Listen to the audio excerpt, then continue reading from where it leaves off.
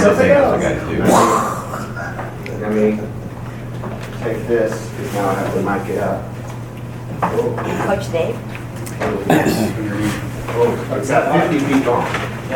So this could literally go to the other end of the book and hotel. I have to do it this way to use this mic. Okay? Lights I off. have no idea how to put this in here, so I'm going to guess. This guy is going to go here or here.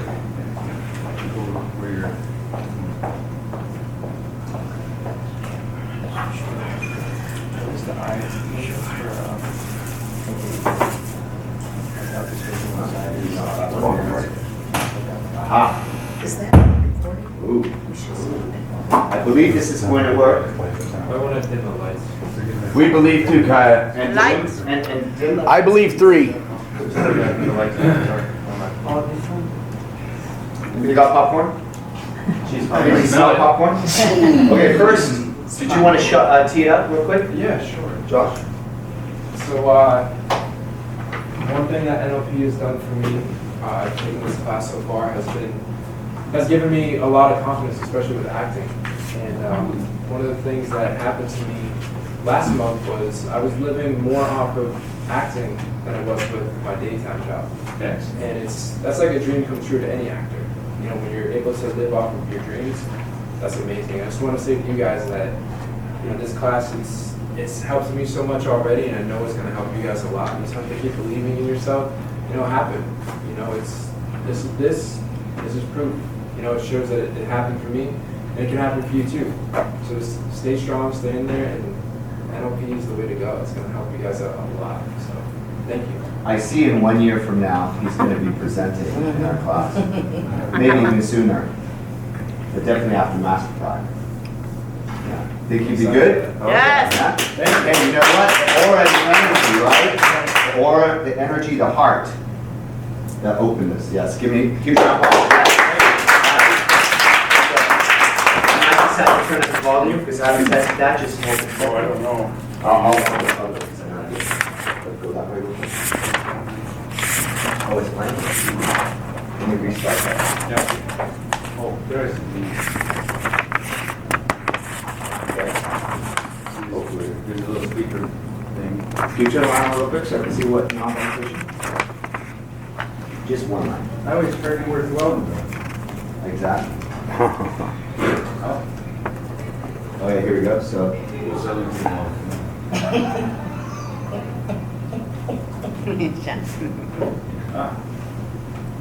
Is it quiet in the beginning? Once that little pop-up comes in, I make it once. Is it quiet? Put now? your cursor over the Oh, the little so maybe we thing. muted the Is there volume. sound? We might have muted the volume here. Yeah, nope, it's up. Now it's muted. Now it's muted. It was all the way down. It Though. was all the way up. No, that's what you're up now. But then there's the sound on your. Yeah, it's the computer sound up, Oh, yes. Interesting. Okay. and then the speaker sound. This is plugged in here. Oh, see, this got to be working here. Try this one.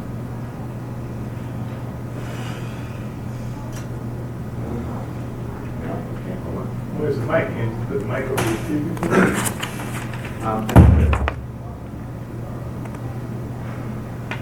Maybe it's this guy. Yeah. Ah, Yeah. so there's two. Yeah. There's two. They're all the way over here. There's three. There's three. The YouTube, the computer, and the system. Okay, I don't want to blow you guys out.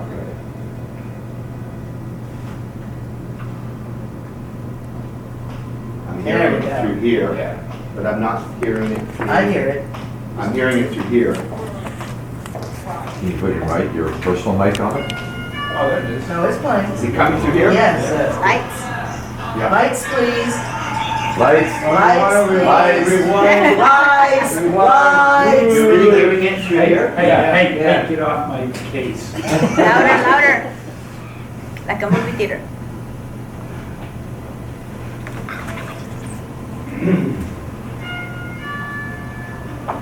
You have to move the cursor so you take out all those tools. It's actually playing through the computer only. We can hear it. We can hear it. Okay. Give me your mic real quick.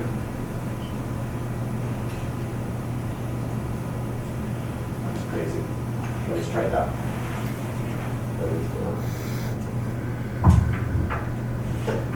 Oh, wow. Here we go.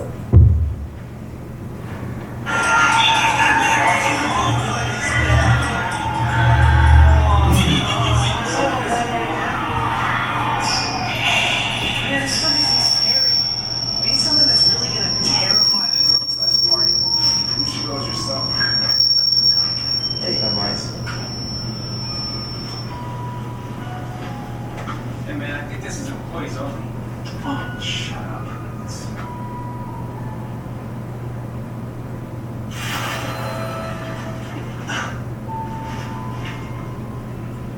Can I help you, General? We were just... Dude, you got anything better back there? I mean, we're not satisfied. Everything that's available is on display. This area is off limits. Come on, man. We want to look really creepy. Yeah, I like you.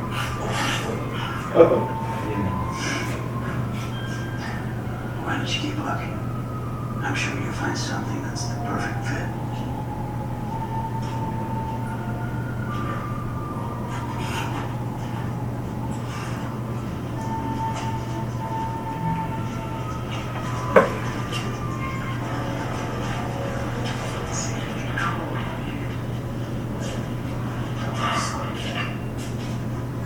That's what I'm talking about.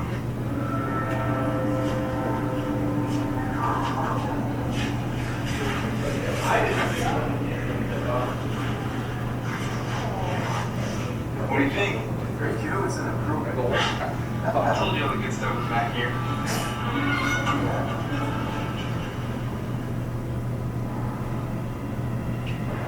This thing kind of interesting.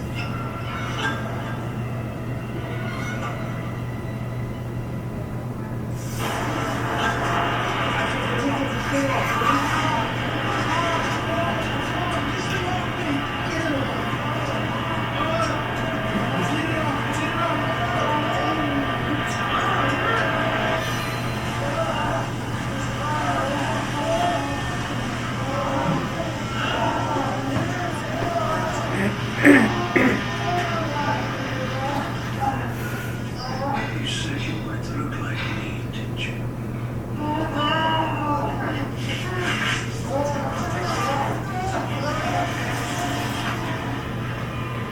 And now you go.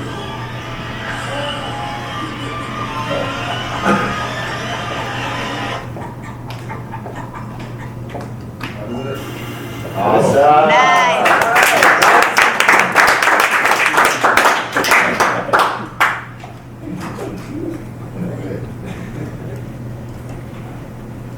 Yay! I couldn't get sound, but you guys heard something, so that worked. Awesome. Alrighty. So what's your goal, Josh? Tell me.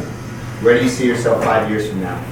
With acting or motivational speaking? Let's go with acting first. With acting, 5 years from now, I see myself in starring not only a big movie, but my own big movie that I write and produce. If you were to think of one actor or two that is kind of your own unique self, of course, but someone that you aspire to play at that level, or with that sort of genre, obviously you're different, who would it be and why?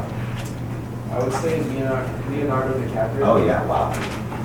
The reason why is because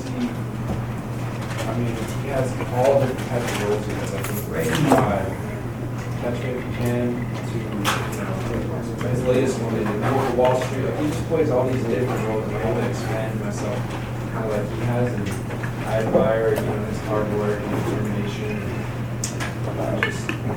And also, I was just reading an interview that he did. He says that he doesn't accept just any role for the sake of it. He accepts it based on how good the material is and if it really speaks to him. And I think that's awesome because, in Hollywood, a lot of people kind of sell their soul to it. But he's one of those people who's You know, he picks and chooses what he wants to do. Same thing with Denzel. People like them, they don't accept things that are going to hurt their career or that they don't think is good for themselves. You know, so I look up to them in that aspect. They're doing what they want to do. They're making the goals they want to choose. And even at the level that I'm at right now, I still get to pick and choose what I want. I can choose what acting job I want. I can accept everything. And I've gotten offers to do different roles. I'm like, I don't think that would be good for my career. Because the first 3 jobs, especially the first 3 videos, really set the tone or like the type of character that you're playing for most of your career. So that's why it's so important, especially in the community, to choose wisely which ones to do. And I respect them for that. That's huge. That's it. You can get paid $20 million and do the movies that you want to do that promote who you want to put yourself out there to be. You can get paid, a small amount of money or a lot of money to do movies that, Exactly. If you look at Matthew McConaughey, he was doing like romantic comedies for a while, then you get out of that funk. You just gotta choose, like, I'm gonna keep doing these. am I going to keep doing these? Yeah. Or am I gonna do something that's gonna push myself? So I like that they take those risks to push the expensive. Oh, he did take the continental roles. That's true. People hate those. How to destroy your career in like 10 seconds. Or less. Or less. Well, I mean, Why limit yourself? probably 30 seconds. Yeah, 30 seconds fine. Maybe a minute. All right. Am I up? You're up. Is it me? Woo. Give Jeff McGraw a round of applause. So, how are we feeling today? Great. Happy about yesterday? Yes, me too. I learned a lot of stuff yesterday too. And probably this is maybe 4th time or even 5th time that I've gone through this stuff. So you never stop learning. So welcome to day 6 of your practitioner course. There's 2 more days, another weekend left, and then the exam, I suppose. Ooh, it'll be fun. But it's open book, so that's really good. When I was thinking about setting this up, I wanted to tell you a couple little stories about myself. When I was a little kid, you may not imagine this, but I was a skinny little kid. I was one of those little skinny, stick legs, everybody tease you about it. And anyway, every summer, we would take swimming lessons. But this was up in Canada, so there was, in our little town, they had a pool, but not in the winter. So in the winter up there, or the summer up there, it is still fairly cool. And they didn't heat the pool. And I was a little skinny kid with like no insulation. And so my goal was, if you could swim the length of the pool, then you could go into the deep end. And so in my mind, that's all I wanted in life, just to get to that other end of the pool so I could be in the deep end. Beyond that, no expectations, no desires of anything. That's all I wanted. So we'd be practicing and stuff, and a lot of times we're standing shivering wet.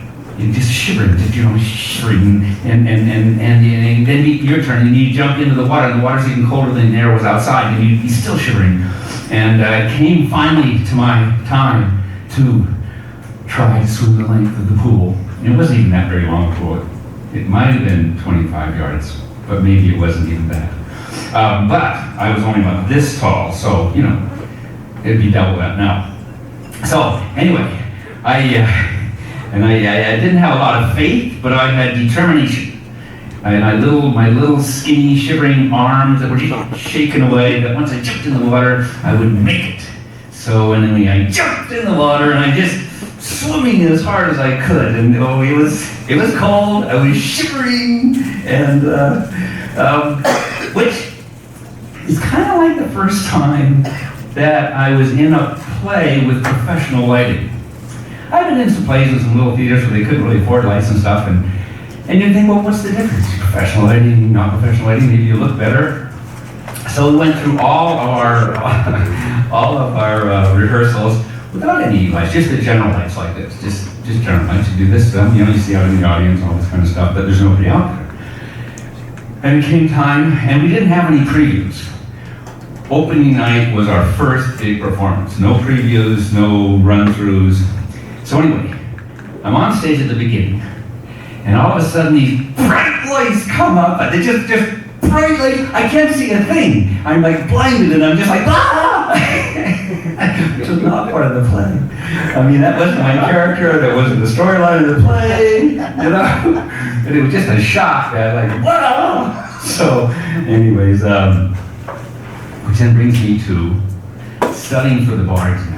You may not, some of you know that I am an attorney, not practicing like our dear attorney in the back, the one that actually has skills, Sean.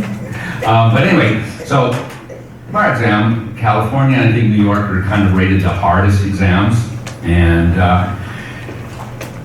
so I had worked out a system that I used that I knew that worked.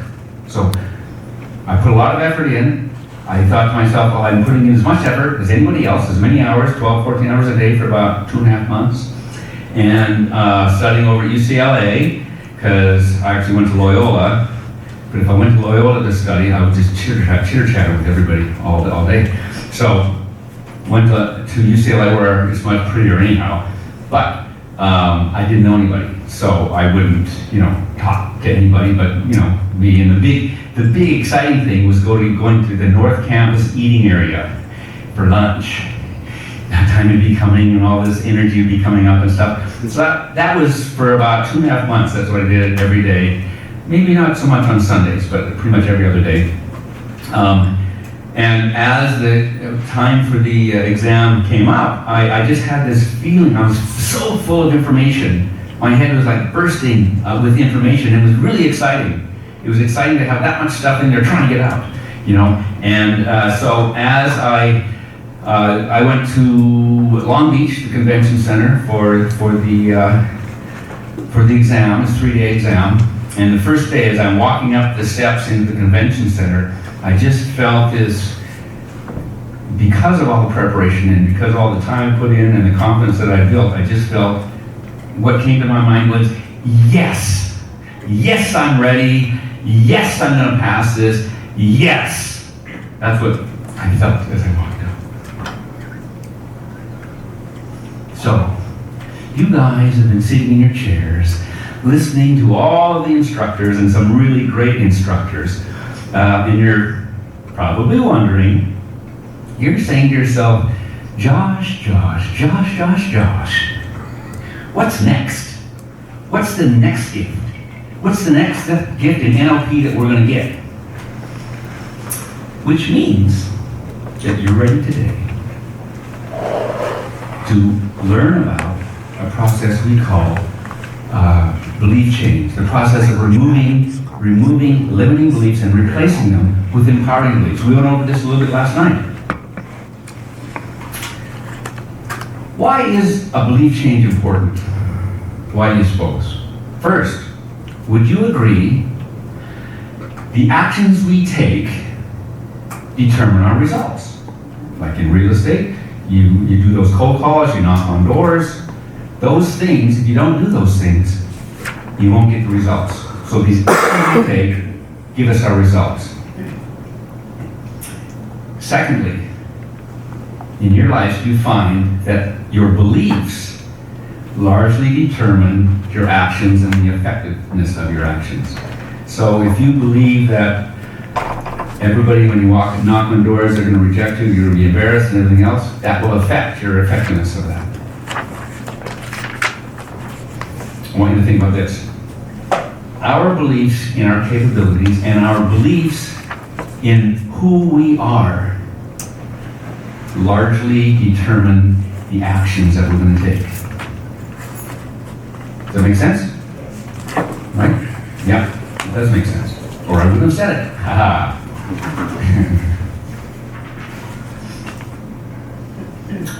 Why are beliefs so important? How many areas of our lives do our beliefs affect? How do they affect us? Let's start with our career.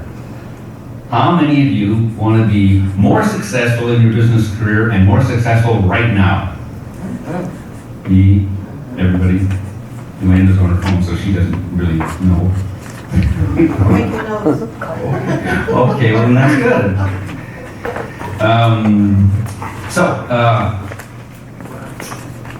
in your career, the beliefs that you have about your capabilities will either propel you toward your goal, or they will hinder you from getting to your goal. They'll hold you back. It's those beliefs. So how many of you would like to have a quantum leap in your business, in your acting business, in your helping people business? What's it called again? What? Mental health. Mental health, yeah, helping people in the mental areas. In real estate, how many of you, now, let's take the area of relationships. How many of you would like to have a 10 out of 10 level of satisfaction, and all the stuff that go into a relationship that make you feel like you have a great relationship? How many of you would like that, a 10 out of 10? Or maybe you're already at a 9, but you just want to take out that next notch, get it right to the top. Or perhaps you're single right now, and you want to attract a partner for your life. You know, would you agree that your beliefs about yourself and your own self-worth will determine the quality of partner you will attract in your life? So that's what you think about yourself, your beliefs about yourself, your self-worth. If it's low, do you think you're going to attract those really high-quality, great people that you might want to marry? No.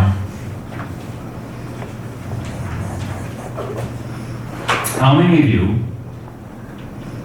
would like even better health and vitality? I mean, I think that's all of us. Everybody's at a certain level. You can always do better. You know, Jeff's made some huge changes in his life, and belief change has been part of that. NLP has been all of that. It's whether you eat more healthily or you exercise more or both. Wouldn't you agree that your beliefs in what you expect for your health and vitality will affect your decision-making process in that area? Am I going to go work out? Am I going to eat that donut? Or that sweet bread? Do you still want it? Oh, there she is. I lost you because you were sitting in here before. I lost you. I couldn't find you. Or now perhaps some of you are parents. Or you're an uncle or an aunt and you have nieces and nephews. How important do you think it is to empower our children with the very best beliefs so that they have the best chance of success in their lives? Because we know that our children follow our example. So if we have powerful, positive beliefs, that's the example they're going to follow.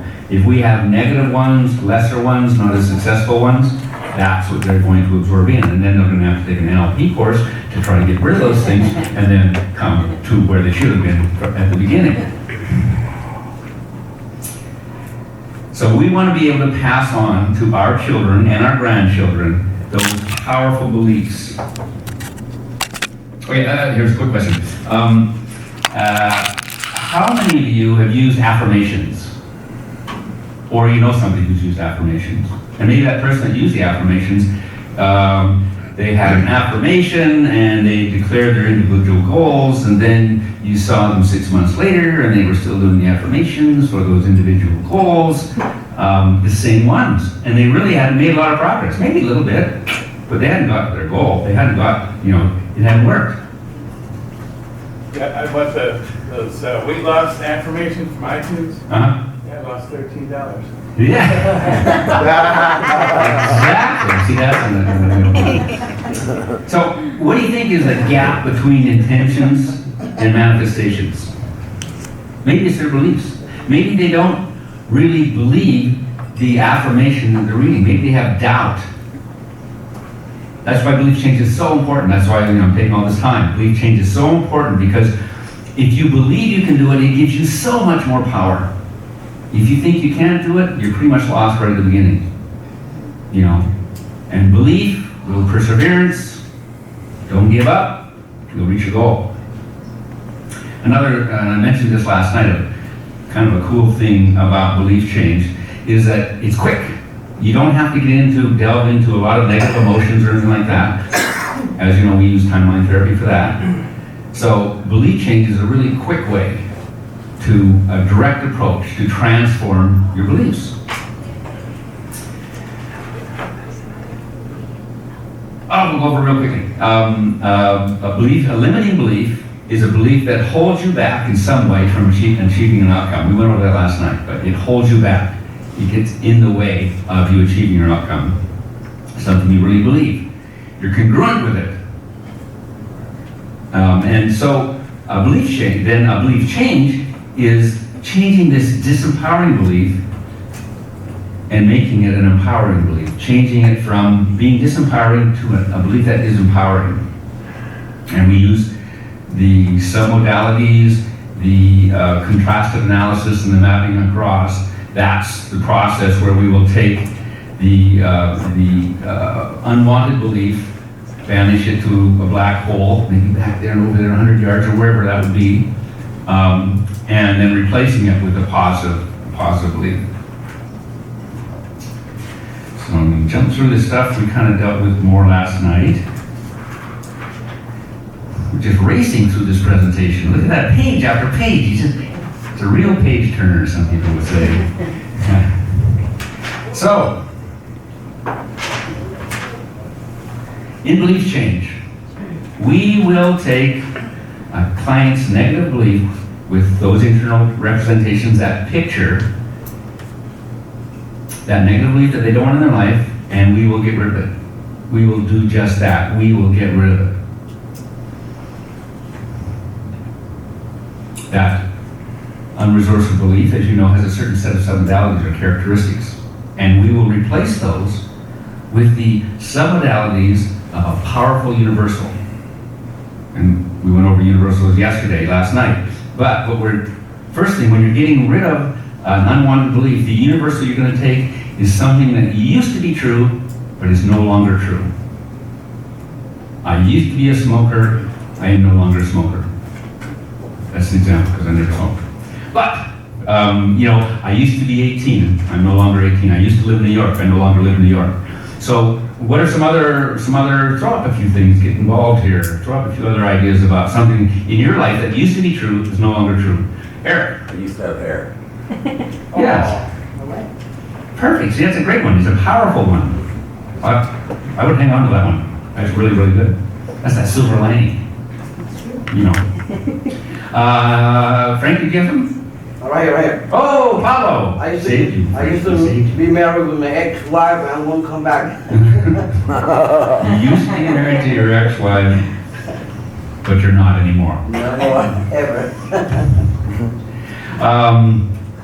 Okay, so that's what we're going to be looking for. And then once we find that universal of something that used to be true, that no longer is true, and the question, and I threw it out there last night, was, where did that picture go? Let's use the example of a smoker. Where is that picture of, I am a smoker? Did it just disappear? Is it gone? No, it's still there. It's just been put in a spot where all the unwanted stuff goes and never come back out again. So if we tie something to that, it's like a present day picture, I am a smoker. The picture is not, I used to be a smoker. The picture that we're looking for is that one that says, I am a smoker. We find out the submodalities will let us know, in fact, where that's at. And my friend's thing, back 10 feet, over 100 yards. And that's where his was. So that's what we're looking for. So when you're asking, we're going to get to the script in a sec.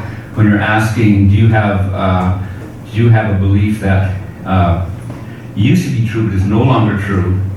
And then I'd say, when you think of that belief now, do you have a picture now of you with the truth? It's not like the pictures of something that used to be. It is the now picture. And it's, of course, it's way off in somewhere in the black hole.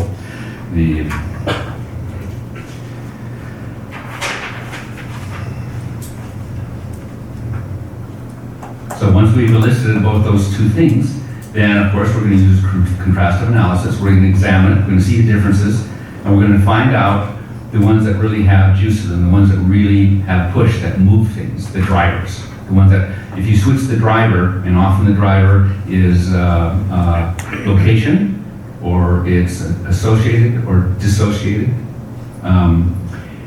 often that. And as you're going through the submodalities, if you see a big change in their face, using your sensory acuity, and just to remind you again, It's your sensory acuity, your ability to observe sensory acuity and observe very fine changes. So that's just a little thing that I want to be really clear on. What do you call the changes that Matt was referring to on the plans? Yeah, that's just facial, that's just changes of like blood coming into their, but the ability to see it, that's your sensory I acuity. understand. Yeah. What's what you're looking at, what would you call it? Their face. It changes, that's a good word. So not too long, it's easy to remember. Okay.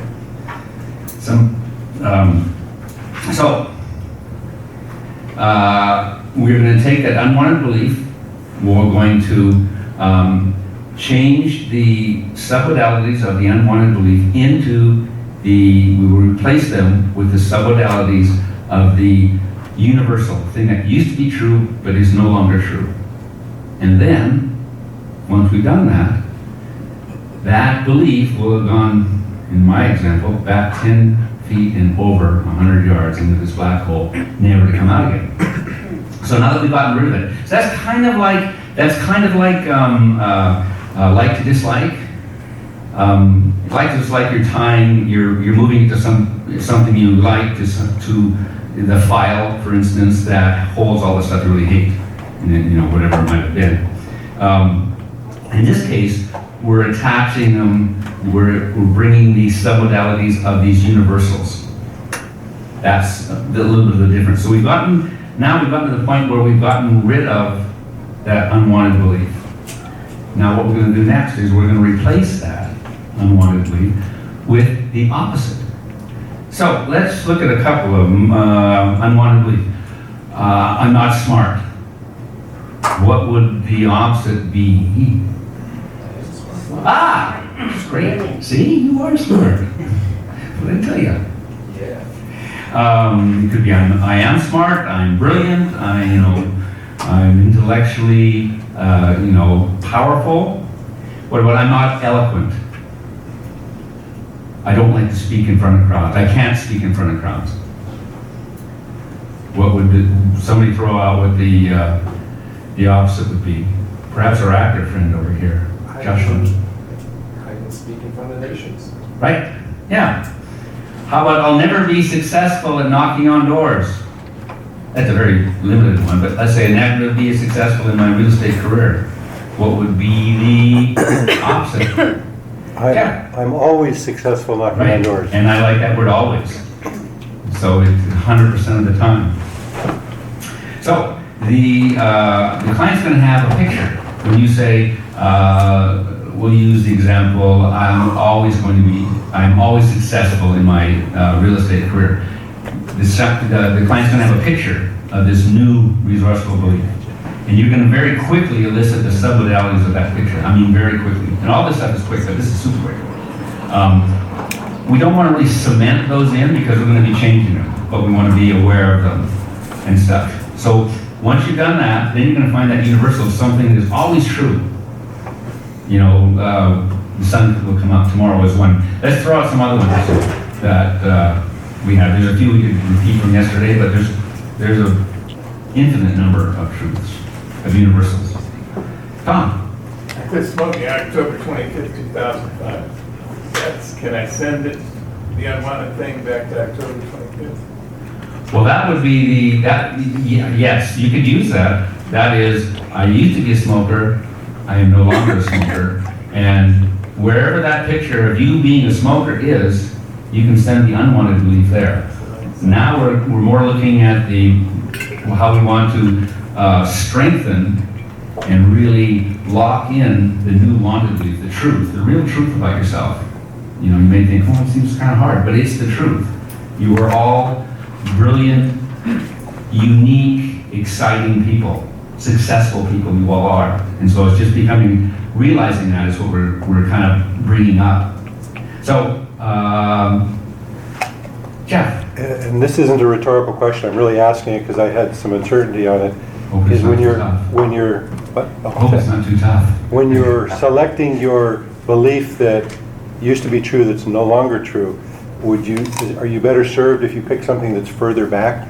Like you wouldn't want it to be something. Time-wise? Yes.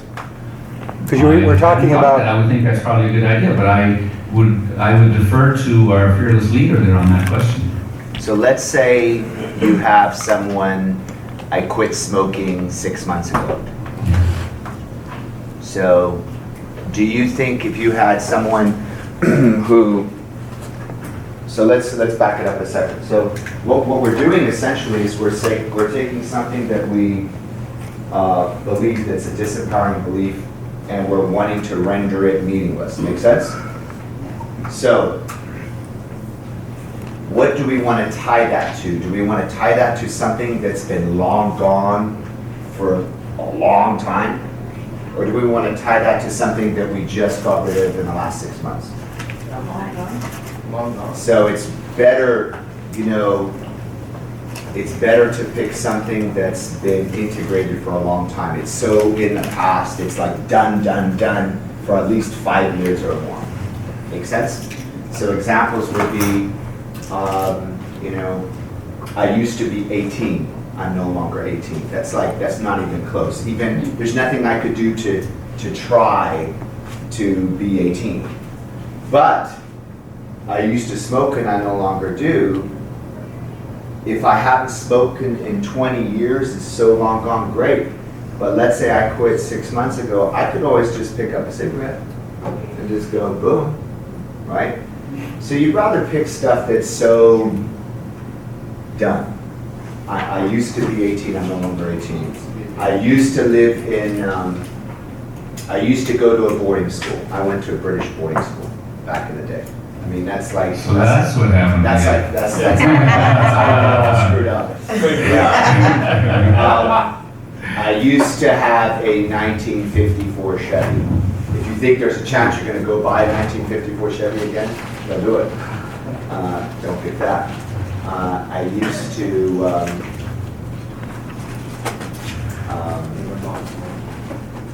You used to live at home. like I had a ponytail a long time ago. And so I used to have a ponytail. I haven't had a ponytail in 10 years. So is there a chance I could have a ponytail? Oh, yes. Yeah. I see a ponytail in your future. Your 60th birthday, you will be ponytail. So pick something that's really done. I used to play full contact rugby. Like the full stuff. Not Okay, like, that was hey, done. we're gonna get out to the beach and we're gonna throw a ball. But I used to, yeah. Make sense? Yep. Does that help? Great. And I would say at least 5 years. It's been gone, changed for quite some time. Oh, there you go. I used to be in high school band. I used to be in high school band. Yeah. Let's take a moment. Let's think of something. Yeah, I was asking before, let's throw them some on here. Matt, Eric, Ivania, Rosa. Let's go. I Frank, used to what? Frank. High school. I used to be Let's just do round robin real quick. I used to be very skinny like Jeffrey. Can't do that No, because you could lose weight. You might because your weight could change. I wouldn't do that. I would go, I used to live in a certain country, or I used to, oh, and here's another thing. This isn't taught by the board. I don't even think necessarily Jeff was gonna talk about this. But since we're learning from years and years of experience, I found that when I early on was a practitioner and I mapped across people's limiting beliefs to something that used to be that's no longer true. My grandma was here and she's no longer here. Like she's dead, she's gone now. That's powerful, it works. I mean, she's gone. There's no arguing with that. She's not coming back. But what I found was, I noticed when the person had got rid of the limiting belief, because it got mapped across to, I used to have my grandma alive and she's no longer alive. That limiting belief was gone in the black hole, yes. But what I noticed is they felt sad. Felt sad. The person felt sad. They no longer had the limiting belief, but, and this is a phenomenon where I brought this up and other NLP trainers go, no, that doesn't make any sense, and it's just been my experience. So I'm going to suggest that if you lived in Connecticut and you don't live in Connecticut, you haven't lived there in 10 years, but your memories of that was really bad, bad stuff happened in Connecticut, da, da, da. Let's not map it across to a bad memory. Make sense? Just want a neutral, like you want to pick something that used to be true about you, that's no longer true, like I used to be 18. Hey, I was good at 18. 18 was a good year for me, right? So let's do that, because this will help the process go a lot faster. Let's do that. I go faster. No, I mean just, it will help them. It will help them. Is that okay? Can we do that real quick? Sure. Just get the shares? Sure. Okay, so pick something. Let's just make sure it's good, and then he'll go right back into where he's at. So pick something. Well, the other thing I want to say before you say that, and I was going to say that, Yeah. what you just said. But the other thing I was going to say is you want to pick something that has some oomph behind it. If you, I want to hear your opinion on this. Do you think that if you tie an unwanted belief to a universal, it is kind of sort of average, ordinary submodalities, do you think that's going to be a strong result out of that? Or would it be more strong if you were to tie it to a universal that is really powerful in your mind, that has strong, it's close, it's not 100 yards over that way, it's but very powerful things. Which do you think would be the most effective, the most valuable? The result after you've done the change? Example, Let's say you know what he's saying. I used to eat cotton candy. I no longer do. It's just cotton candy. I used to live in France. I no longer do. I used to be 18. I no longer do. Which one has more? Which one is more meaningful? The 18. Yeah. So yeah, don't pick stuff that's I used to like to wear red and all. Like don't pick something lame. Yeah. So just as you're thinking about things you might pick for the universal. Well, I mean, I like red. I have red shirts. But whatever it is, not wearing red is lame, but Just say not you, Tom, and go on. There's always an exception, and that's the rule. would it be? Yeah, that's it. Would it flow? Sure. I don't wanna, like, No, there's no problem with flow. let's pick him now. He's gonna do demo. We're gonna do all of it. You're gonna get everything good, but this will just speed it up. So as you're thinking, if you've got something in your mind, just share it with me right now. I used to drive a 1980 Honda Freedom, red Honda Freedom. And that's just probably not gonna happen ever. It's not happening. Your standards have gone up. They How don't make long ago was it? At least 5 plus 10 years ago. Okay, good. Next. I've got a 58 Rambler from high school. And there's no way in hell you're gonna be doing that. He said probably not. Well, he said when he was in high He school. said when he was in I high said, and you're school. never gonna do it again, right? He said, probably not. I want I said no, I'm done. not. If you paid me $1 million, I could not become 18 again. But if I paid you $1 million, you could drive that car. You could find it somewhere. I could smoke again too, though, even though it's been 10 years. Correct. That's why the stuff that you see the board gives you, right? That's board stuff. Yeah. It's good. However, in the years of experience I have doing this, a long time, Yeah. I've noticed that we just make it more, we really follow pure precision NLP. We're actually running a pure precision NLP. We're very, very precise in the details of everything. So, who's next? I used to live off 3 Hauser Lane. You skipped John? You skipped- No, we're just, because while people are thinking, if I wait for the person Okay. 5 minutes to pick something and we go, it'll take Got us it. 2 hours. But if you just share, go. I used to live off 3 Hauser Lane in New Jersey. There's no freaking way you're gonna live on that street again. Not in that I house mean, either. not in that house either, not if you're doing your business and you rock it, you're probably gonna live in. Yeah, okay, that's good. Who's next? Well, next. I used to live in a place where, a ranch where there were only one house. It was my house. So I'm no longer going to go back there. Okay, and if you wanna make it a little more precise, I used to live at a ranch on this street. There were no street, no nothing, because only was one house. Okay, what city was it in? In El Salvador. I used to live in a ranch in El Salvador. And I no longer do. I mean, what's the chance that you're gonna go live in a ranch? Not in that, no. No. Well, done. That's done. Then- Oh, I used to be in the army, back in Ecuador. I mean, what's the chances that you're gonna be back in Ecuadorian army? Zero. See, do you see, that's the reaction we want. We want zero Yeah. frickin' chance. yeah, no question whatsoever, Josh. I used to be in special ed. Really?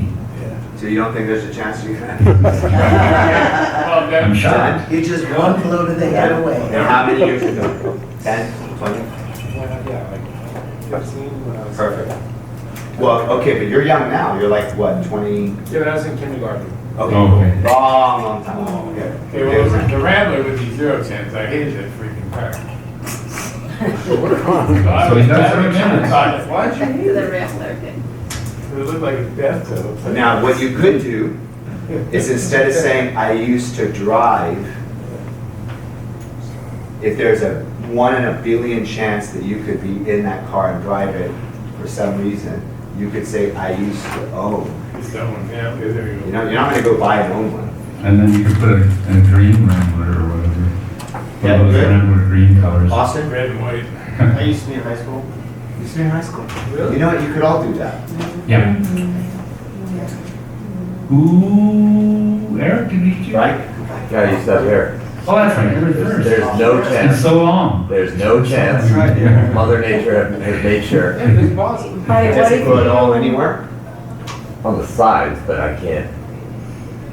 He said he used- It will be shaved for the rest of my life. You used to have a full head of hair. Period, end of You discussion. could have a wig. You're very congruent with it, that works. The congruency is the main thing. Yeah, it gets shaved every 2 days. I would, but the point is, you have the ability to grow, maybe not everywhere, but you have the ability to grow it in parts. So if we reworded it, Okay, I used to have a full head of hair. There you go. you just have a full head of hair. Because when you meet Now, that let me woman- ask you a question. Like Rose's hair? I had that kind of thick Wow. mane. Is there any chance at some point in the future with technology, I know they can No do that chance. now, you just don't want that, really? No, sir. Let's look good like that. Yeah, it hides the age. Yeah. He looks at It knocks a couple years off. Like- Looks like Dr. Xavier. What? Dr. Xavier. Yeah, thank you. There's an Hey. actor. Hold on, that's acting. Good job, good job. And the Oscar goes to you. That commitment. I used to play high school soccer. That's done. Perfect. It's not I used to play soccer because you could go and kick out a ball. I used to play, you could even word it like this. Instead of I used to play high school soccer, because you could always go to a high school with your kid or whoever, or niece, nephew, whatever, and you could play soccer with a bunch of high school kids. You could literally just kick a ball I'd call it cup. and kick a ball back, and technically speaking, according to your statement, you're doing it. So I used to be an 18-year-old playing high school soccer. You see? See the clarity? I mean, even for us coaches, this is adding clarity, yes? Cool. Okay. I used to ride a bike without brakes. You might, for some reason, Tricycle. do that again. I used to be, okay, how old were you when you did that? 13, 14. I used to be a 13-year-old riding a bicycle with no brakes. That will work. I used to be a 13-year-old riding a bicycle with no brakes. Now, let me ask you a question. At 13, during that time, is there any not good memories? I would probably not pick 13 if you have any not good memories of age 13. Oh, because it cannot be returning about Really not. If they disagree with me, they go, no. When I did my practitioner, the person, the person said to me, oh, no, that's not. And I'm like, she does not know what she's talking about. I've seen it. So I'm just going to follow this. So, How about if I say I used to be very shy? No, because you could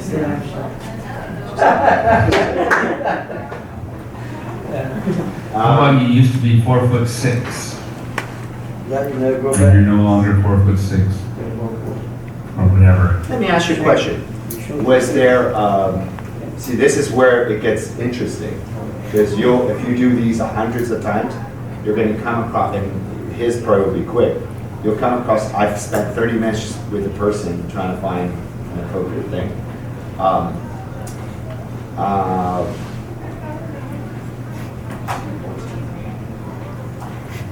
Do you have citizenship here now? Do you still have citizenship somewhere else? Did you used to have citizenship somewhere else? I used to have citizenship in another country, and I no longer do. Maybe that could bring memories, I don't know. How about language?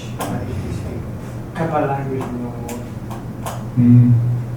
We'll go back and learn it. Yeah, you can learn them, or they're there a little bit, so maybe Okay. apply to a little bit. Sports in school? I used to not have children.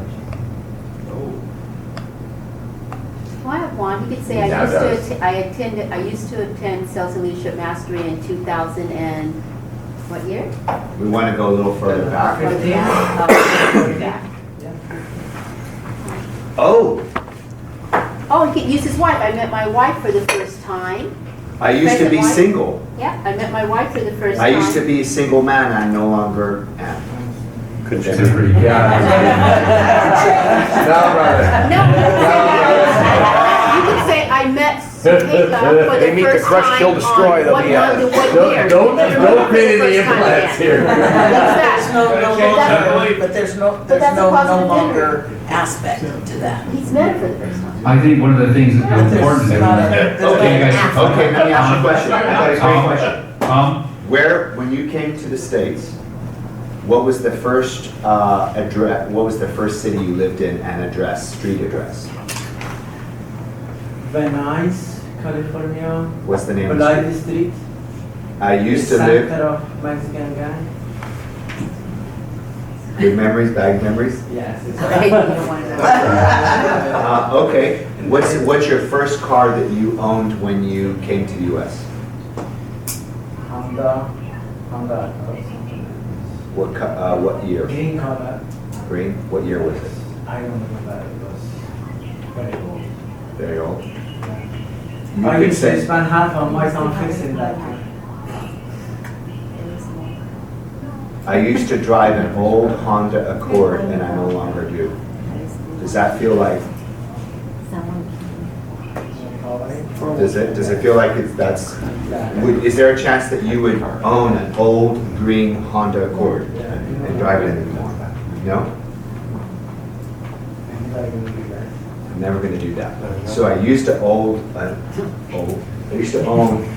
old green, you gotta go, old green Honda Accord, and I no longer do.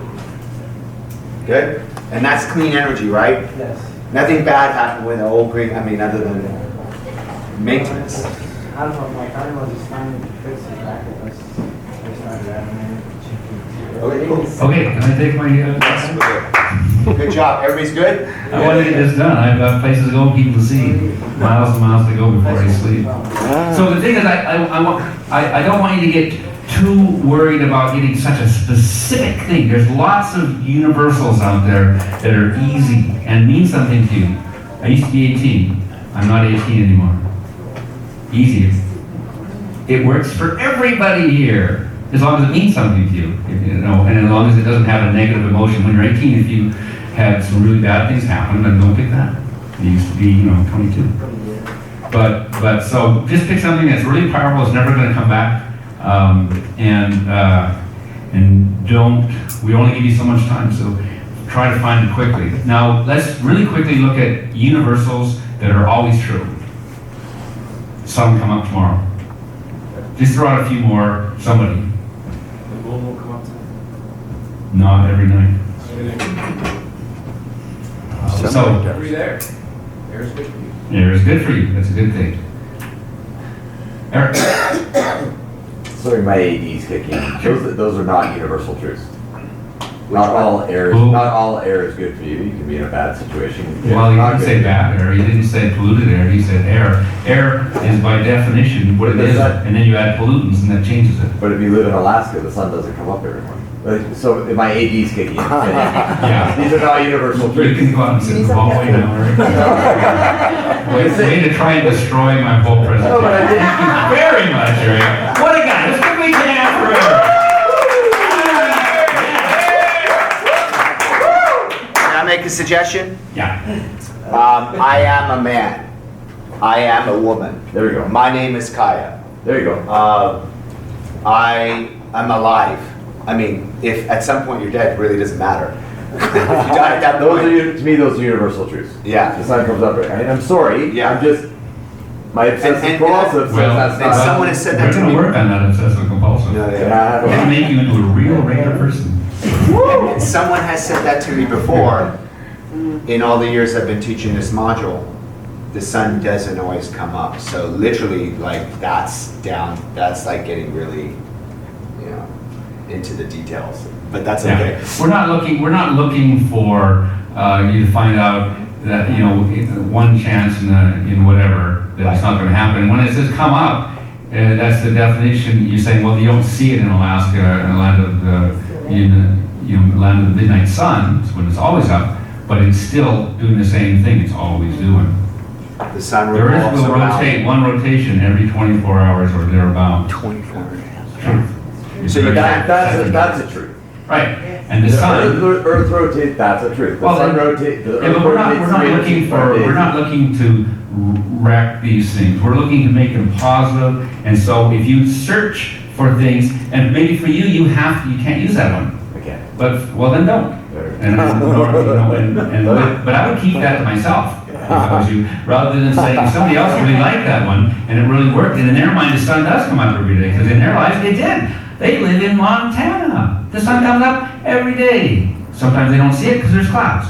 It still comes up. Yeah. So let's not try to find ways of destroying the process. Let's find ways of making it work for everybody. So let me make a suggestion. So because that's brought in, it's totally cool. What I'm going to suggest is, if you really have an internal representation, the sun always comes up, go with it, you still can. I am a man, I am a woman. I am a mother. To just know I'm a mother, even if my kids, God forbid, were an accident. I'm a mother. I gave birth. There you go. I gave birth to kids. I'm breathing. If you're not breathing, you're dead. So I am breathing. I am alive. Earth is a planet. Earth is a planet. You could say according to who's, you know. You know. But just pick those. So pick one. Let's do that right now. Pick one. Which one works for you? Wait, do you pick both in this exercise? You just pick one. I am a man. I mean, last time I looked in the mirror, I can. I am. That can change that. I am my mother's daughter. Okay? Or I am mother's daughter. Let's not be vicious. Exactly. Yes. My birthday's October 12th every year. Yeah. I mean, yeah. No. Yeah. That's for you. Yeah. If that's like, that's 100%. Yes. I born here June 30th. Born June 30th. That's Yeah. what they've told you. But You that's need to say- that's like past tense, right? Wouldn't you have to word it like Who told you? every year? My birthday's Good on. point. I would do something that's true now. You were born June 30th is still true, Yeah. but it's a past event. Something true now. I have parents, Huh? I have Yeah. daughters. He's I have daughters. Yeah. Yeah. Who's next? I live in North Hollywood. You may Oh, not. yeah, that's true. Um, I am currently breathing air. I wouldn't even necessarily say I'm an actor unless you've been an actor like Anthony of these guys or Denzel for 30 years. And that's it. I won an Oscar. There's just no way you can say I didn't win an Oscar. I did a movie on, but, okay, let's think of something else. Who's next? I'm a man. Yes, I am. I'm a man. Last time you checked, you're a man, right? next? I am an adult. I'm precious. I'm an adult, but do we sometimes act like a kid? That's not the question. But I'm an adult. Okay, who's next? I wear clothes in public. Are you telling me that you don't do what I did when I got, okay. Yeah. Didn't So Kaya, nobody gets bonus points for creativity on this. The simpler, the cleaner, the more precise. Yeah. I mean, it's, we don't want to be so creative. Simple. pick something else. I'm born, my birthday is September 1st. That would work. My birthday is Mhm. September 1st. Okay, that works. So you could use that. Now, I was born, my birthday is September 1st. That's cool. Who's next? By the way, these questions, once he's done the demo and you do the exercise, all these questions are going to come up. You're going to work with your partner and you're going to, oh, I don't know. Then you're going to get the coaching assistants to help you. So actually, this saves a lot of time. We're just doing it now. And write the stuff down. When you have it, what you've chosen, write it down. That's what we're going to use. Okay, who hasn't shared? What's your universal? I am a woman. Perfect. Great. Prove it. I want to. I mean, duh, right? I'm a woman. I know. Who else? You went, did you do yours? Yeah, he's an adult. I'm an adult. You're an adult. Did you do yours? What was yours? He used to play high school, or no. What's your universal? What's your absolute? That I Always used to true. play high school soccer. I used to be in high school playing soccer. I used to be a high school student playing soccer is more resolute. I used to be on the high school soccer team. I used to be on the high school soccer team. I no longer am. Okay, now what about the universal, which Is is always true. Like, something that's absolutely true for you? Like I am a man. I am Frank. I am a father. I am alive. I am alive. If anybody wants to pick, I am alive. Because if at the point you're dead, it doesn't really matter anyway. Sorry. I am alive.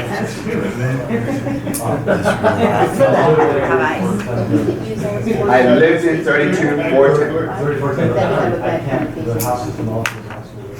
Okay, we're confusing. No, there's confusion there. You're good. There's two kinds of universals. One is something that used to be true, but is no longer true. And you've got that. We use that to get rid of the unwanted beliefs. I used to be on the high school soccer team. But Done. we're gonna get rid of it.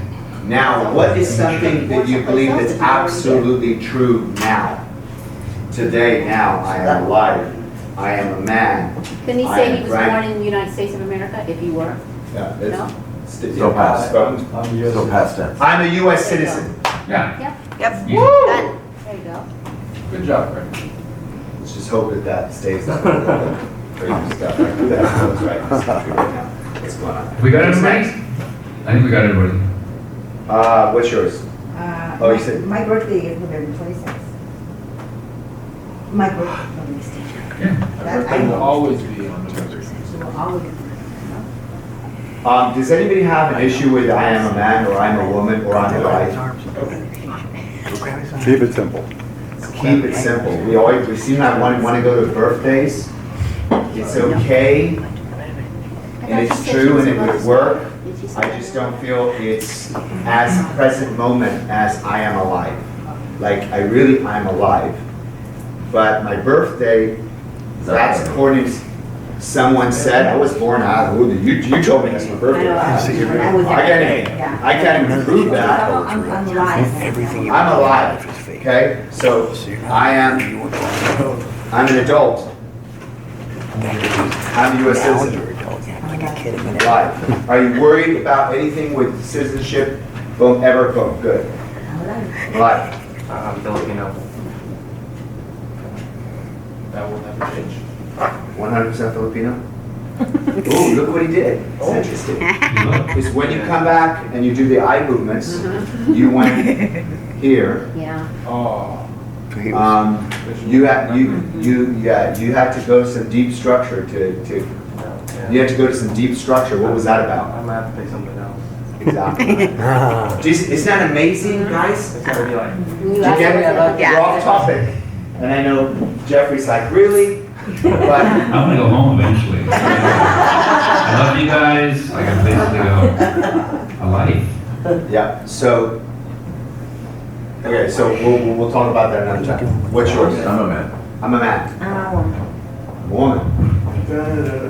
Exactly, I'm a man. I'm a man. I'm a man.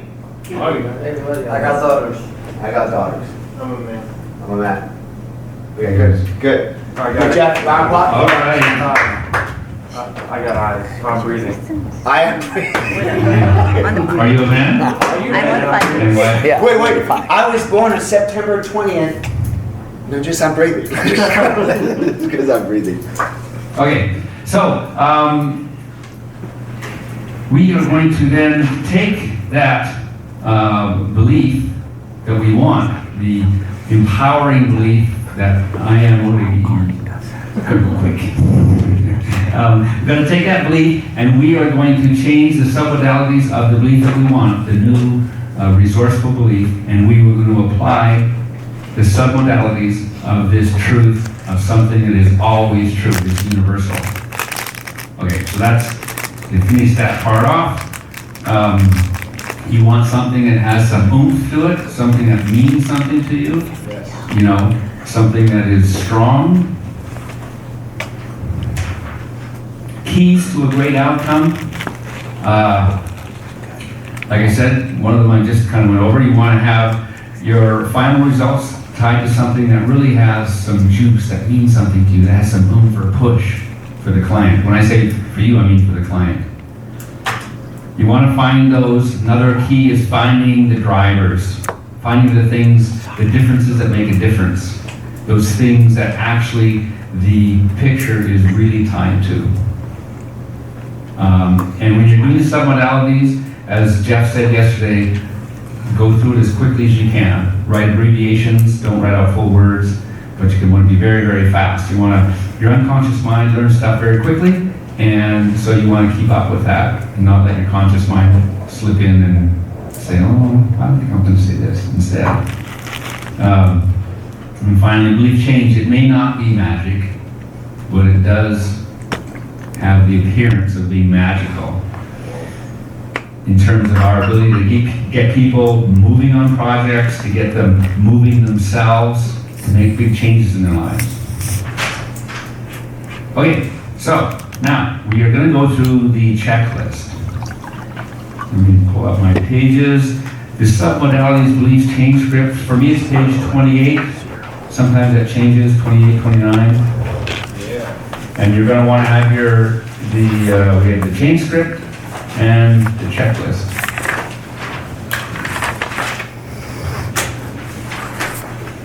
And we have got some, oh, that's that. Whoa. Look at that. Okay, so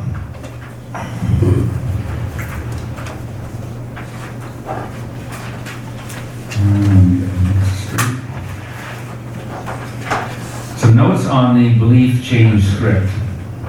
At the beginning of every time you're going to do a process on somebody, you're always going to ask, is it all right for their unconscious mind to do this change called belief change?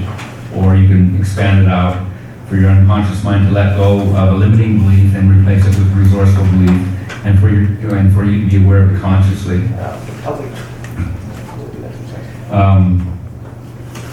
The next thing you're going to want to find out what that limiting belief is. Do they have any secondary gain? Do they get any benefit from this belief? Because that's going to have other issues involved with it if they get a benefit from it. So you're going to want to know that. Does it give you any secondary gain? Does it serve you in any way? Can we give a quick definition just for you guys? Write this down, take 10 seconds. Secondary gain. You know, Jeff explained it very well. Just a definition. So secondary gain is this. If the benefit you get from holding on to a problem,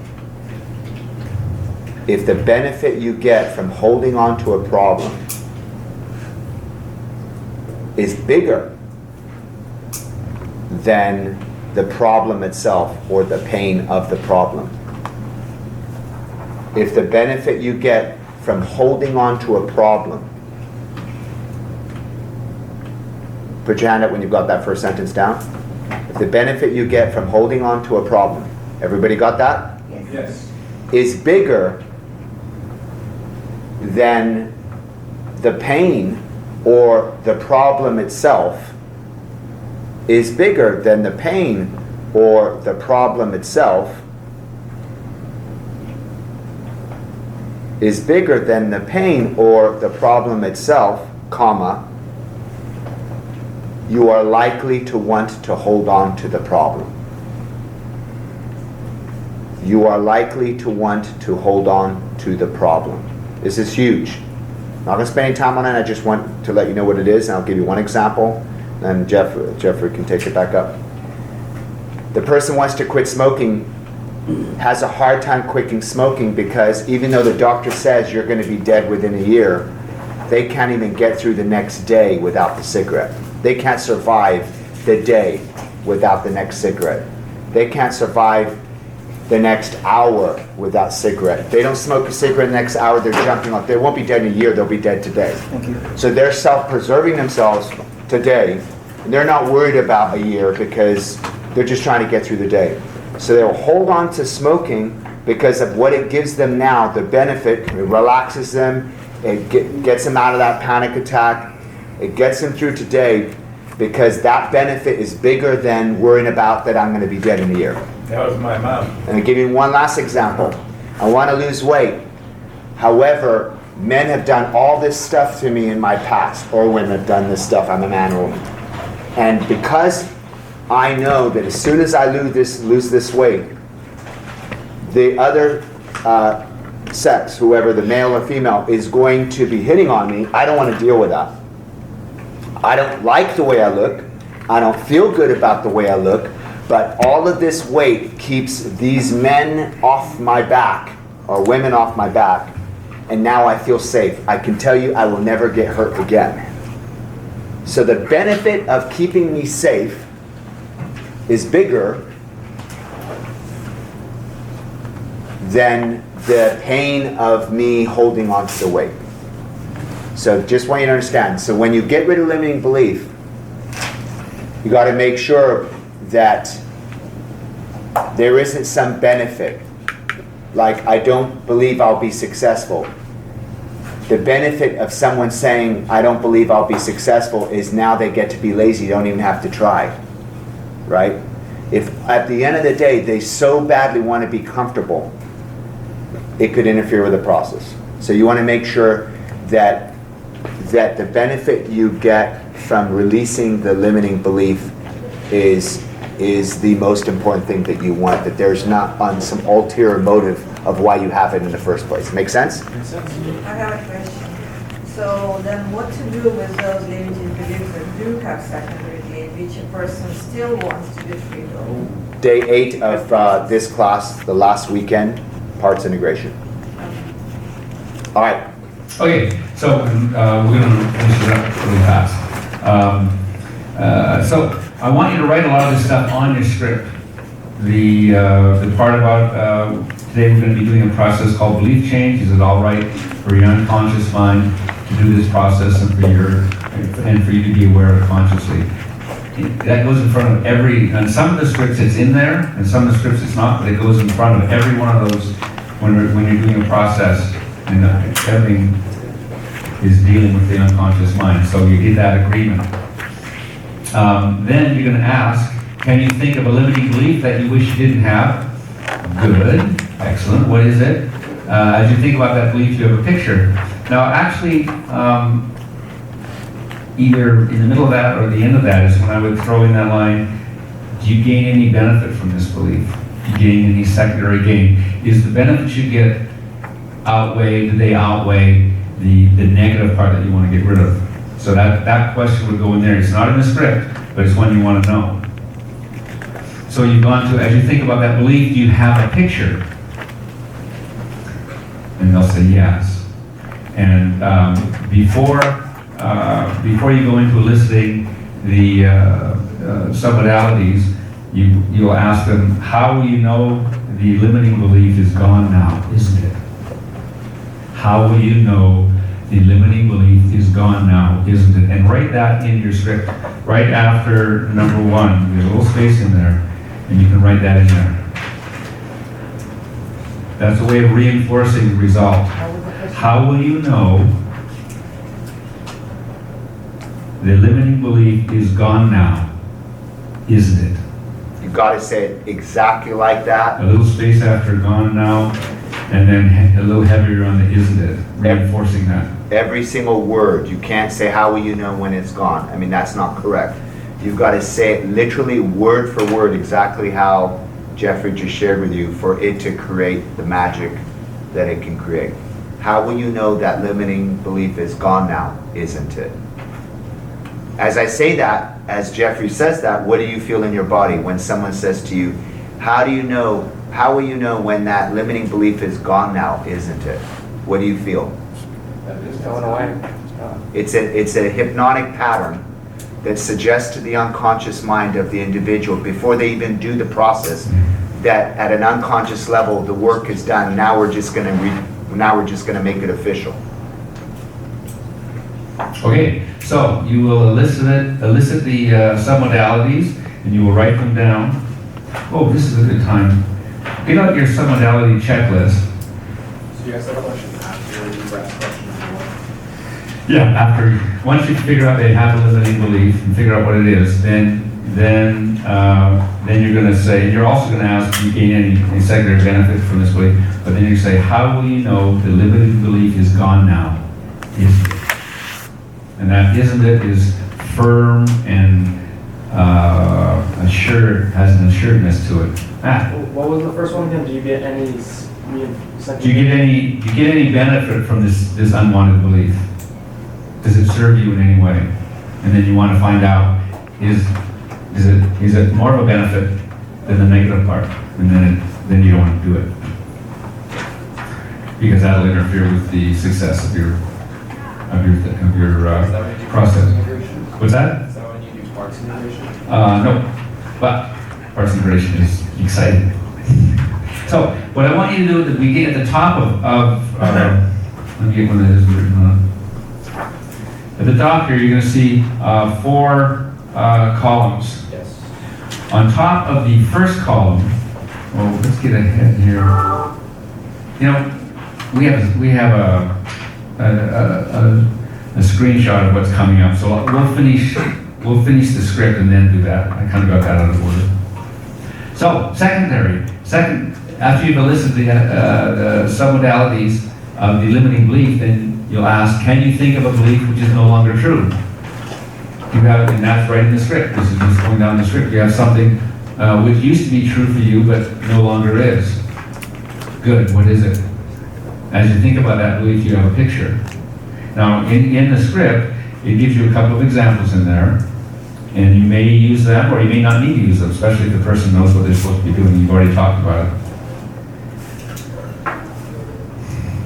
So as you think about that old belief, you have a picture. Elicit the submodalities. Where is that old belief now?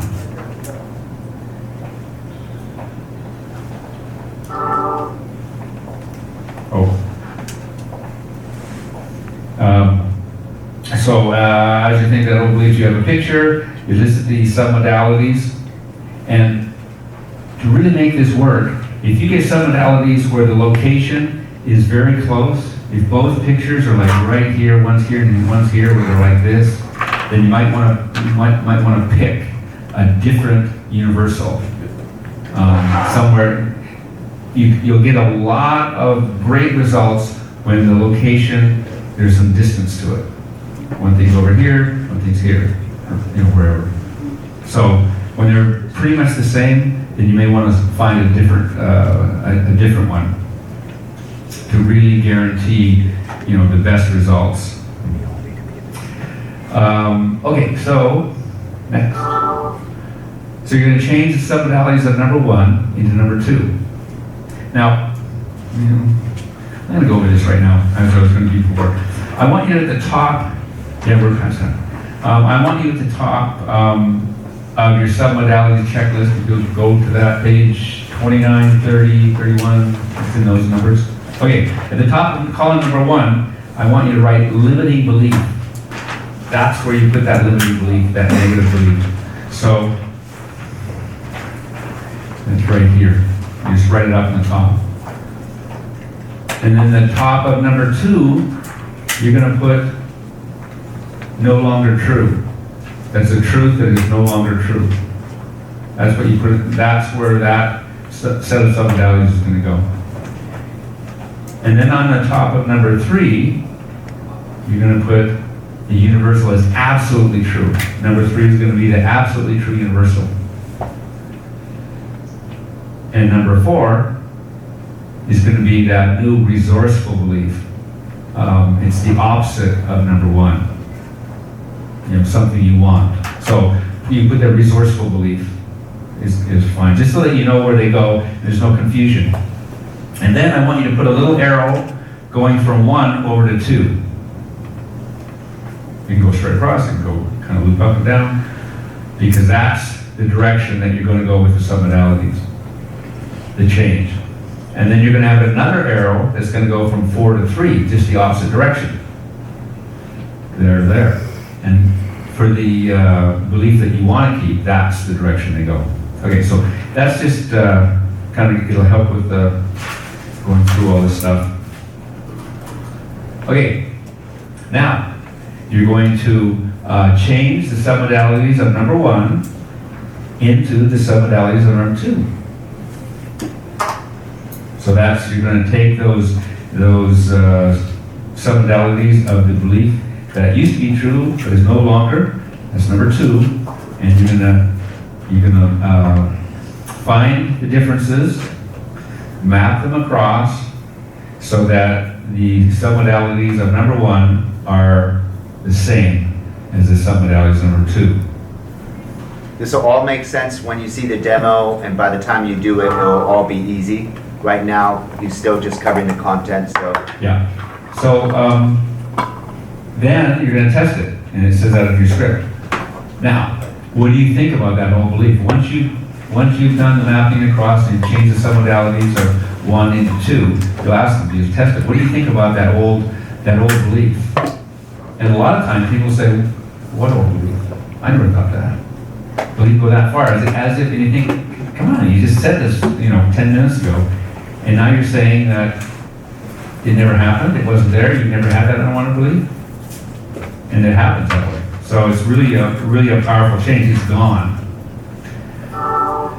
So now is when we go to the part on our script, and follow along on your script. Number 4. You've done the test for getting rid of the old belief. Now you're asking, can you think of a belief which for you is absolutely true? And as I discussed before, it's for you. So if something doesn't ring true to you absolutely, then you pick something else. Like the belief that the sun is going to come out tomorrow. For some people that's great, other people not so great. But find something that works for you. And then once they have it, you say, good, what is it? And as you think about that belief, do you have a picture? And you're going to elicit the submodalities of that picture. Once you've done that, you're going to say, can you think of a belief you want to have? And which is the opposite of that belief in number 1, in column number 1. What's the opposite of that? Good, what is it? And again, you're going to be saying these things exactly as they are on the script to your client. As you think about that belief, do you have a picture? And you say yes. Then you're going to change the submodalities of number 5 into number 4. Well, of number 5 on this script, but in the columns, you're going to change the submodalities of number 4 into number 3. When they say 5 and 4, they're talking about the numbers on here. Very good. A little thing there. Okay. So then you're going to test. Now, what do you believe? What do you believe about yourself? What belief is now part of you? And why do you believe you have this? Why do you believe you have this new belief? That's testing. And then when you say, why do you believe, that's reinforcing the it being locked in.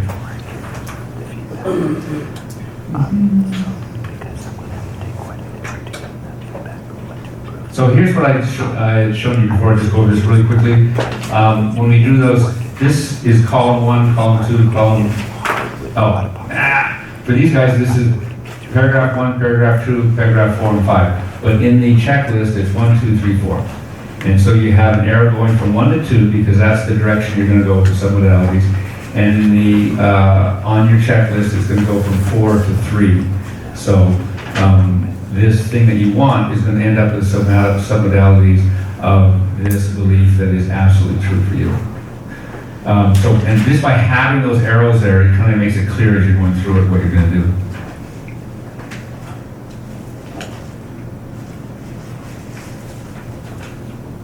So we have the unwanted belief, a belief that is no longer true, a belief that's absolutely true, and the new desired belief. So just look up at the slide. So this is kind of the concept, the big picture of what we're going to do.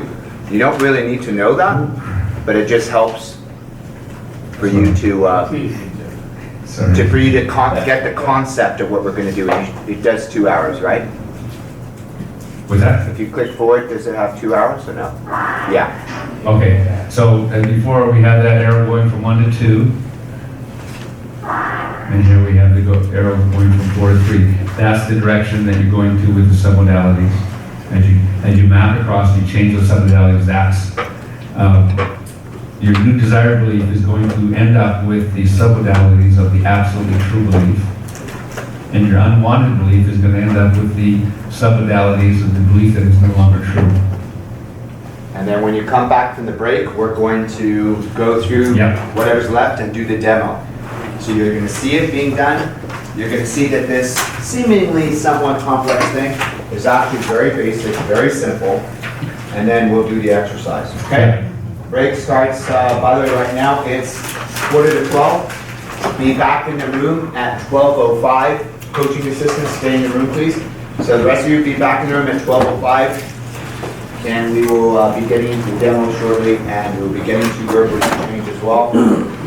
Give yourselves one applause, give each other a high five. Yes, I am. You're awesome.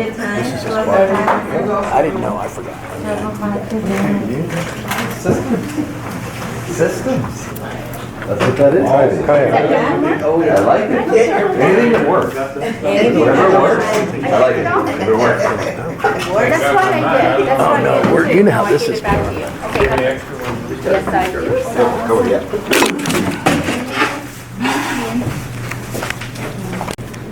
Good props, yeah, good stuff.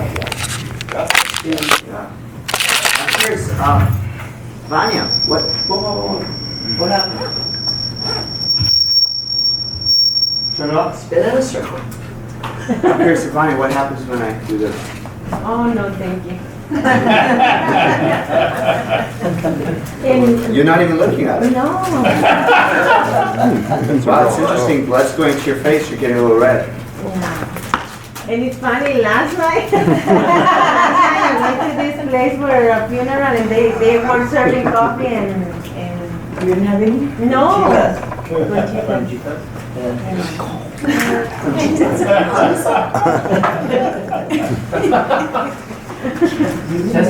Ni una.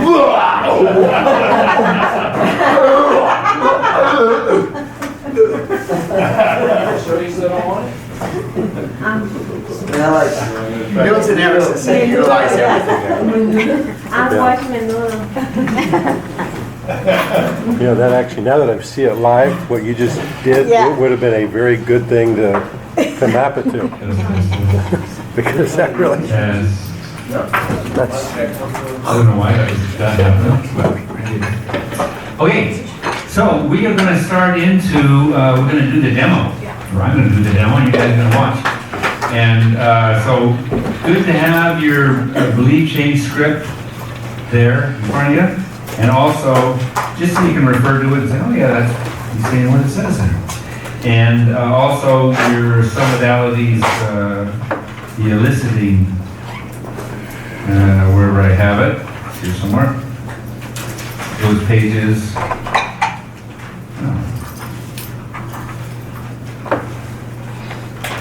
Here we go.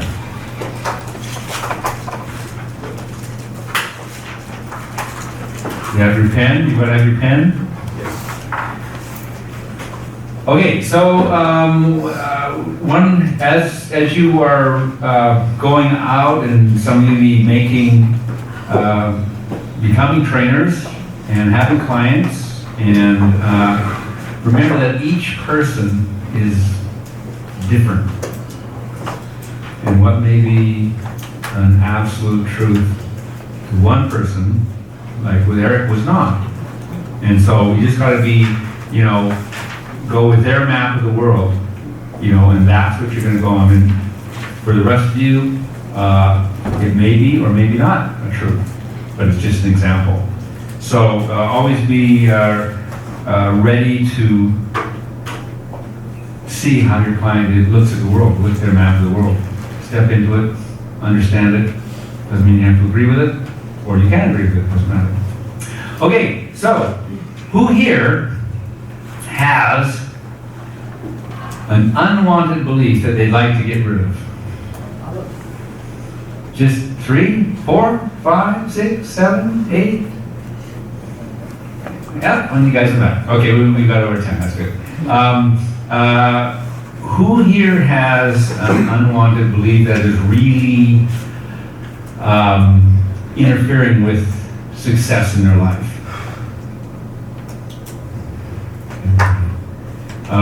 Who here has an unwanted belief that has been plaguing them for a long time? Okay. So, Tom, what's I lack skill building reports. You lack skill, so you can't, your unwanted belief is, I don't have the skill to get rapport with people, or I cannot get rapport with people. Okay. Austin? I'm not smart enough. You're not smart enough. That's an excellent choice. That's not a choice. Pablo, did you have one? Communication. Communication is the unwanted belief, and I don't want to put words in your mouth, but something like, I'm not a good communicator? I cannot communicate. Okay. Ivania? It's funny, I'm in an English class, but I always think that I can't speak English.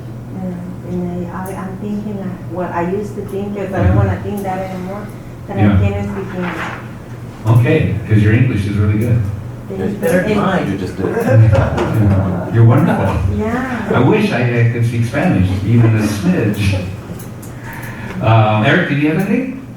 I had one, but as you were talking about secondary gain, the moment you said, unless there's a secondary gain, my brain triggered, whoa, you have a secondary gain. Well, did you find something else? Yeah, I'm starting with them. I had, and I collapsed about 15 of them. Wow. And so I'm now currently struggling to find one where I don't have a secondary gain attached to it. Because I was going to say, if I just can't seem to find an unwanted belief, that's not such a bad thing. Maybe it doesn't work for the exercise, but you will need one when we're doing the exercise, so keep working on that. Matt? I wrote, I'm not competent at leading others. You're not confident at leading others? Yeah. Okay. Maybe we could make that a little less wordy and a little more direct. And I don't want to put words in your mouth, but just think about that. I mean, it's fine. It's fine. Yeah. Rosa? It's like I'm not good enough, and I think. Yeah, it's a universal good one. Excellent. I don't know if it's the same thing as not confident enough, to fall in the same category, not good enough, not confident enough. Now, your confidence might be based upon don't believe I can do, yeah. you know. If you didn't have that belief, you then maybe would have the confidence. You know, that would be interfering with the confidence. Frank, what, did you have an unwanted belief that? things are going great, there's nothing here. There's nothing. I came up with, I think I'm making money dollars, but Uh-huh. I didn't think I was just noble enough. Or inspiring enough, let's put it that way. Right, well, then you want to, well, So I came up with a different version. Yeah. Because I will never be able to give away million dollars. okay, how is that now? That's how's something affecting your life today? Oh, Today, I will never, an example, I might think to myself, I'll never achieve financial success. I will always be a loser with money, or something like that. I mean, something that's affecting me right now, today. And what I do with money is that's a second thing. So, second thing. you need to name that. Okay, no, well, just by the time we get to when you guys are doing it, just be working on that. And, did we get it? No. Josh, did we do it? Okay, we got each. Sorry. Mine would be that I would never sell out one of my seminars. I'm going to give you more specific than that. I would like something that was more personal to you. Can I ask you a question, Yeah. Josh? Just voice goes off. What do you think about your sales ability? It's not that good.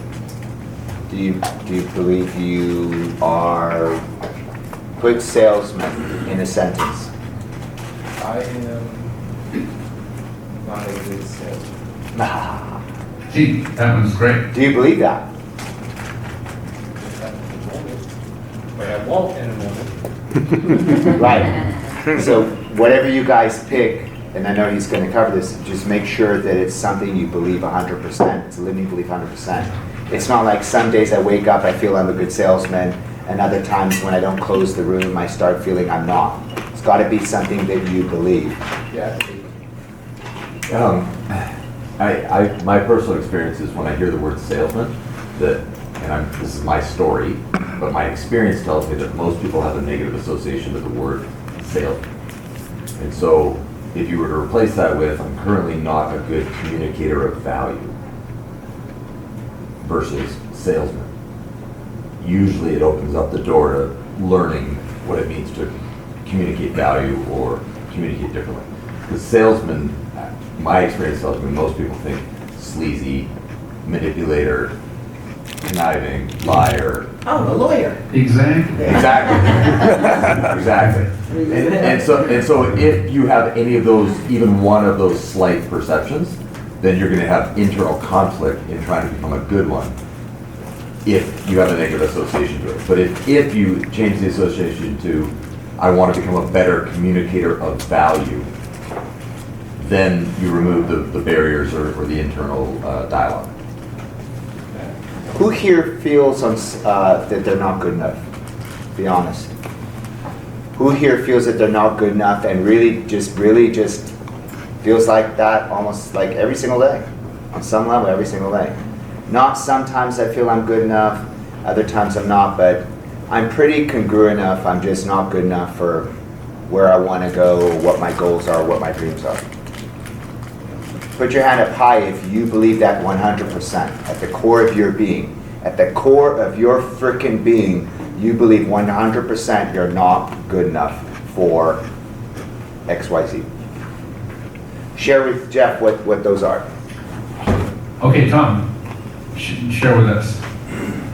You gave us a little taste of it, but you go deeper. Well, I lack rapport building skills. I've been able to achieve financial success. It's just kind of periods of depression. Not depression, but discouragement. You know, and it's we really get tired. You get up and get going and do it. Okay, Austin.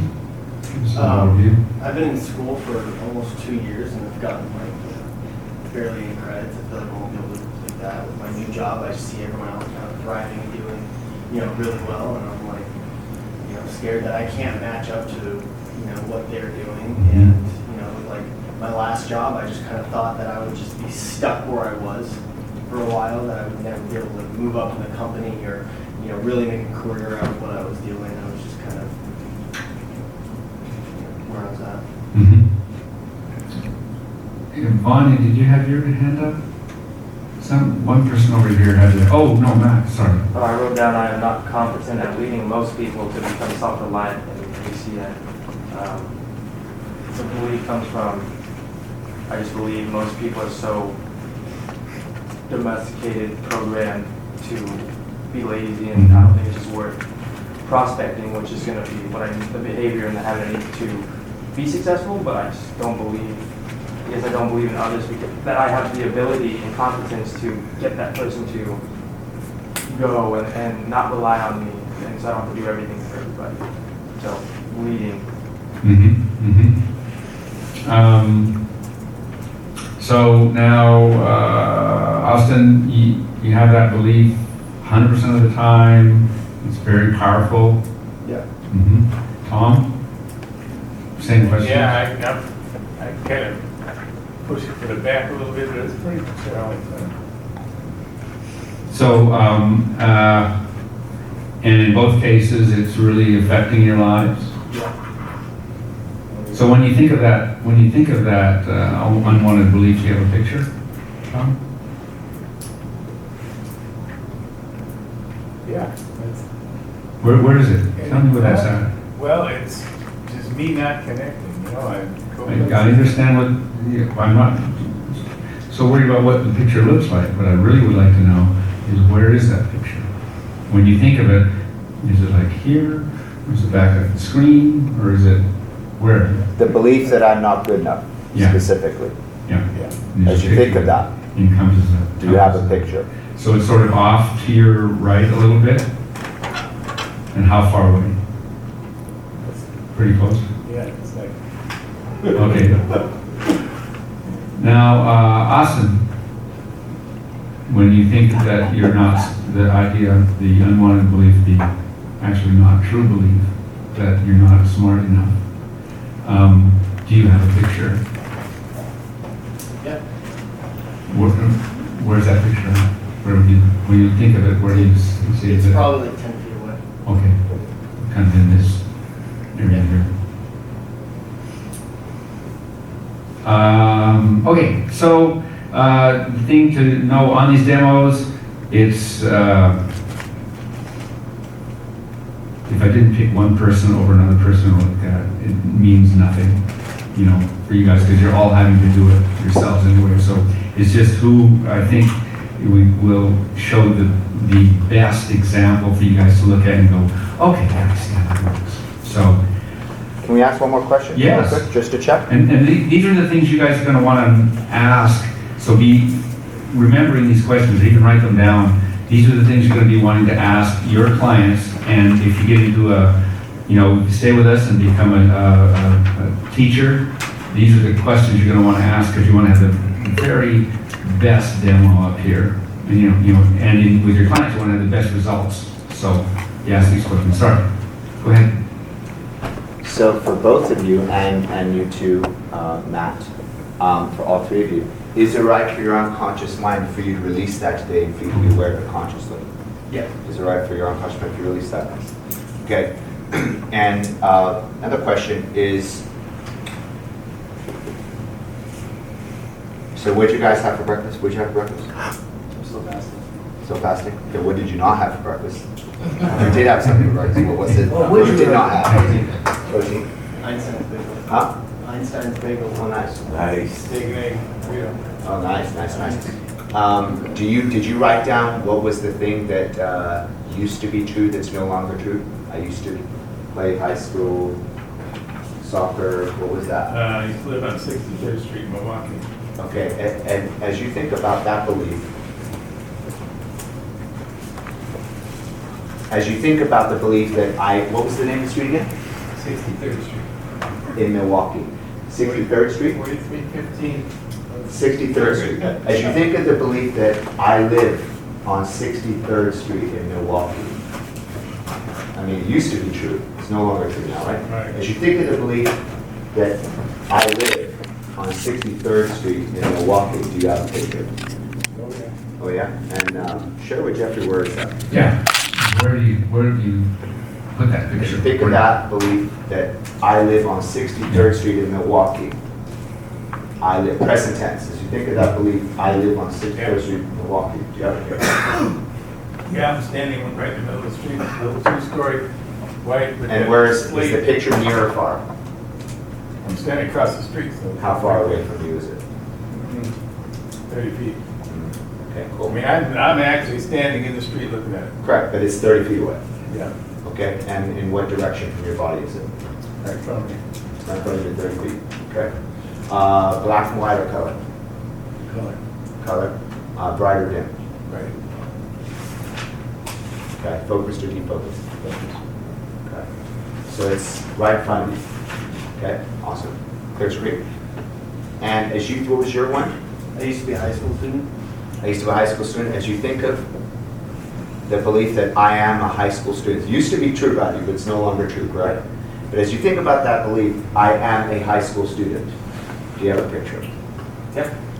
And where is it? Distance, what distance is it? I feel like it's pretty close. Just out of arm's reach. Okay. All right. Black and white color? Color. Color? Bright or dim? It's a little dim, but it's not like completely dim. Okay, cool. Another question I have, Austin, is when you think of that, or you have that picture that you were in high school, are there any negative emotions attached to that, or just clean? A little bit, not really. Okay. Tom, come on up.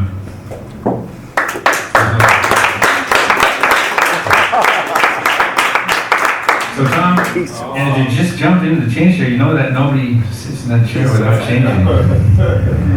Here we go. We're all going to do the process, right? Yeah, everybody's going to do this is just to learn the process. This is the example. So again, have your checklist with you. Have your script. You're going to follow the script, to the T. And between each of the, you're going to change state between each of the processes within it.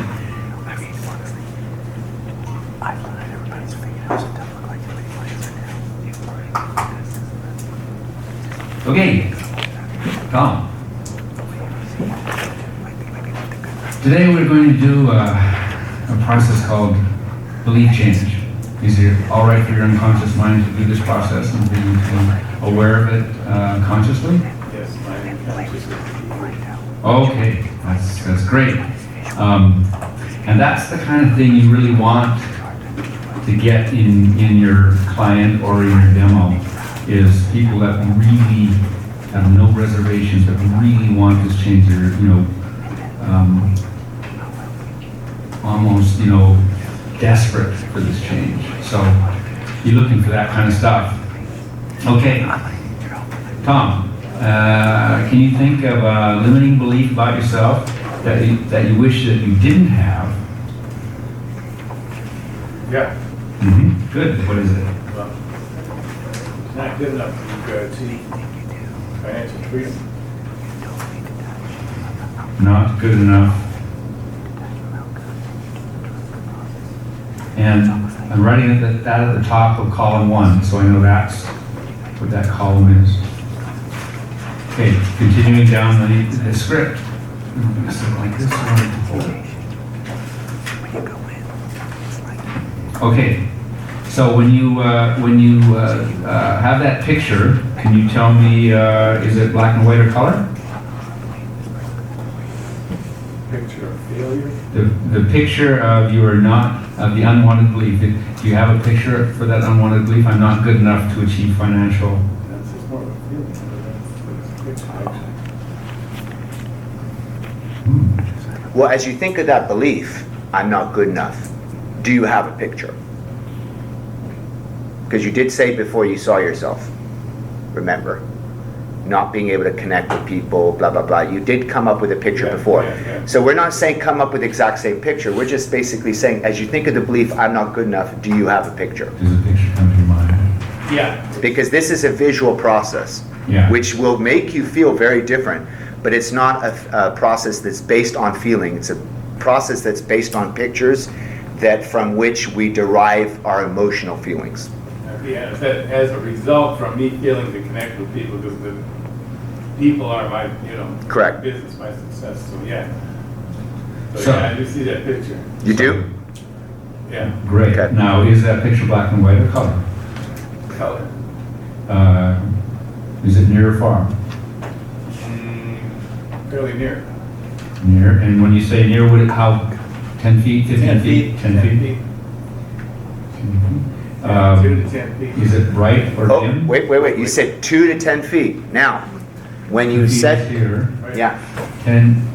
Which one is it? Is it 2 or 10 feet? Because when you were here, we know you've changed position, but really it should be roughly around the same distance. When you were here, you said it's like right here. So that was the house. Correct. Okay, cool. Maybe that was something else. So now, is the depth of the picture about 8 feet, or is it somewhere in between 2 and 10 feet? I'd like to be more specific. Is it like 6 feet, 5 feet, 4 feet? Whatever it is for you is what it is. Okay, it's 2 feet. It's me blowing an opportunity to connect with somebody. So 2 feet away. 2 feet. Exactly. Is it bright or dim? And is it directly in front of you or to Directly in front of me. What's the size of this picture? Life size. Life size. Is it associated or dissociated? Associated. Focused or defocused? Focused. Is the focus changing or steady? Steady. When you say associated, do you see your body in the picture? No, that would be second. That would be just Very good. So associated meaning you don't see your body in the picture. You're just experiencing. Perfect. Yep. Okay. Is it framed or panoramic? Panoramic. Okay. Movie or still? Movie. If it's a movie, is it, and which it is it moving fast, normal speed or slow speed? Normal. Normal. How much contrast is there in the picture? It's perfect. It's just like Okay. Is it 3D or flat? 3D. And what angle are you viewing it from? Right in front of you? And is it one picture or is it shifting pictures? Shifting. Okay, are there any sounds that are important with it? Yeah, me sticking my foot in my mouth. What's the sound of that? The picture is shifting. Okay, what's the location of that sound? Coming from the conversation.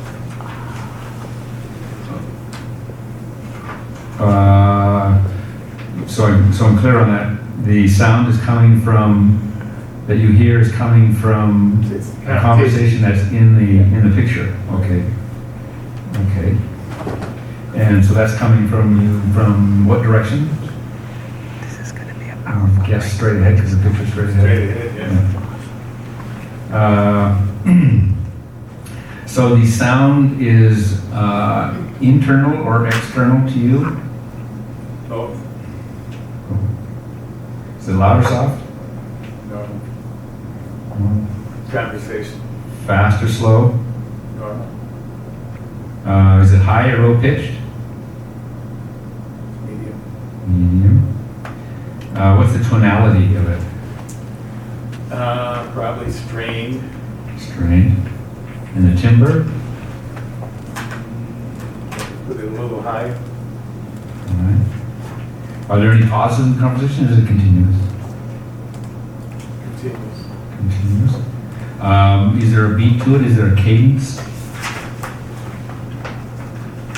That's just normal. Okay. And what's the duration of the sound? Typically less than 2 or 3 minutes. And is there a uniqueness to this sound? No.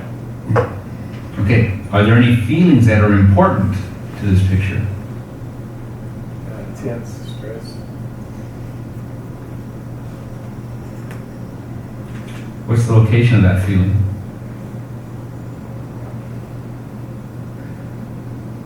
Chest, head.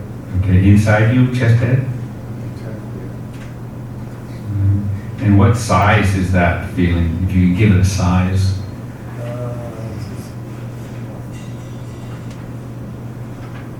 Okay, big, I guess. Okay.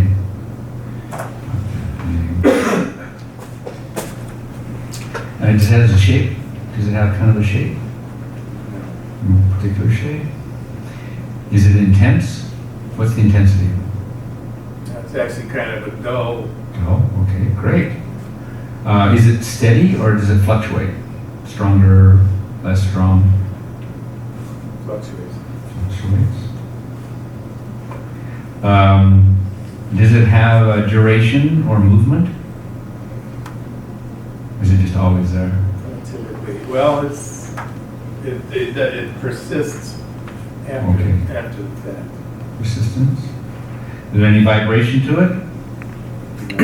Any pressure or heat? Would you say it has some weight to it, this feeling of stress and tenseness? A little bit. So it's light. Okay. Great. So now, you notice that we went down the whole checklist.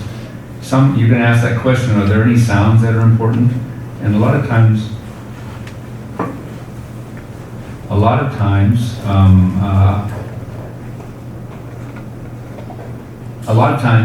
there won't be any sounds important. If there aren't any, then you just skip that. Same with the kinesthetic, any feelings.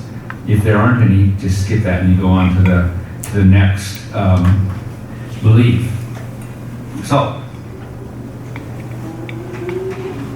clear the screen. In between each one of these, you're going to clear the screen. Get them, set them back, start at the beginning again for the next belief. So now, Tom, can you think of a belief that is no longer true? Examples would be perhaps you used to be a smoker, someone who was a smoker used to believe they were a smoker but they no longer believe that, or someone who used to own late 50s green Rambler and no longer owns it. Do you have a... Well, I used to live on 43rd Street. Okay. And I no longer live there. Okay. Now, as you think of that belief, that you used to live on, is it 63rd Street? 63rd. And you no longer believe that, live there anymore. Do you have a picture of you with that belief that, you know, at the time, presently at that time, you had to believe I live there? So, so as you think of the belief that I live, present tense, on 63rd Street in Milwaukee, do you have a picture? Oh, yeah. Okay. So, now for you guys, I'm going to write that. Just put 63rd Street at the top here, so I know what's on that column.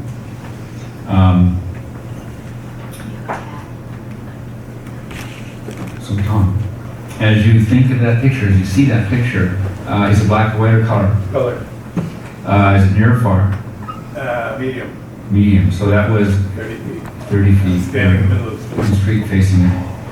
Bright or dim? Right. And the location is directly in front of you. Directly in 30 feet. What's the size of this picture? Life size. Life size. Story. So it's big. Is it associated or dissociated? Associated.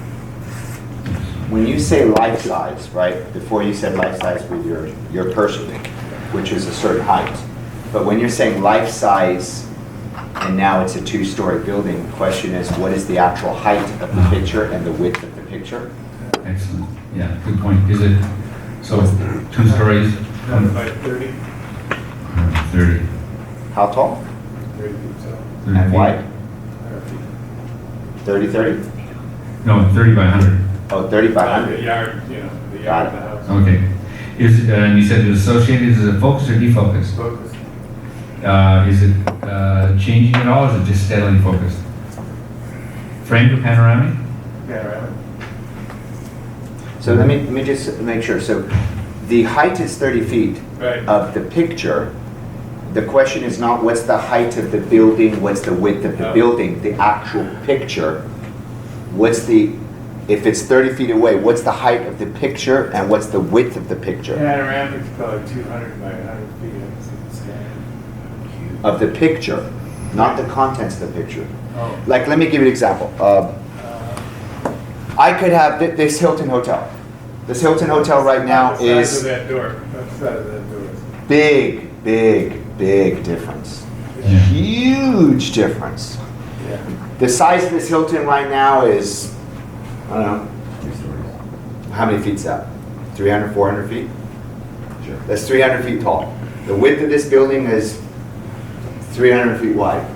But as I'm looking at the picture of it, I actually see a picture that's 10 feet tall, 15 feet wide of the building, right? So we've got, right, this is critical, because you're gonna do a map across. And the last thing we wanna do is take something and make it the size of the universe, because that's what we think the size of the hotel is, but it's not. It's what's the size of the picture I'm seeing. So, Yeah, it's about the size of that back wall. aha, very different, yeah. So what's the height? 12 feet, 12 feet tall, and what's the width? 25, 20, 25. Perfect, okay. And what distance is it? Is still the 30 feet that you said before? Probably 15 feet. Okay. And it doesn't have to be on the back wall just because the wall is there and you have to force it to be there because you could, if it's 30 feet, meaning this wall doesn't exist, then it's 30 feet. Yeah, no, that's perfect. It's right, that's where it's at. And that for you is about 15 feet? About 12 feet. 12 feet away. The picture is about 12 feet away. Right.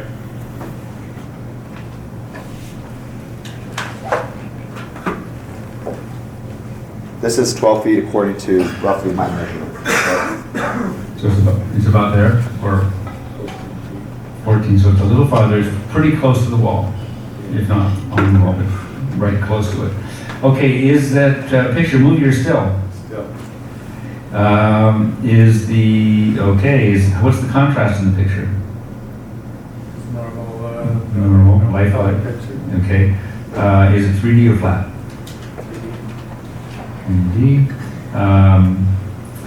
Is it a series of pictures that are shifting, or is it one step? Are there any sounds that are important to it? Not just that any sounds, but that are important to the picture. That's true. Okay, what's the location of that sound?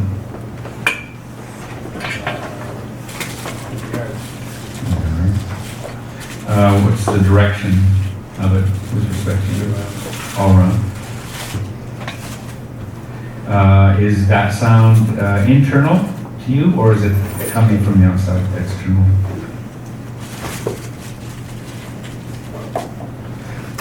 Is it loud or soft? Normal chirping sounds. Is it fast or slow, the chirping? Regular. Now the pitch of the chirping, is it high pitched or low pitched? Bird chirping regular.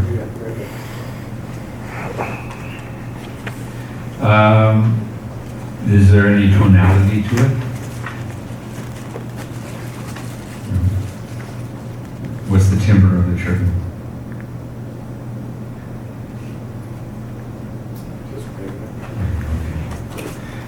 Is there a cadence or a beat to the chirping, or is it just? No, it's just random. No. And what's the duration of the chirping as you look at the picture? Steady. Now, are there any feelings that are important to this picture? One. Yeah, Okay. Smell the grass. That we're talking about feelings right now. So we have a warm feeling. Where do you feel at? Where's the location of that feeling? Around. Surround. What is the size of that feeling? If you could give it a size, and that might be hard.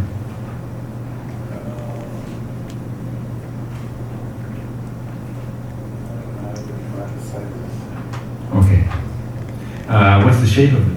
I mean, kind of gave us all around, so.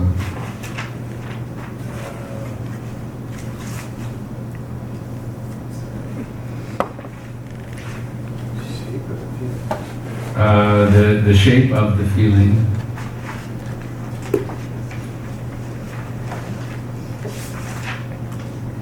Okay, I think we're fine on that. You had said the location that it was surrounding you. Yeah. So it's all around you. So I just continue on with that. The intensity of it, is it very intense or is it a mild? Comfortable. Is it steady or does it fluctuate?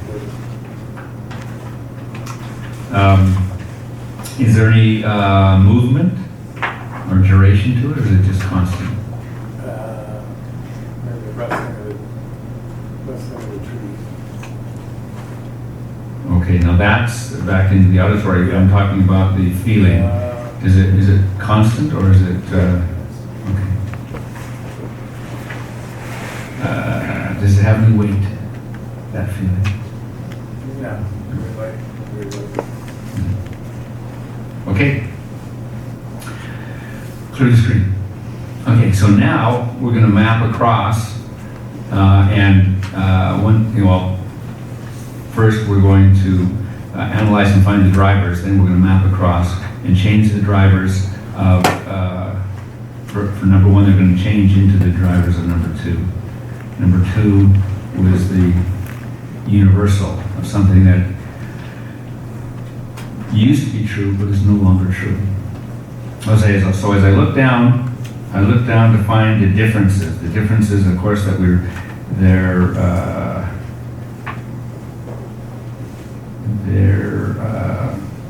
differences that make the difference. And I'm going to just make a little mark on those, because those are the ones that count. In both pictures, it was bright. In both pictures, they were far, 14 feet.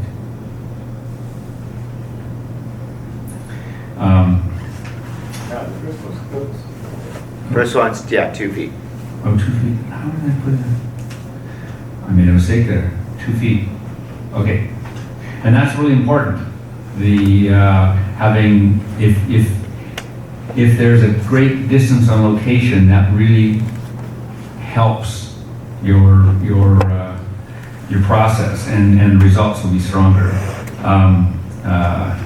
And one was a life-size picture, and the other one was 25. Well, it's about the size of the wall back there. Yeah. Okay. So there. I thought he changed that life size.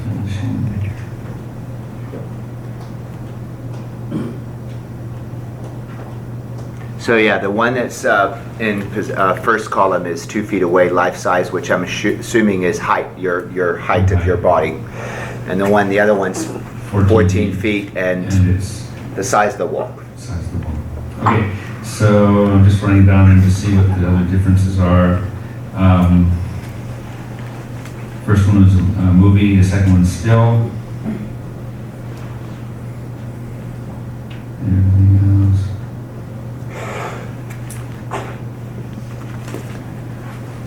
Well, you know what, if I was hearing the leaves and the birds and that would imply that it was, I just look at it and I get into it, it's actually.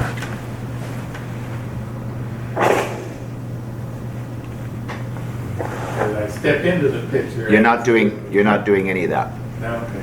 You're going with how it first came up. Yeah. You're not gonna that's modify it, step in or do anything, or because then you'd be changing it. Yeah, Okay. So you go with what you first got.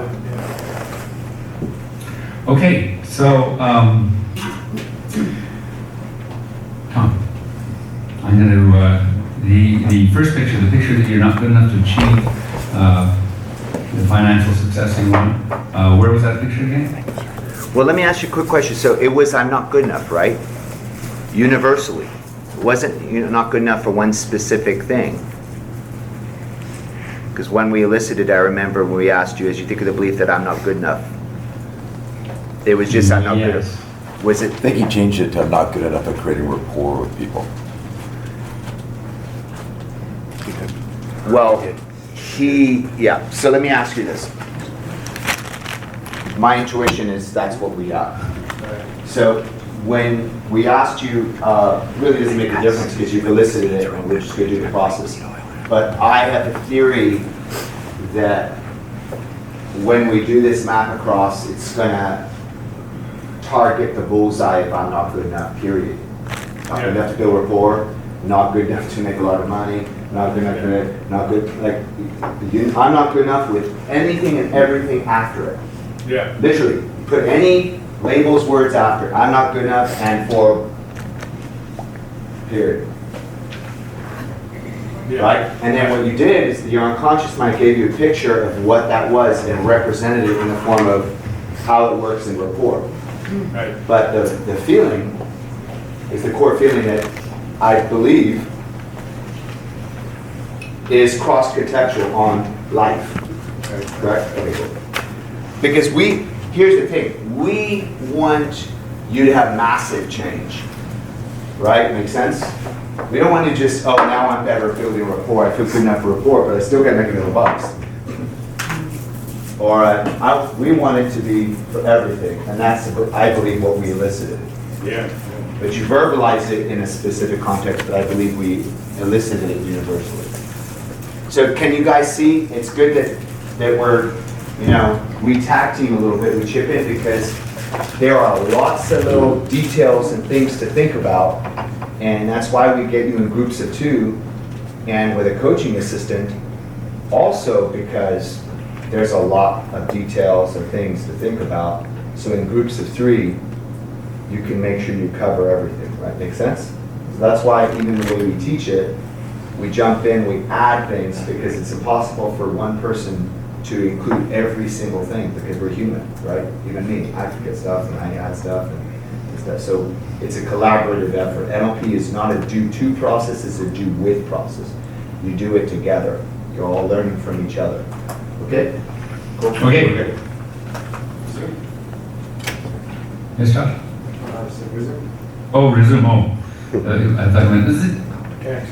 Excellent. Okay, I'm just going through the last of the, because this is a fairly extensive set of submodalities. I'm going to go clarifying the auditory and kinesthetic right now to see the differences.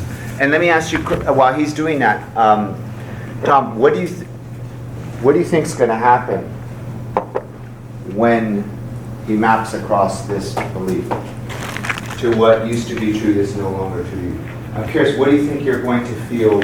We're not putting in the empowering belief yet. Well, that's phase 2 of this process. But what do you think you're going to feel when it's exactly? Just wanted you to ponder that. Exactly. He's like, please, can I answer the question? Almost done. Do you guys see? The coaches, do you see? Right? I mean, you can if you want to. Yeah, go ahead. Sure. Self-confidence, I think. Yeah.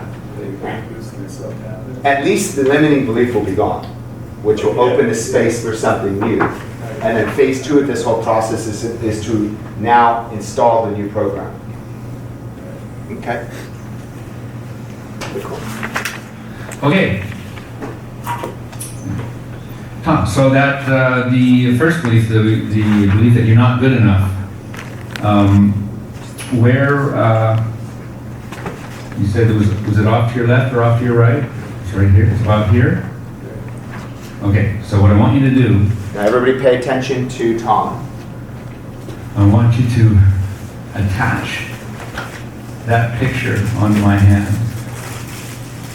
Okay, get it connected, really lock it on there. Now I'm going to take that picture all the way out here, all the way out to, is that where the picture of your house on 63rd Street is? Is it closer or is it farther? Okay, right there. And is it any to the left or to the right?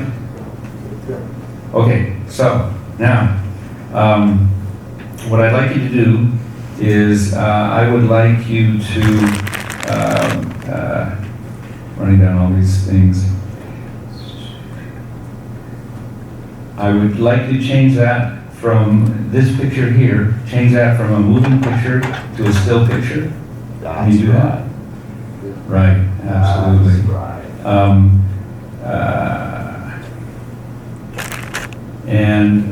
I would like you to change that from a shifting picture. I'd like you to change that into just one picture.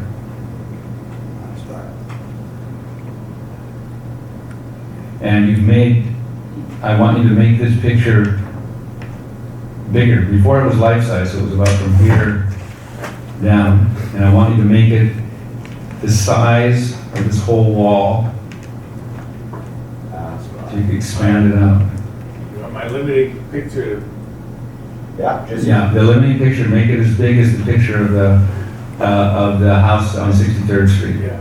Okay. If you could call it a limiting picture at this point. Yeah.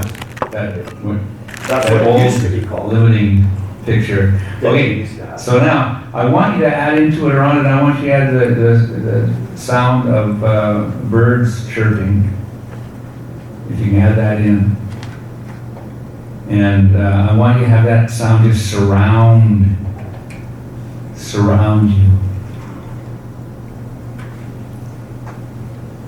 And then I want you to take all the strain out of that picture. I want it to be without any strain or tension. Can you do that? Excellent, excellent. And I want you to have the sound to be steady. Not just for a short period of time, but just steady always, a bird chirping sound. And then I want you to add in the feeling of warmth into this picture. Well, you're maybe already doing it. Yeah. Were you feeling the warmth in the picture before you even said it? Because when we map across the visual, all the kinesthetics map across with it. And I want this warmth to just surround you, and I want it to be steady. So just have a steady warmth just enveloping you.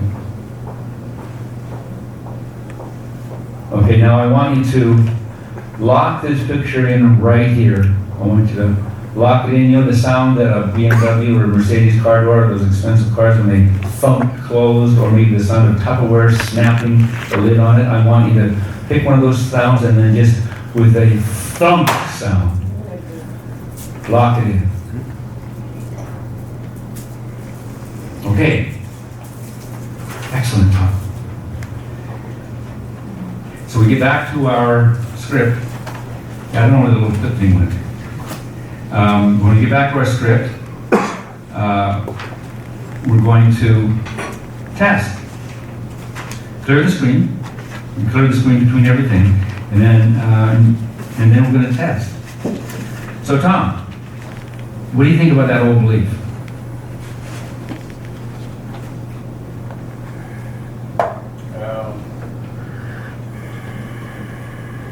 It's not gonna bother me anymore. All right. Really? It's not going to bother you anymore? Yeah.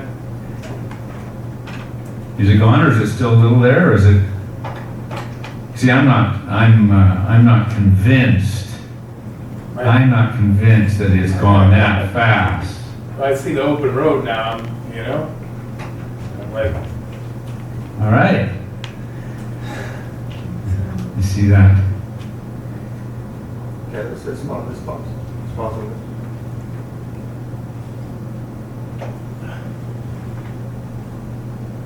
What does this mean to you? We haven't finished, we're halfway there, but so far something has shifted. What's shifted? the roadblocks. Like this, see, open road, I'm ready to fly now. Excellent. Are you convinced? I mean, I'm not convinced. I'm really not Yeah. convinced that it's made. I don't care what you think. Unless you can argue with me. I can understand how you might feel that way. It's good, it's good communication, by the way. Wow, very good communication. Yeah, and many people have told me that. And what do you say to them now? Well, you know, roadblocks are gone, and there's just nothing stopping much.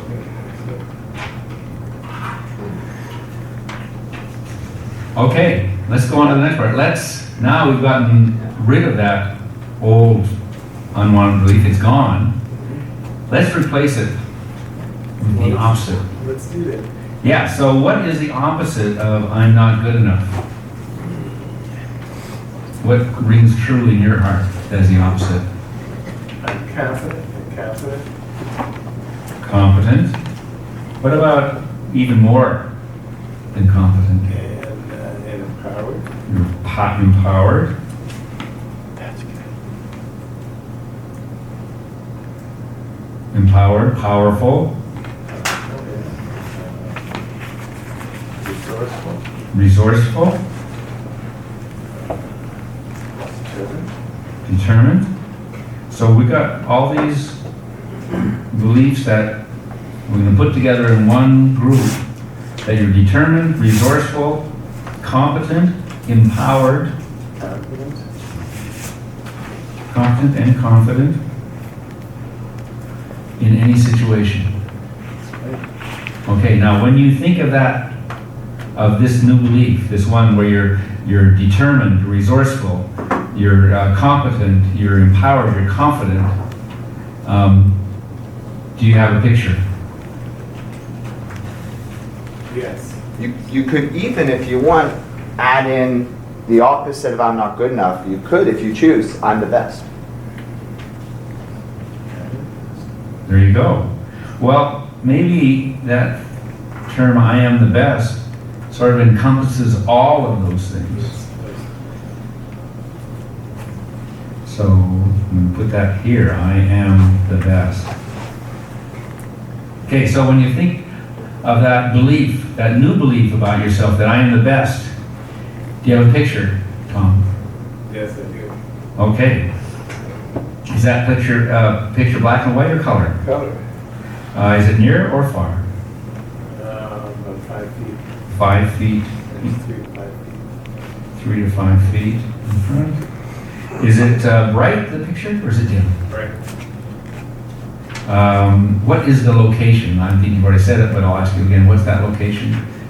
Is it in front, to the left, to the right, high, low? In front.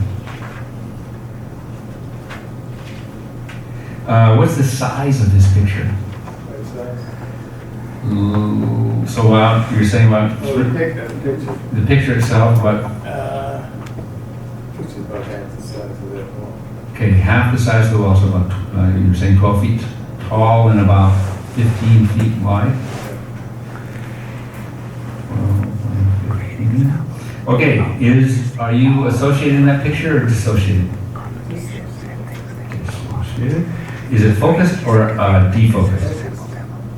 Is the focus changing or steady? Is it framed or panoramic? Is it moving or still? Is the movie? Picture moving. Is there movement in the picture? Is there stuff? There's movement in the Okay, picture, yeah. so then it would be like it's on a movie screen or something like that. Okay, so is that movement normal, or is it fast, speeded up, or is it slow? Okay, normal. How much contrast is there in the picture? Just normal. Is it 3D or flat? Is it a series of pictures that shift? Yeah, it's moving, yeah. Okay, are there any sounds that are important to that picture? Conversations. Conversations? What's the location of that sound? Where's it coming from, or what's the specific location? I mean, I see myself in open house, doing business, making contact. Okay. That kind of thing. Interacting. So you see yourself, so it's Yeah. coming, but interacting in the picture. Location, inside. And the direction of where is it coming from? Right in front, straight in front.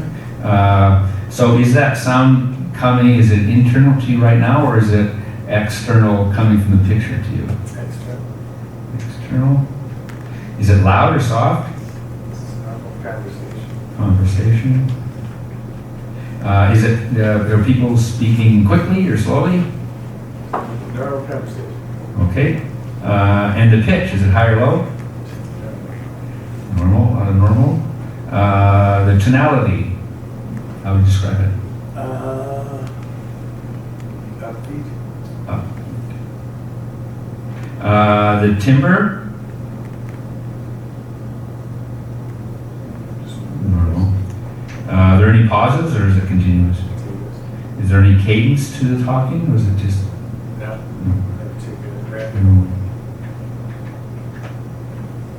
Okay.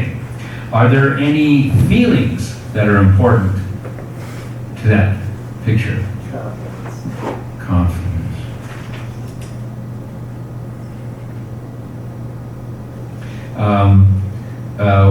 What's the location of that feeling? Where do you find it? Inside of you, in your chest area? Yeah. Okay. And what's the size of it? Does it fill up your whole chest? Does it stretch out beyond it, or?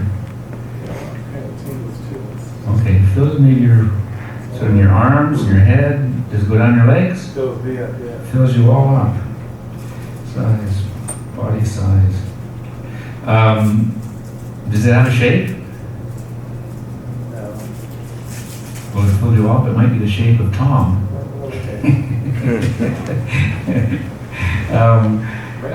How intense is it? Is it very intense, less intense? It's strong? No, it's just steady. Steady? And you say the intensity would Coming be out of every pore of my body. every pore. Well, let's go there. Okay, is there any pressure or heat to this feeling? Just Warmth?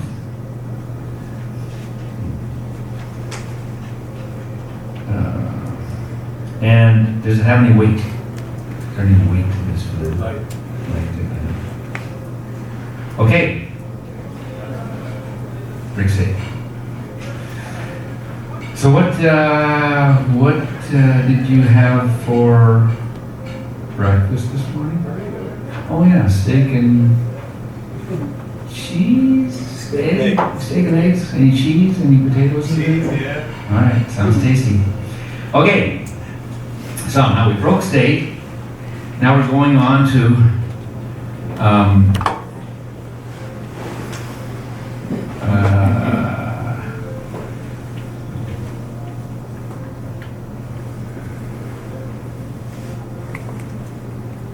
now we're going on to number 5 to the question about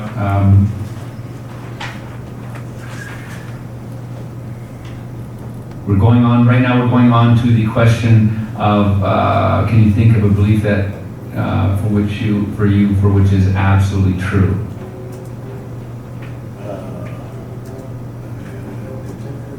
Which one were you using it for? You're a man. Yeah, got a beat to it.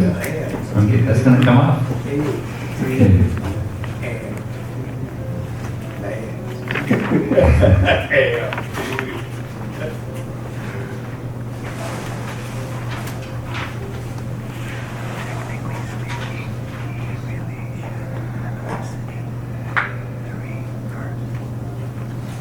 Okay. Something right on here.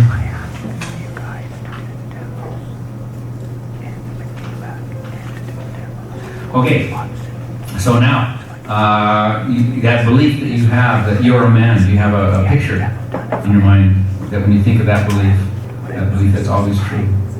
Picture of you And is it in black and white or color? Color? Pink is a matter of fact. Pink. That was you yesterday. Is it near or far? It's near. Is it bright or dim? Right. Is it, what's the location? Is it It's standing right. right in front of you? Is that like a foot and a half, 2 feet? Okay. Location in front. 2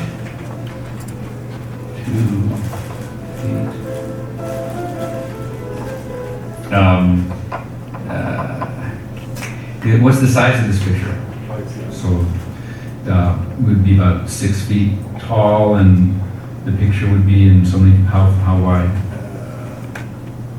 Well, yeah, the picture would be. Okay. Okay, is it associated or dissociated? Is it? I'm looking at me, right? Yeah. Associated. Mhm. Is it focused or defocused? Focus.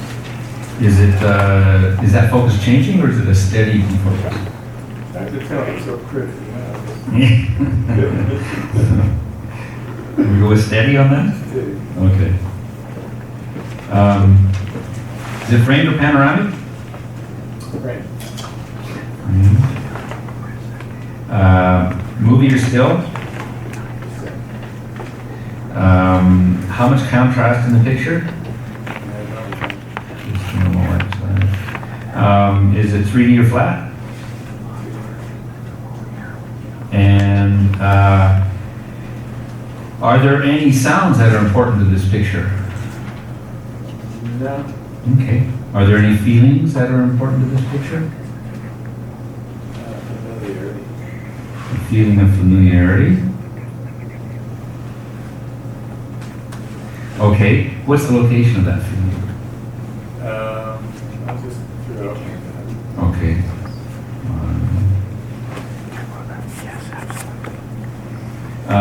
And the size of it, so, and the size of your body, since it's throughout your body.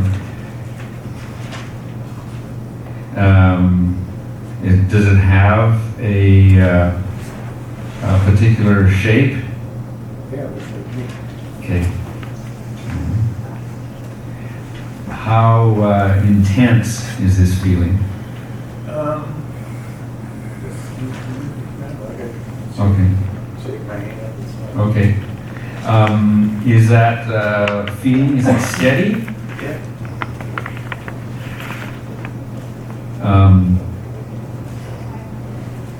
Is the feeling, is there any movement to it or any duration to it? It's just there, it's always there. Okay. Is there any pressure or heat with it? No. And how, is there any weight to it? No. Weight. Okay. So in this situation, in the Universal, we didn't go through the auditory stuff because it didn't have any auditory components that were important to it. Not to say that it didn't have anything in it, but it wasn't important to you. When you hear that, did it affect you? So that's one area that we won't have to do any mapping across on. I'm going to take a moment and just run down these things and find the differences between the submodalities.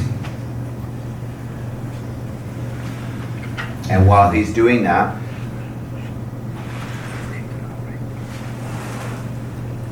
when you're sitting, I'll ask you a question.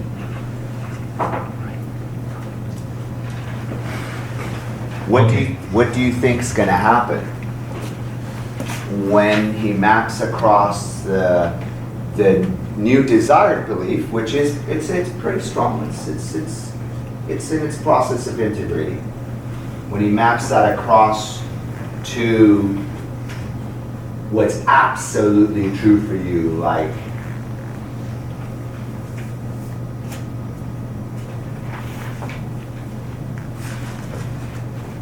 what was the belief that's absolutely true? The belief that's absolutely true is that he's a man. He's a man. So what's gonna What's going to happen in your neurology when you believe the desired beliefs, which is already integrated now, with such a complete 100% certainty and congruency as you are sure that you're a man sitting in that chair? What's that going to do to you? To your feeling of your confidence, your feeling of, I'm curious, what do you think is going to happen with this time across? Well, all of that stuff that we said before, and confidence.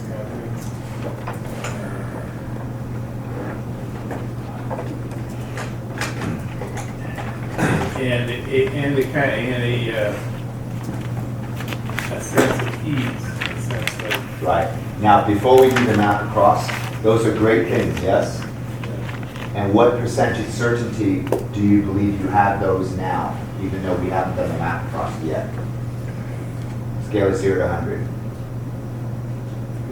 50. Awesome. So my question to you is, what do you think is going to be, what do you think you're going to feel when we do the map across?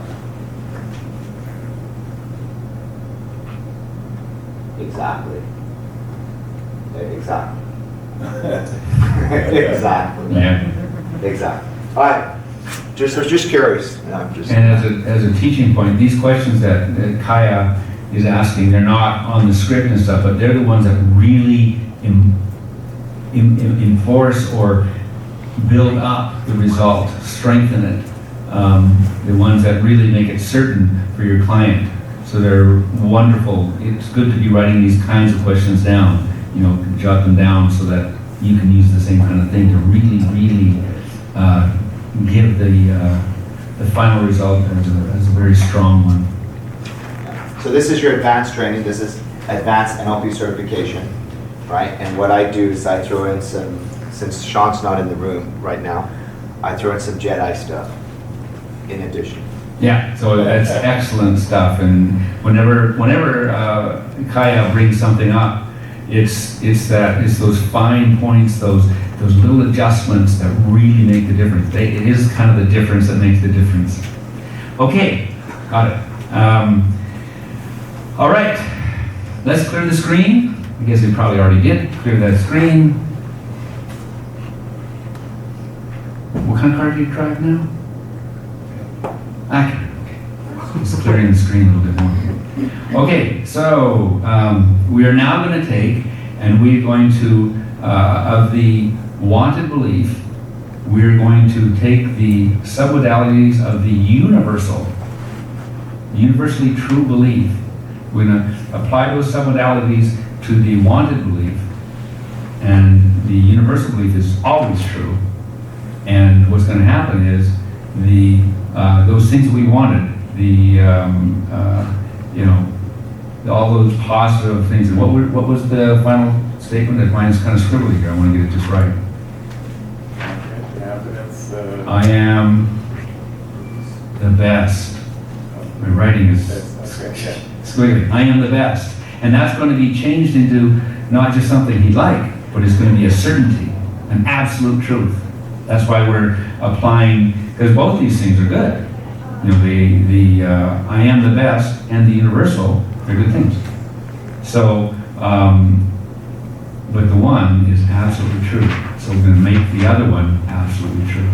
Okay, so when you have a picture of that you had of the picture of that you're the best, where was that picture? Let's see here. It is 3 to 5 feet, right out in front of you. Now you tell me. This is probably 5 feet. Is it there, or is it in a little closer? Okay, right there. Okay. Now, the picture for the universal is much more in here. So what I want you to do is I want you to attach the picture of the I am the best. That wonderful, wonderful belief. I am the best. I want you to attach to my hand. And I'm going to bring that forward. And you tell me when it's in the same spot as the universal. Right there. Okay. Now that you've got it there, I want you to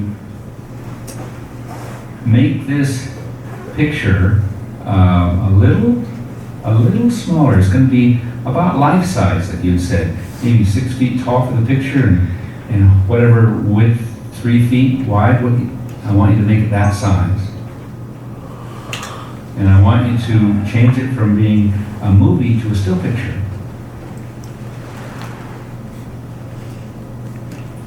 Okay, that's excellent, excellent, excellent. And now what I want you to do is I want you to add in this feeling of familiarity into this picture. Familiarity that just fills up your whole body. And have you done that? Just feel that picture. Okay. Now what I want you to do is, you know the sound that a BMW door makes as it closes, or pick any, could be an American car, they have good thunking sounds too. Any car you want, or the sound of Tupperware snapping shut, and I want you to, with that sound in your head, I want you to just lock that into place.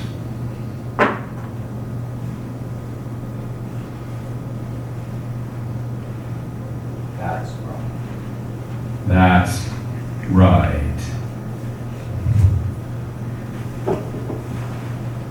Okay, clear the screen. So, now, we go back to our and we test. Now, Tom, what do you believe now? What do you believe about that you have this new belief? Why do you believe you have this new belief? Why? Well, what do you believe? What do you believe now about yourself? I believe there's no more barriers to my success. As far as I was dealing with people, my finances, my social. With all those gone now? Yeah. So what do you believe now? I feel like a whole person. Like everything is just solidified into like a super. Super what? Super me. Super you? What's another way of saying super me? Yes. What was that statement? Best. What about the best? I mean, come on. You're saying you're the best? Yeah. Why do you? Why it says? Why do you believe you have this new belief? So why do you believe you have this new belief? Well, I just got rid of the old one. I mean, how do you know you have this new belief? I just feel it. Oh, you just feel it. Yeah. You feel it. So what was that old problem? What was that old problem? Connecting, managing, this type.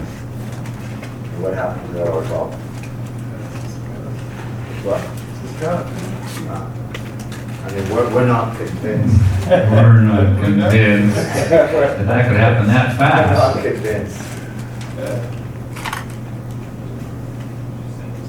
Okay, we're going to then future pace it. And Tom, I want you to think of a time in the future, and if it had happened in the past, you would have felt that old way. How will you feel now?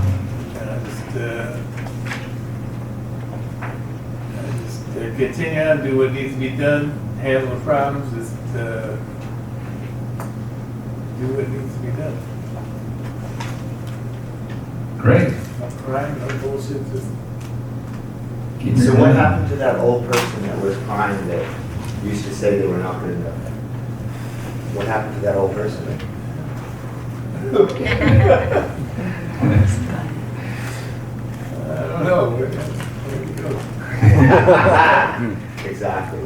And so what's that instead now, isn't it? Confident. Yeah. Exactly. It's a feeling, it's kind of hard to describe. Sometimes, feeling doesn't have specific words. So should we task him, or should we future event? Well, you're really good at that. Should we task him? Yeah. So what would be an example of something that you would do that only the person that thinks that they're the best would do?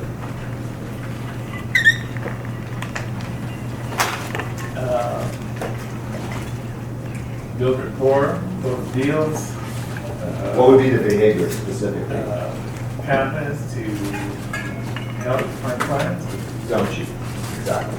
So what would be the behavior that you would do?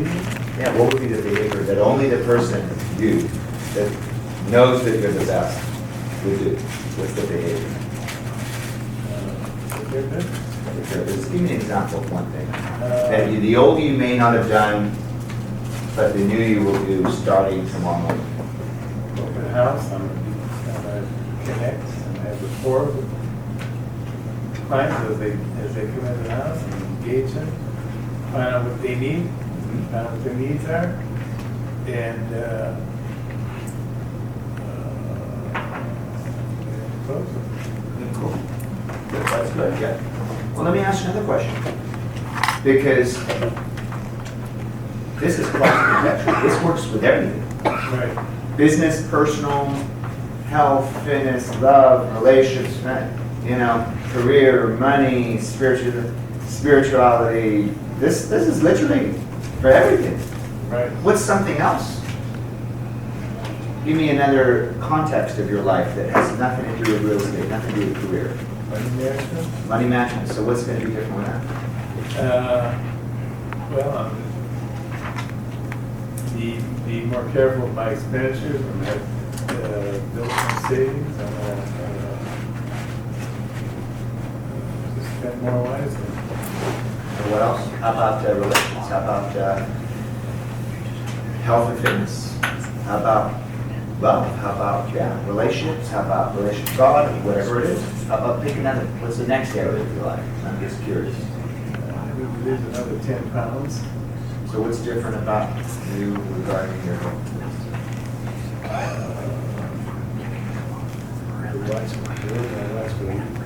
Are you saying that you feel this change that you've made today, haven't you, is actually going to affect every single area of your life? Or is it only going to be for rapport, making money? What do you feel? Universal. How do you know it's universal? I mean, how do you know that? I mean, we're not convinced that it's totally universal. Well, I don't care what you think. Let's give it a round of applause!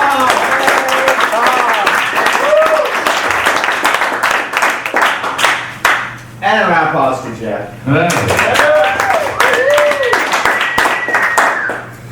So, I think we've got, you'll explain the exercise when we come back from lunch? Yeah, we have a break, we'll have lunch. And we'll do the exercise after lunch. How many of you, from what you saw, powerful process, yes? Little bit longer, and I will tell you a couple of Good enough. Boom. Smart enough.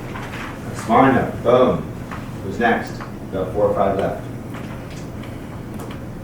Have you ever been to UPW? I don't know if anybody has.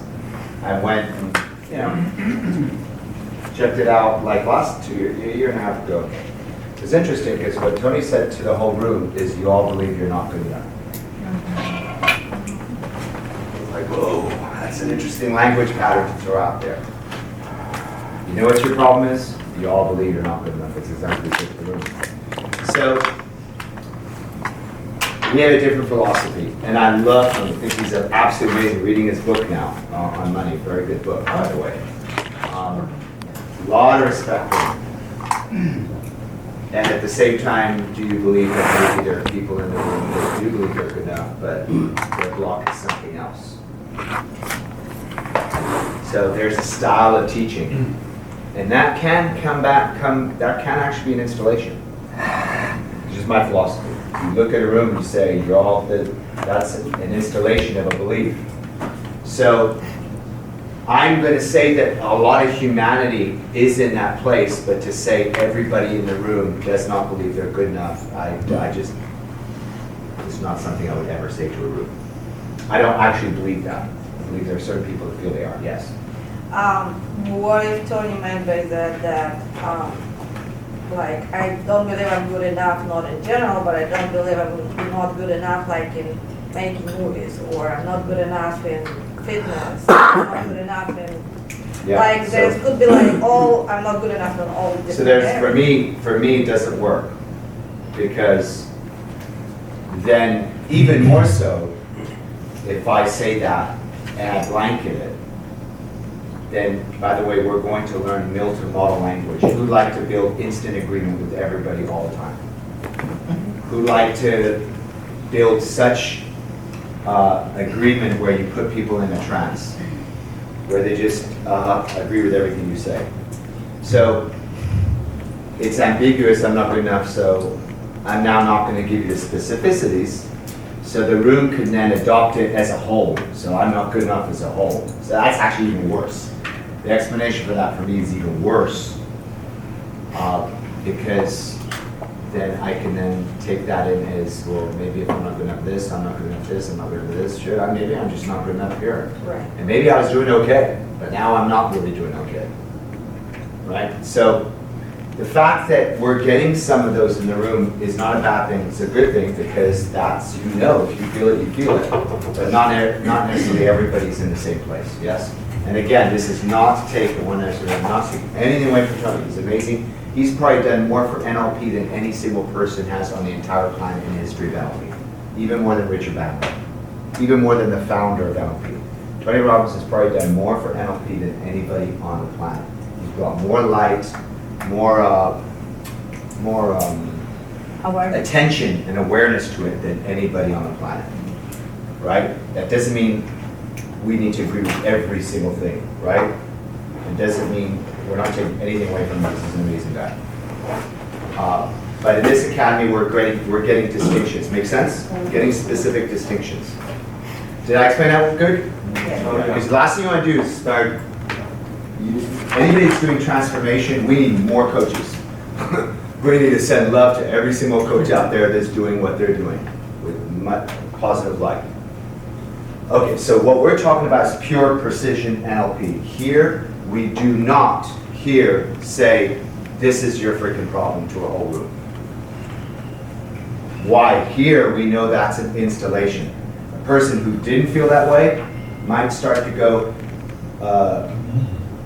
maybe, and then as I start to think about it, then I actually create the belief around it, then I embed it, then I look for convincers in my life that it's true. And then it starts to become true. Now it's Because true. now you're acting like it. Do you get it? And then Tony can. Can I say something else? Go off topic, but just real quick. On the same note, I don't go see psychics. In this academy, we teach you do not go see psychics. You can go see psychics. I would not see a psychic because I'm not going to have a psychic tell me that you've got this situation coming up. You're going to meet this person to do this.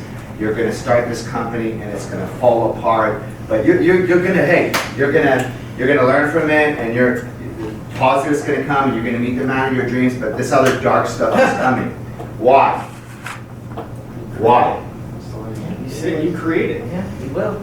The reason why the psychics, in my opinion, and what they say comes from certain people, is because the psychic is considered the what? Expert. And everything that they see, that they create, becomes, if adopted by the client, as you're the expert, you know, as soon as the client internalizes this bad event that's going to come in the future and sets beliefs around it, they actually bring it into reality. Perception is projection, remember?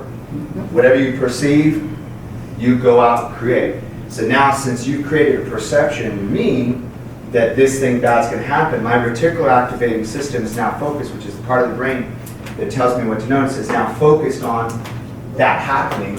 And it's whatever I focus on, I move what? Towards. Remember focus? What the psych actually has done is given you an away from to focus on. And whatever you focus on, you move towards. Right? So, if I were to see a psychic, I know we're completely off topic. This is good. We can have a couple minutes of time. If I were, Let's see again, Jeff. It's okay. he loves it. You made that a manly way. That was a manly kiss. It's a man. In the air. How did you know it's a man? Well, I've had some of those. How did you know it's a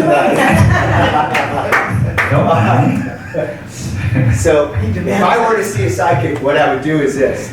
The psychic, I would say, you can foretell all the great stuff that's going to happen to me. Just don't tell me the shit. I don't want to freaking hear one word about one negative thing. Keep telling me I'm amazing. Keep telling me what I'm going to land, what's going to happen. All this manifestation. Keep feed it.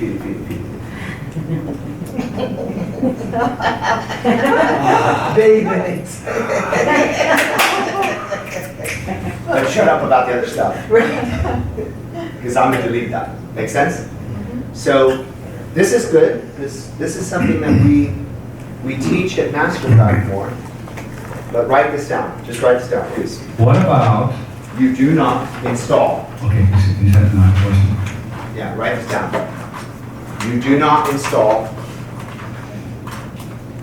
You do not install negative internal representations, which is pictures, sounds, feelings, tastes, smells. You do not install any negative pictures, events, or beliefs. You don't say, you know what your problem is this. You do not install that in client. That's called lack of ecology.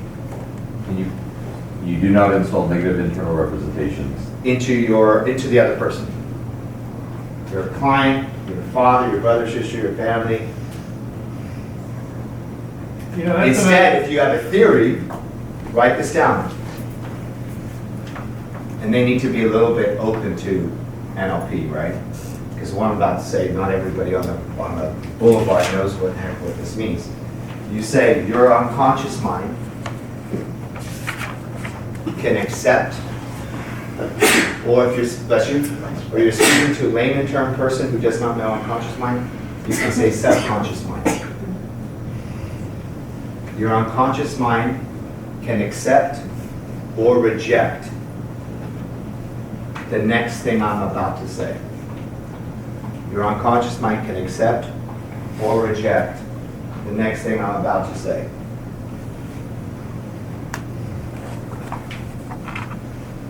If it resonates with truth with you,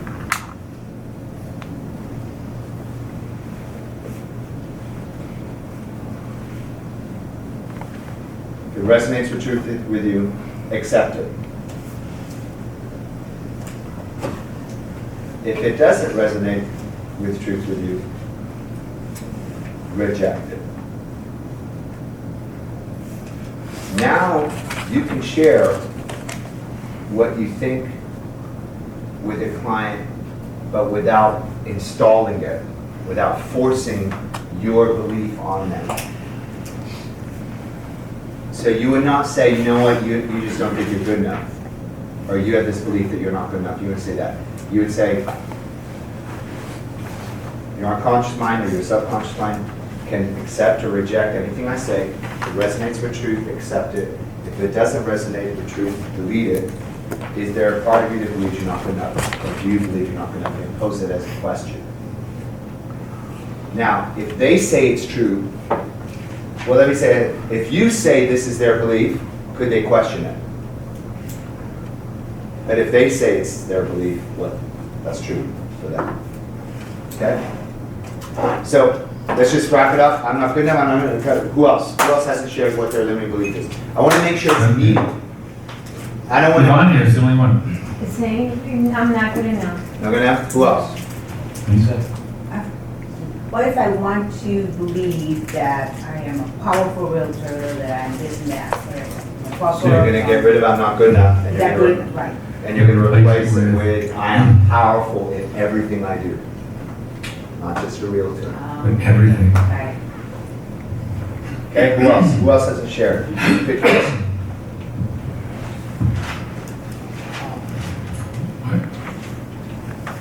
Pick yours, you pick yours, you pick yours. Did you pick yours, Ed?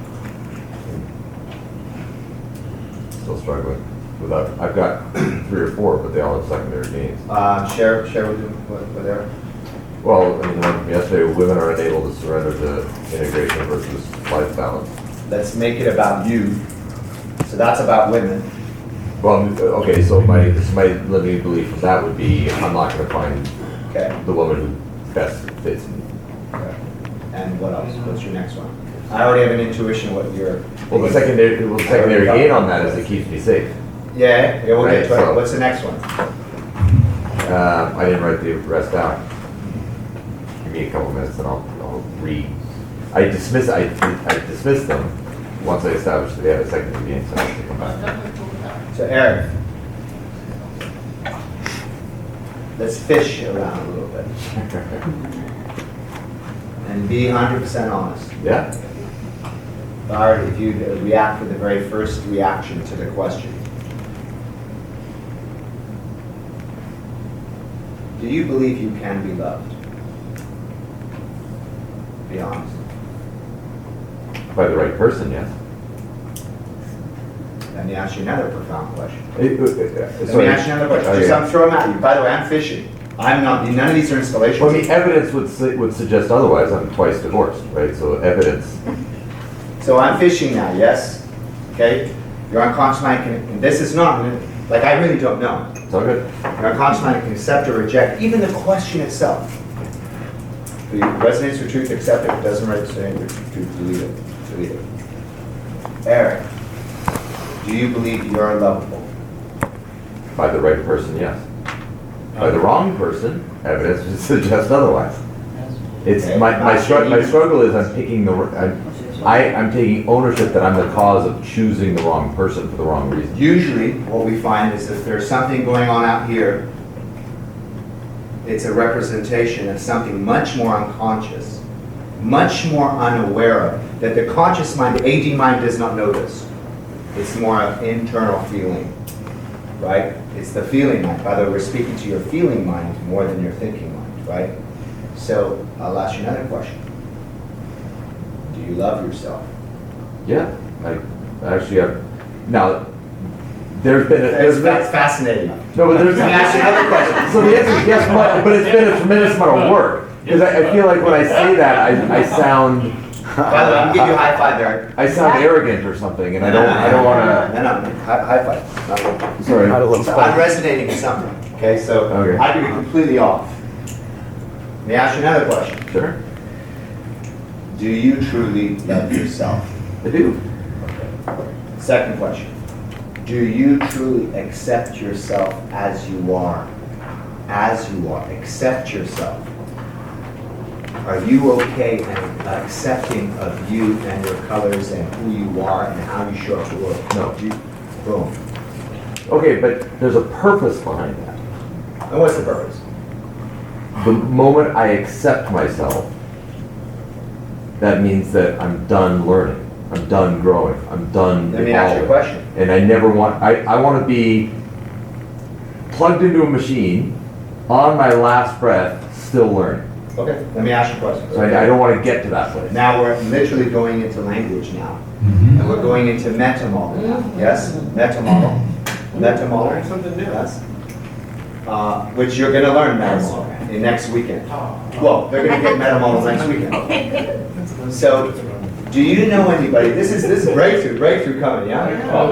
Do you know anybody, Eric, that Of course, I get pissed off, I get frustrated, I feel sad, and all things, but I that always happens. We all go through that.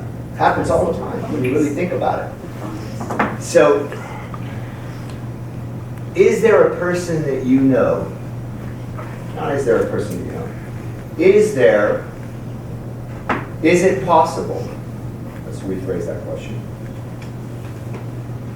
Could someone accept themselves fully, 100%, 100% to the core, every single cell in their body, accept themselves fully, and love themselves completely fully, and yet be a forever learner?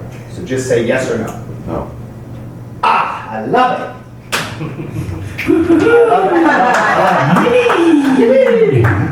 Well, one negates the other. So what you're So saying like, is, that's like saying, can the So sky what be you're blue saying and is- red at the same time? No. Sunset. I love it. Well, it's not blue, it's red. It's not both. It turns into red, but it's not blue and red. They're interlaced. I love it. We love So what's the first sentence? Of what? The first, does this work? Does the other one work? Oh, The purple one here, there's not blue in here. there it is. The one that works. I don't Okay. know. Another one. Equals. Oh, yeah. You're basically saying that. Can I give you a sentence that sums up my belief system? Well, it has to be on specifically, Yep. only this specific thing, which is, I want to make sure that we get it through the filter. You're saying that for me to accept myself fully, okay, by accepting myself fully means that, I'm not going to write down because we'll flush out that sentence. By accepting myself fully Yeah. equals, I won't learn anymore. Now, is No, that if I- statement? Yeah. Exactly. It's already happening. Exactly. Does me accepting myself fully actually equal I will never learn anymore, or I can't learn Well, anymore? it plays into my coping mechanism of the human experience is flawed, therefore. Right? And so all human beings, myself included, are the core purpose, one of the core purposes of our experience is to live a flawed experience. That's what creates the learning. Ooh, I'm catching it. Ready? Ready? Ooh, wow. Oh, this ball has some heat on it. Right now. You are speaking AD language. man. Right now. Holy crap, that's resonating with me. Right now, all I'm doing, and I'm just being honest, right now I'm just catching balls. They're interesting balls. Why is this ball hot? Because it's got heat on it. It's got some heat on it. Wow. That ball and what that ball says is totally not true for me. And we're off topic. So we've gone to something else. We've shifted to something So else. human beings aren't flawed? Correct. Can I use the word? Flawed. Absolutely not. I don't look at it like that. Here's the thing I look at. Who has a hat? My hat, when I need it. Who has a pair of glasses? Who has a pair of glasses? I like these because this might look good on me too. I have an option of wearing the hat or wearing the glasses where all human life, human beings flawed. Human life is a flawed experience. Okay, that is this. Ready? And by the way, these are your glasses. These are simply a metaphor for that. Once we finish with this process, this was a very good actor. This is really an Oscar-winning actor. When we're done with it, this Oscar-winning actor has served his purpose for that role and then deletes that role completely and goes back to being the most beautiful, pristine glasses that shines for you in the way you want it to shine. Make sense? Not attaching any of that to this. This is just playing a role, see the movie, and you know that this actor, when he goes home, he has a real life and he's a completely different person at home than he is in playing that role. Make sense? Cool. I have an option of being me and having what I believe.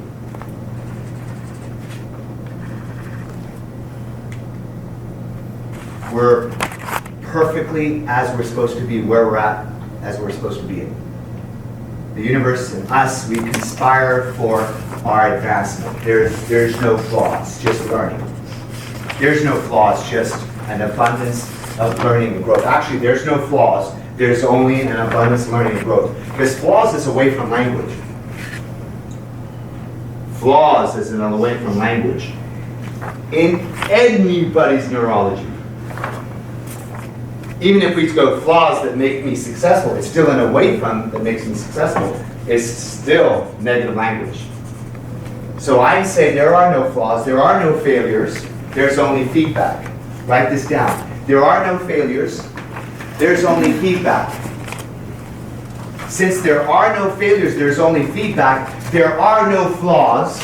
There's only growth, experience, abundance. So, I caught that ball, and that ball says human beings is a, well, how does the sentence go? Flawed experience. Human life is a flawed experience. And I go, whoa! How does that empower me? Even if I take that away from... Drives me to learn. And even if I take that away from, drives me to learn, what does it presuppose? It presupposes that I'm flawed. What does that do to my energy? What does it say about me? Does it say I'm amazing? Does it say I can? It's still an away from language. It still sticks in my nervous system like I'm flawed. Now I need to be what? Fixed. Which means that I'm saying at an unconscious level, I'm what? Broken. How does that serve me? Well, yeah, because I'm broken, I need a fix. Because I'm broken, I need a fix. Because I'm broken, I need a fix. Because I'm broken, I need a fix. Well, eventually, when I'm far away from feeling broken, I'll no longer have the motivation to fix. This is going to produce inconsistent results. What I'd rather do is, instead of focusing on, I don't want to be broken, I don't want to be flawed, let me fix this, let me learn, I'd rather just turn my whole neurology, which is what we're getting to weekend 4, valence levels. And I'd rather face of, I'm amazing. I am unstoppable. I am amazing. And I'd rather let that be the magnet that pulls me, instead of this be the pain that I need to push away from to drive me. I don't need that to drive me. If all I do, master crack, we started next weekend, turn around and say human experience is all about growth and learning. There are no failures, there's only feedback. I'm not broken. I'm already perfect as I am, and how can I become even more perfect? Eric, how can I become even more of who I really am and less of who I'm not? So I'm catching the ball. Notice I didn't even put it on, so never even associated it. So I usually have my baseball hat here, but that's in the thing with the crayons. I'll get too long. With the microphone, literally. So, let's go back to this. The statement was, and by the way, Eric, is something already shifting? Dude, I'm taking notes. No, it is. Yeah, is something already shifting internally? Exactly. My language is flawed. So, but there's a remapping happening, but I'm correct. My AD's going off the correct. Now let's go back to the original thing. We're going to do a belief change. And you've got a flight to catch. I got it. Okay, but we're getting to it, yes? This is good. You want to see it. Is this more highlighter colors, or is it color? Better. Much better. Much Okay. The belief that used to be true, exactly. The belief that used to be true was that, may I interrupt? Like, I know what you're doing with that language. Right. Right? And it's still working. Exactly. Like, it's so bizarre to me. Because I watch you do it to other people, and inside I'm giggling, going, I can't believe that works. And then you're doing it to me, knowing what you're doing to me, and it still works. It still works, yeah. Yeah. So what was the original statement? Human experience. Because didn't you say to me NLP is language? Yes. You said it's actually language. Well, it's a set of tools. To me, Set of NLP tools, is a set of language that tools. creates an experience, right? So now we're actually playing with the language. And the question, Eric, is that language, Eric, eyes here, has served you. It has served you. It has got you to become a very successful individual where you are now. It has served you. However, it is not the language that will get you all the way to where you want to go. It's keeping you to the threshold of where you are now. Right, so let's take a look at the language. So what was the statement you said? human experience is flawed. The one before that, because that's, how do you feel about that one now, by the way? It's not resonant. Because he can't learn. So I'm asking you a question. Because he can't. I'm asking you a question. No. If I say to you, human experience is flawed, you're shaking your head, what do you mean? Half an hour ago, that resonated with me. It no longer resonates. Are you saying that the belief doesn't exist anymore? For you? Yeah, that's what I'm Right. saying. That's so messed up.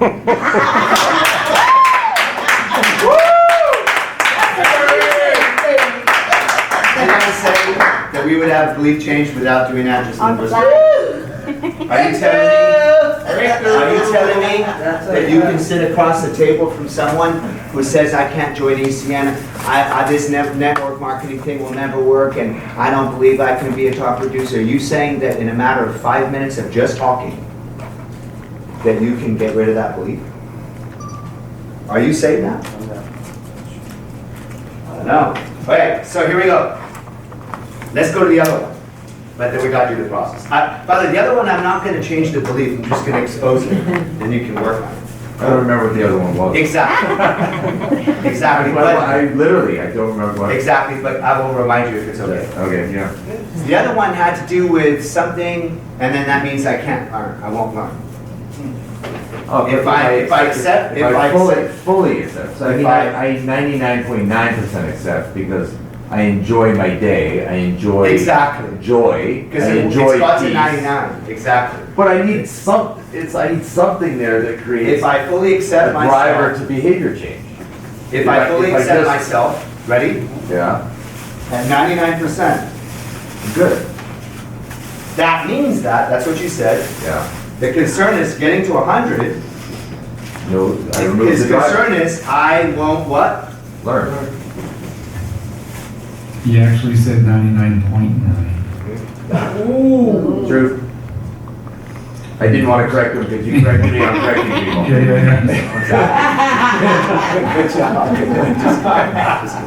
So if I fully accept myself, 99.9% where I'm at, that means I won't learn. Now, if I were to take out the word I, whoop, take it out. Take out the word I, whoop, take it out. And put, you're speaking to a client now.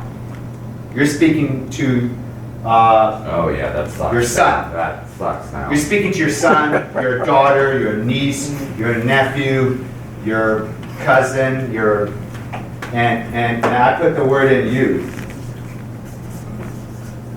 Now what does that do? Yeah, no. What are we doing here? We've got it. Like, we can't get rid of these beliefs so fast that you can't. That's not fair. That's really not fair. It's gonna have to go home early. So who would Okay, like so to, give me the replacement behavior. who would like to learn what exactly I'm doing and how to master what I'm doing?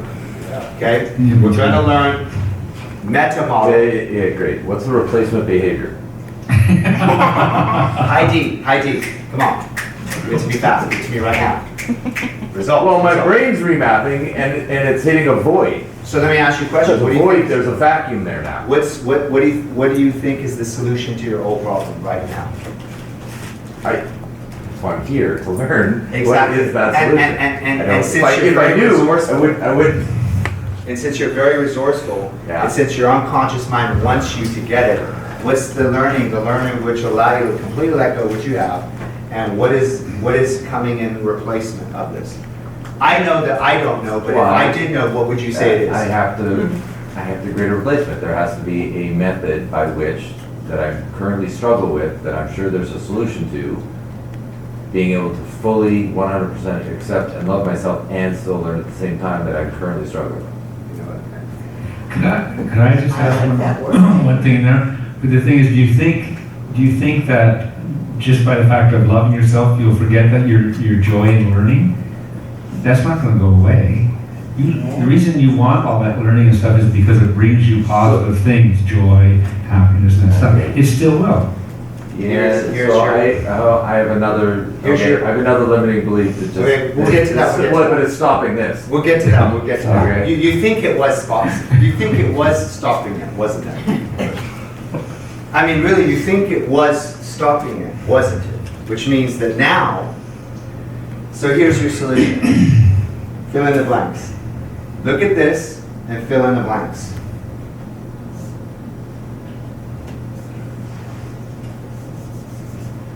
A word or a phrase? A sentence. Think of this. Think of this. Put the and in between, and there's your solution. Well, the actual sentence, but it doesn't yet resonate with me. Because I What's the think, sentence? I can, Oh, no, I can. I mean, I can make $1 million, but I haven't. I can. I do. I do. I'm doing in the process of doing, or I. Dude, I'm drawing a blank.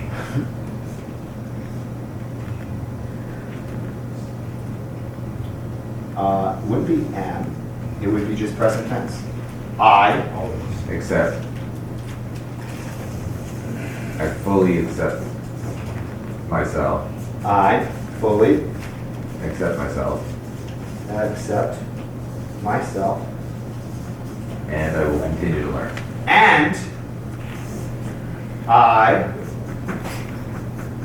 am Learning.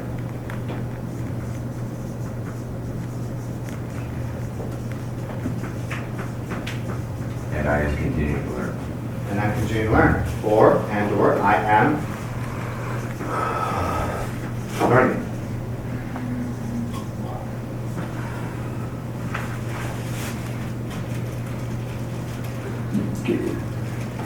Can I ask you a question? Yeah, there's a roadblock. Sure. Can I ask you a question? Yeah. If that were true, It negates a massive driver inside of me that, Right. that, yeah, man, but you're not, yeah, no, like this one. oh, let's put it on steroids. Ready? Yeah, I'm already on steroids, Let's brother. put it on steroids. Ready? What if we actually went by the way, you don't even have to adopt this right now. You really don't have to adopt this right now. I mean, you would never have to adopt this right now. Oh yeah, so I'm just curious. I fully accept myself. Let's just say that we're true. And I'm continuing to learn on steroids. Forever. Learning. How? How? Huh? How? My current belief system tells me that that's not possible. Oh. Going back to this. No. Secondary, I have a second. The safe zone. No. But okay, so I have a let's I have a second belief system now that's Okay. rearing its ugly head saying, Okay. oh yeah, but don't listen to him because. Okay. Sure. Oh, it's like so- right here again. So, sure. So you're speaking to someone you care about that's under 10 years old. Someone that you care about that's under 10. Yeah, this is a really bad conversation. What would you say to your under 10-year-old? Would you tell your under 10-year-old don't fully accept yourself? No. Would you tell your under 10-year-old you can't, in order for you to learn, you have to not accept yourself? No. Would you should on that under 10-year-old and say such a thing to them? No.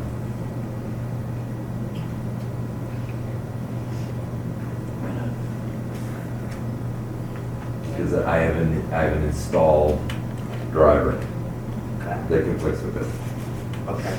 So I'm going to make a suggestion. I need to install it. Uninstall. I'm going to make a suggestion. I'm going to make a suggestion because you live in a perfect, abundant, learning experience, that there is the right time and the right place to do this structurally, like building a whole castle, right, or house or whatever, right? And that would be fourth weekend, and that would be MasterCard. Or, let me also say something else. You can actually do this right now in a second. So really, you can change right now in a second.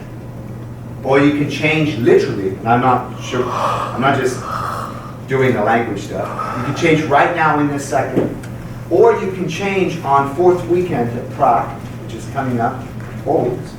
Or you can change in master track starting in January. Which do you prefer? Not today. Yeah, I've got too many, there's a domino effect here inside my brain, and you're like pushing on that first one, and I don't have a full understanding yet of where that goes to. Yep. Right? And so until I have a full understanding of that, because there are, It's a high AD, right? you got 20. there are way too many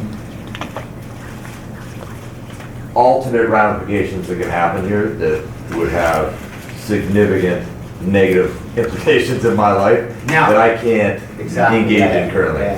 Yeah. And should I bite into that? But we're here to do belief change. Yeah. We are, although it ties in, we are a little off topic, and we do have a whole process to get done. So, I'm gonna make a suggestion.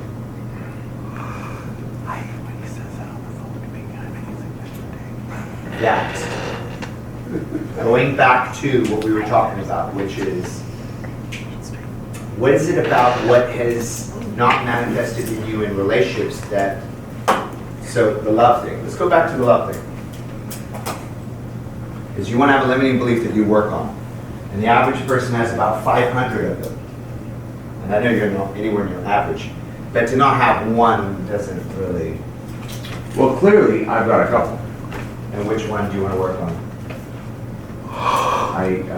I'm pretty discombobulated. Can I ask you another question? Do you feel that you're flawed? Yes.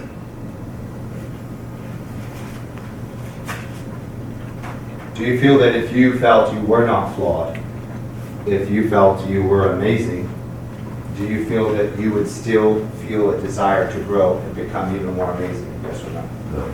No? Huh? No. Oh. Okay.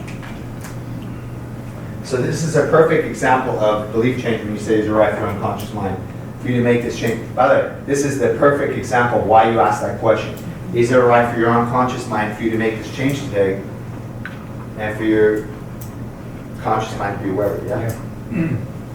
Right? So, you've chosen to have a structure, and the secondary gain is a fear. And so what I would like for you to do is to visit this at the proper time within that context. So you got to think of another belief then. Since you don't want to address this yet, because you believe there's a lot of other things, this is what you're saying. There's a lot of other things that depend on this one statement, on this one construct. Make sense? Yeah, that one has tentacles. And so your concern is you make this change, you don't know what's going to happen with all this. That's correct.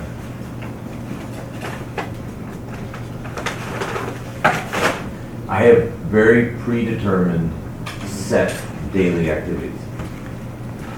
And if that changes, then that has a significant impact That's on the my... meaning you've given it to yourself. That's Yes. the meaning I've given it to myself. Does that mean it's necessarily true? No, that's the whole point. Could of this learning. whole thing be bullshit? Absolutely, absolutely. Hold on. This is not new for me, right? I've had stories that I have been 1,000% convinced are the sun is coming up tomorrow morning, and then gone through a similar exercise and going, wow, I'm just completely full of shit. And so I'm open. That's to me part of the flawed experience is that I'm never sure. I'm reasonably convinced. But I'm not sure, because if I'm sure, that means I'm not learning. And so I don't go to a place of, I'm sure. I don't go to a place of, I'm 100% happy, because I don't Let's want give Eric that a round. to I'll stop. stand up real quick here.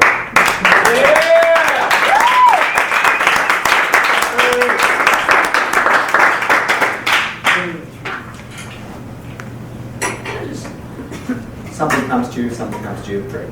Okay, cool. So you're here. Yeah. Yeah? Yeah, this is very vulnerable. Okay, yeah. Holy crap. Back a little Yeah. bit. Back a little bit. No, American cross. Okay, so now what I want you to do, Yeah. is, I want you to face that way. This is the away from, this is in the past up until now. Let this be, this is the past. Yeah, I got it. This is the now. Yep. Future's fine. And future's over here. Yep. So I'm looking at my past timeline. not only are you looking at past, this is also on top of the timeline, which is your past. You also have the away from energy. The negative things, flaws, the broken, the things that drive you to move away from them and continue to learn. They motivate you. Yep. What are these negative things that drive you and motivate you to back away from them and back away from them where you're getting some results? I feel like I'm doing that. Okay, what are you doing? I feel like I'm facing the future with a rearview mirror, learning from that, but driving to the future based on predetermined outcomes that I've already installed in my future time. Perfect. Okay. But I feel like I'm doing. So let's do that real quick. Okay. So what are the away from things that, if you face this way now, just for this exercise, what are the away from things that you see?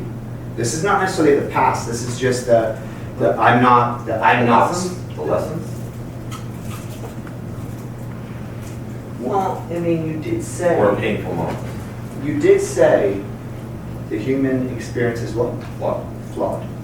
So. Flawed moments. What is Mine or others? Yours. What are the flaws that we? 2 divorces. What are the flaws that you see here that drive you to try to fix and to learn and grow? Go. 2 divorces. Yeah. What else?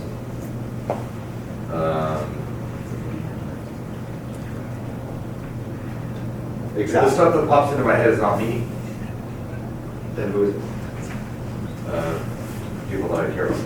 Other people are flawed. Ooh. No. Other All people are flawed. Okay. Right? Including myself. Okay, guys. But the pain, like as I'm, my pain moments are me observing. Almost all of them are just me observing. Feeling pain, observing.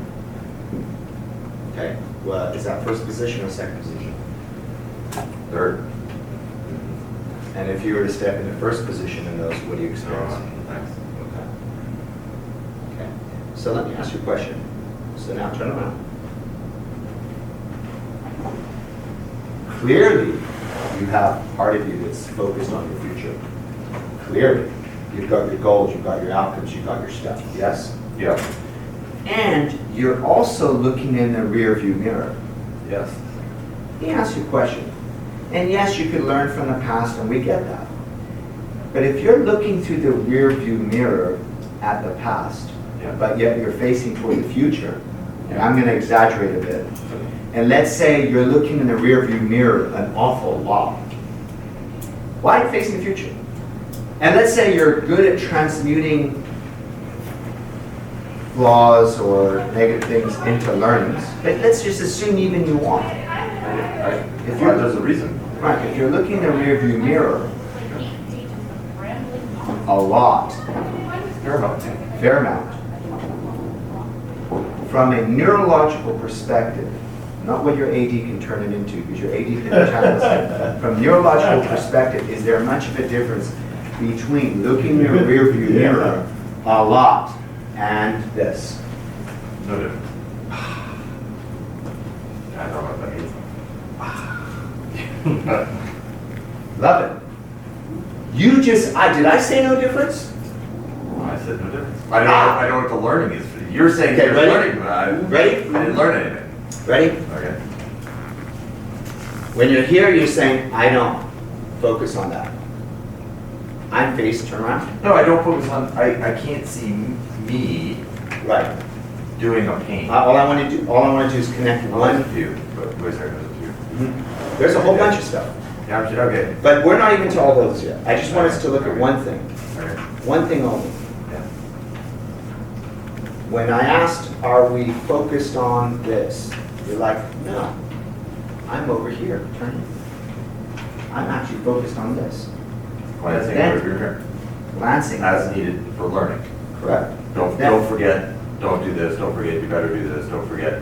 That was a lesson, use it in this moment, don't forget. And so I use the rearview mirror to grab moments of learning, to pull it into the present, to say, this is the better way in this moment. And then when I asked you if you're doing this a lot, which you said I'm doing a lot, Fair amount, yeah. fair amount, I asked you, it's very interesting, is there any difference between doing this and looking in the rearview mirror? There's Not no, actually looking at it. no, There's no difference. no difference. So I'm going to present something for you, Richard. Well, I guess there's a little difference. in Of that course there's a little. This feels, Correct. This is more confrontive. You're no, actually it more. just feels, I'm not solving anything. Correct. Because I'm not facing the future. Correct. The only way to solve something is to face the Correct. future. I can't fix this. Correct. So I'm But I can change and fix that. 100%. So all I'm presenting to you is that if you're saying there's not a difference really between this and this, although it is slight, Yeah. that's almost like saying I'm still focused on the past. Even though I'm saying I'm doing it from my rearview mirror. I am focused on the past from a learning standpoint. Correct. Because if I forget this, if I put no energy on this, then there's no learning. Correct. I have to have. Right. I don't want to pull it with me. Well, let me ask you a I have to question. access it. Yeah. The learning. Let me ask you a question. You got to the 10-year-old. You're having a conversation with the 10-year-old, Yeah. whoever it is. Let's use my niece who's 7. 7. Yeah. Would you suggest to your niece, focus on your goal, focus on the outcome, learn from the past, but don't look in the rearview mirror a lot of the time? Focus on where you want to go. Focus on I would that. say look in the rearview mirror sometimes just to learn, just Right. to make sure that you're learning and taking Right. those lessons. And so you're doing better. Correct. Okay, but the question is, a lot of the time, what would that do for someone who is facing toward the future but is looking at your rearview mirror a lot of the time? So the dilemma I run into, like if I turn around and I look at my past, I look at the moments that I'm directly associated in the pain. Yep. Those pain moments, right? My number one biggest challenge has been I don't recognize a critical moment for being a critical moment. I think it's a normal moment. And so I treat it like a normal moment. Right? And so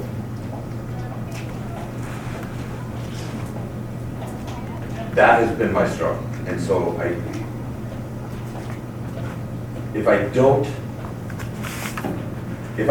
I repeat those mistakes again, the pain is too great. Correct. I can't. So as I won't function feeling that pain again. Correct. If I make the same mistake again. Correct. So as you look through the rearview mirror and you focus on the mistakes that you don't want to repeat. But taking learning. Getting what's learning. What's the new behavior? Getting learning. Like not focusing on that and then repeating it. It's that's what I'm saying. What's the replacement behavior? I need a replacement behavior. But if So I'm always looking, what's that replacement? Correct. However, what I'm saying is if you spend too much time looking through the rearview mirror. Yeah, it would be bad. It's too much time. Too much time. Right. It's a balance. I'm not saying I'm good at it, right? It's a struggle. Like, am I spending too much time in the past? Is that, like, if I'm... So I'm just going to worrying about present, something. I'm going to present something to you. I want you to imagine there's a magnet here, Okay. and I want you to imagine there's a magnet here. Yep. And I want you to imagine you're in that car. That one's 10 times stronger. 10 times stronger. Okay. So intellectually, from an AD perspective, I believe you're trying to gather from the past the experiences, gather the learnings, and put them into the future. But and this is me just presenting, right? Your unconscious mind can accept or reject. I believe, although you're saying I'm putting them into learnings, which you are, there is a sense that you're spending more time reflecting on the mistakes of the past or the tapes of the past gathering learnings from them by which when you do that, what happens is there is a focus of I'm broken, I need to be fixed. Or something along those lines. One of my mantras is, I will do anything and everything to you out so long as it doesn't harm me. Right? That's the line I won't cross. Correct. In my past, like, I hear a phrase of, there's dead bodies in my way, right? I got a couple. Not a lot, but there's a couple. Have you, let me just ask you this, have you resolved that at the emotional level? Okay. I've tried the dead bodies, not literally dead bodies, but the people, there's about 4 people in my wake that. Have you resolved that internally? No. Are you at peace with yourself internally? No. Okay. So Carl Jung, right, Jungian psychology, says whatever is unresolved from the past gets projected out into the future. And I'm just going to suggest that if we're looking in the rearview mirror, and especially since if they're not resolved, which we will resolve them 100%, especially if they're not resolved, every time we look in the mirror and we see the tapes of the past that are unresolved, you feel the pain. What you do is you take that pain and it probably comes across like, I fucked up, or this happened, or it's flawed, or the experience, or whatever it is. Comes across as just dissociation. Dissociation, correct, So dissociation. it is not uncommon for me to be called unattached. Unattached, right? So if I were to ask you a question, what does any of that we've just discussed, in any shape or form, does it in any way tie into not fully accepting yourself? Yeah, of course it does. So what's your breakthrough? What's your realization? I'm caught. You're causing what? The dissociation, the disconnect. It comes from a place of safety. Like for me, if I inflict pain in somebody else, you might as well cut off my arm. Like it's just brutal. If I see that I've done anything that has any negative impact on another human being, it's just gross. It's why you dissociate. Oh yeah, get out of that feeling. Brutal.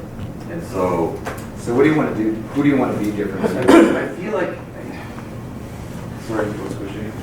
Who do you want to be different? What do you want to do different?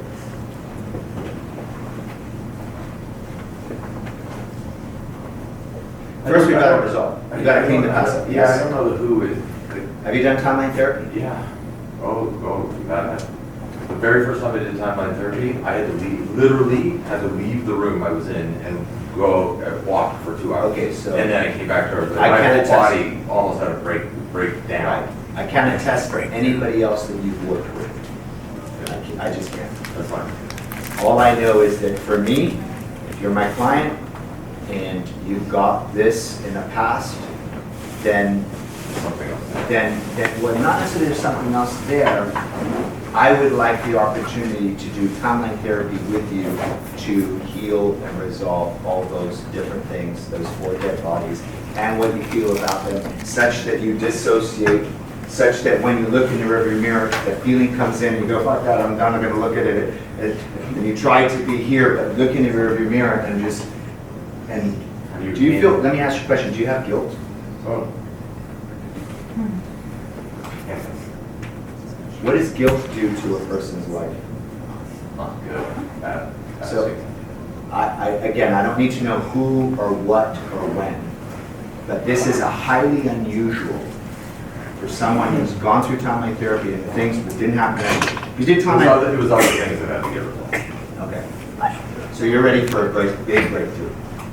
Apparently, I am Ready for a huge breakthrough. And I would suggest, since I don't think we've done timeline therapy, I would suggest that, and we've done it here already, right? You've seen me do a description of it, but you want, right? I would suggest that you do that. And I'm gonna make it that. Once we clean up those things, I don't need to connect anything. I don't need to make any point. You're just literally gonna look at the rearview mirror and go, I'm done. Not dissociating. How do you retain the learning in the rearview mirror?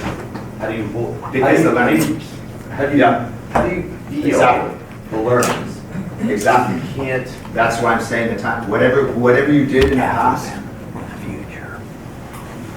that didn't resolve those issues, and you didn't have the learnings that resolved those issues, it just didn't work. That's just me. So when we do the process, the learnings actually get integrated in the process, and you're done because you already have the learnings. You don't need them to get more learnings because you've already got the learnings. Does that make sense? My brain can't process that. Yeah. I'm not discounting it. Let me ask you a question. I'm struggling with. Let me ask you a question. Let me ask you a question. Have you learned anything in your life, and when you learned it, you learned it, and then you're done? Yes. Oh, no. Exactly. Have you learned anything in your life, and when you learned it, and it was done? I know what you're doing, and it still sends a shock. That's just so messed up. Yes. So, my promise to you, okay? This is our moment, okay? My promise to you, hold my hands. No weird stuff, just hold my hands. Okay, when we do the process together, you will get the learnings, you will be done. You'll be done, like nothing to talk about, done. Make sense? We just have to do the process. Just have to sit down and do the process. Okay, give me up. All right, give me a round of applause.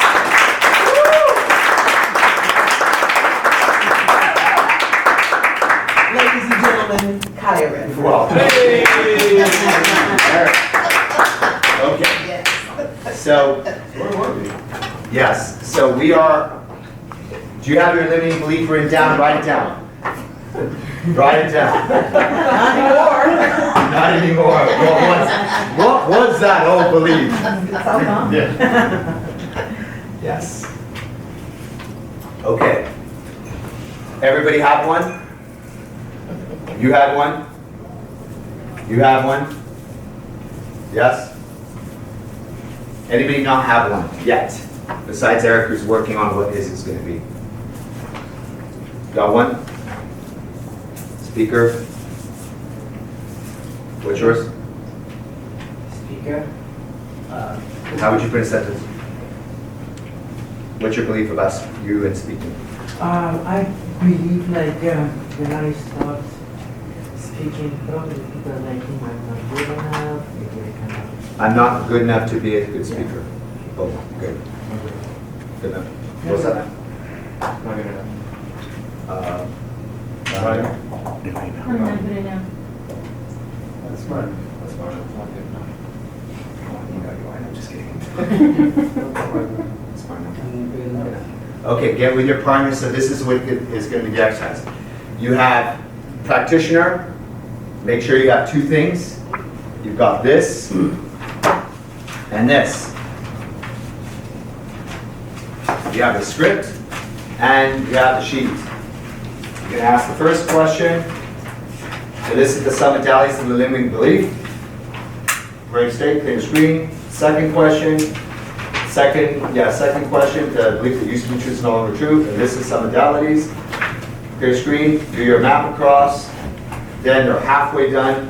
Then you're going to elicit column number 3 next. I know Jeff had his reason. He went to column 4 for his own specific reason. For us in here, you're going to elicit column number 3, which is the absolutely true. It's the third thing you're going to elicit. Okay? Clear screen. By asking these questions, you're going to elicit the sub-modalities of column number 4, which is the desired belief. Then what you're going to do is map that across from 4 to 3. So this looks exactly like to dislike. How many of us did like to dislike? And it worked. It's identical. You elicit here, then you map across here. The only difference is, with belief change, you have the other side. You're going to elicit here, and then you're going to elicit here, and you're going to map across here. That's it. That's it.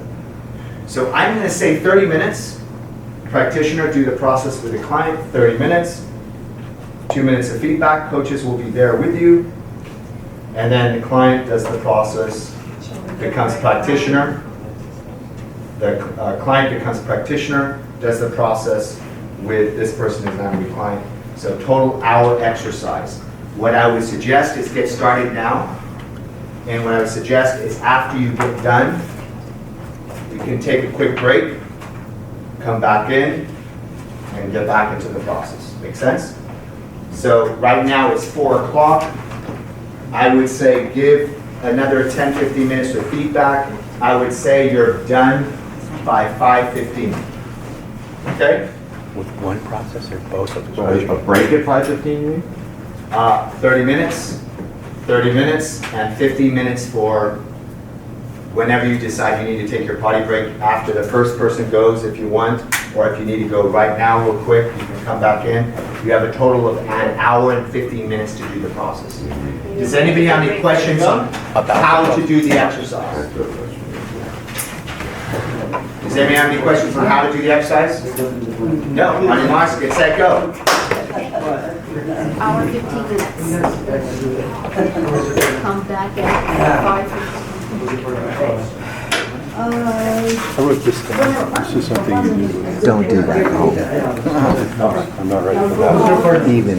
No, I believe I should that. have done. This is something you and I had a conversation I was struggling with.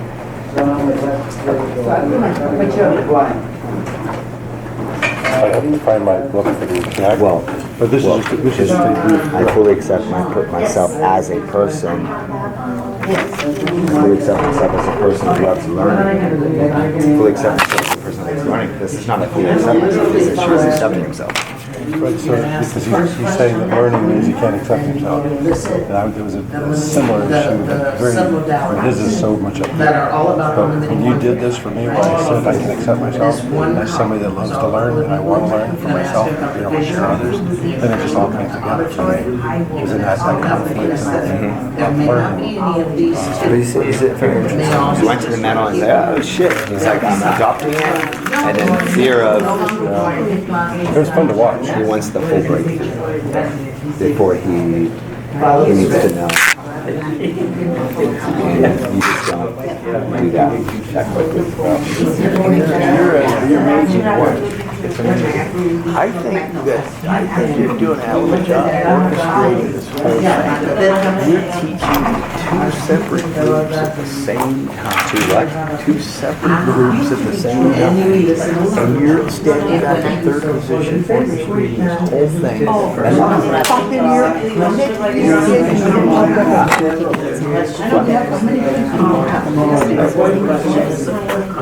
Now remember, you're going to do the first two, and then go functional promise. So you're listening. right when you leave, I said, you get Jeff McGrill out of here, and I'll do not This is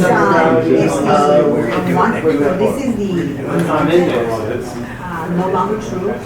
Used to be, but no longer true. You would ask this. Absolutely. Regular You know what I'm saying? Columns are missing. So this is the one where you said. I'm seeing Ricky rev up and things on the Okay, powerful. So the opposite. Yes. Okay. The reason why I give you the words is because your words are different. So this one is your, The words that. this one is your living. Mine was not written down. There's, What do you think about just having it as? So right now, just work on getting. Just so we can kind of grasp it. Work on the first two columns. Your second one, Okay. think of a believer Just is by no the way. longer true. And Jeff's demo. No longer. as you think about that belief, do you have Most a likely only. The third Tom, one, you're on Facebook? This will probably be. the third step is you change your settle down. Are you on Facebook? You are going to No, go. I can't find you.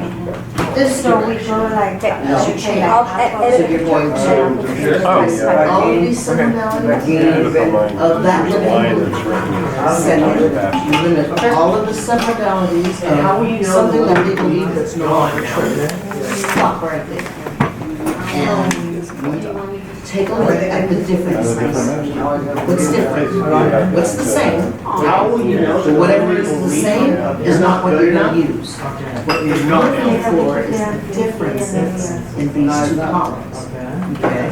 So you just circle. That one's different, those two are different, those two are different. And so realistically, you want to start with But don't overthink that right now. Right now, just Black and white is different. and then decide. So just decide who's going to be the practitioner and who's the client. And then And where's the location of if you see that there are differences here, start So right now, here, in front of because you. that's most likely to be the drivers. Yes, that's what you're looking for. Is it near? The difference Okay, you're giving is the proximity. when Is it you, bright or dim? when you have them Are you take having somebody, are you asking? this You're one, supposed to be asking. whatever that is, say, if you say, okay, I want you to take And remember to ask the that question. picture of the limited belief So let me go ahead and and stop the movement. These answers are your answers. In this picture, are you associated or? You're going to make, You don't want to move like this. exactly, so you're mapping You're across looking at it this from- direction. Oh, no, associated. So you're looking at it through You're your own gonna change eyes. this one into this one, not that one. Okay, now is the picture focused or defocused? When you finish that one, And then you're going to do this. is it changing? Is it a Because steady number focus? three is your Steady mapping focus. across. And, So your this number picture is four, like a when you think of something picture, that or was is it frame, Right, okay. If they don't like what you're exclamation changing. Or is it just a still Be aware of the picture? Sorry, I'm a practitioner. this, it does that, just anything, anything belief. You're guiding yourself, like you're going through them and you kind of do it. Oh, record your voice guiding you through. Yes. Then you would need to press pause. Because you wouldn't be able to do a continuous thing because it may take you more time. Plus, how would you record the voice that's telling you, move it from 2 feet to 8 feet? How would you even know what's going to come up? So you'd have to do the whole, it's just,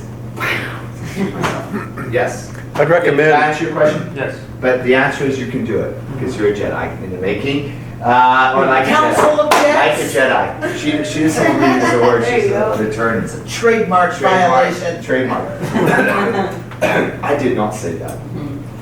I didn't hear a thing. Like a Jedi. Okay. Yes. I noticed there was different levels of change in the room, which is normal.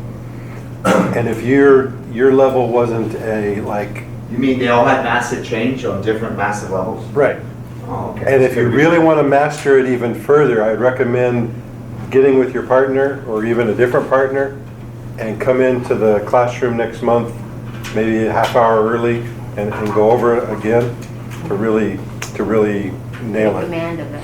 Yeah, by the way, part of your certification is to do this process. How many times? I- Wow, we did our job explaining this.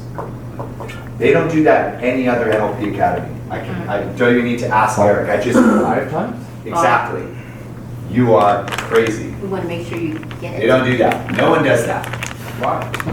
I graduated in 32 people in my prac class many years ago, and I'm the only person of 32 people that became master prac. That's true.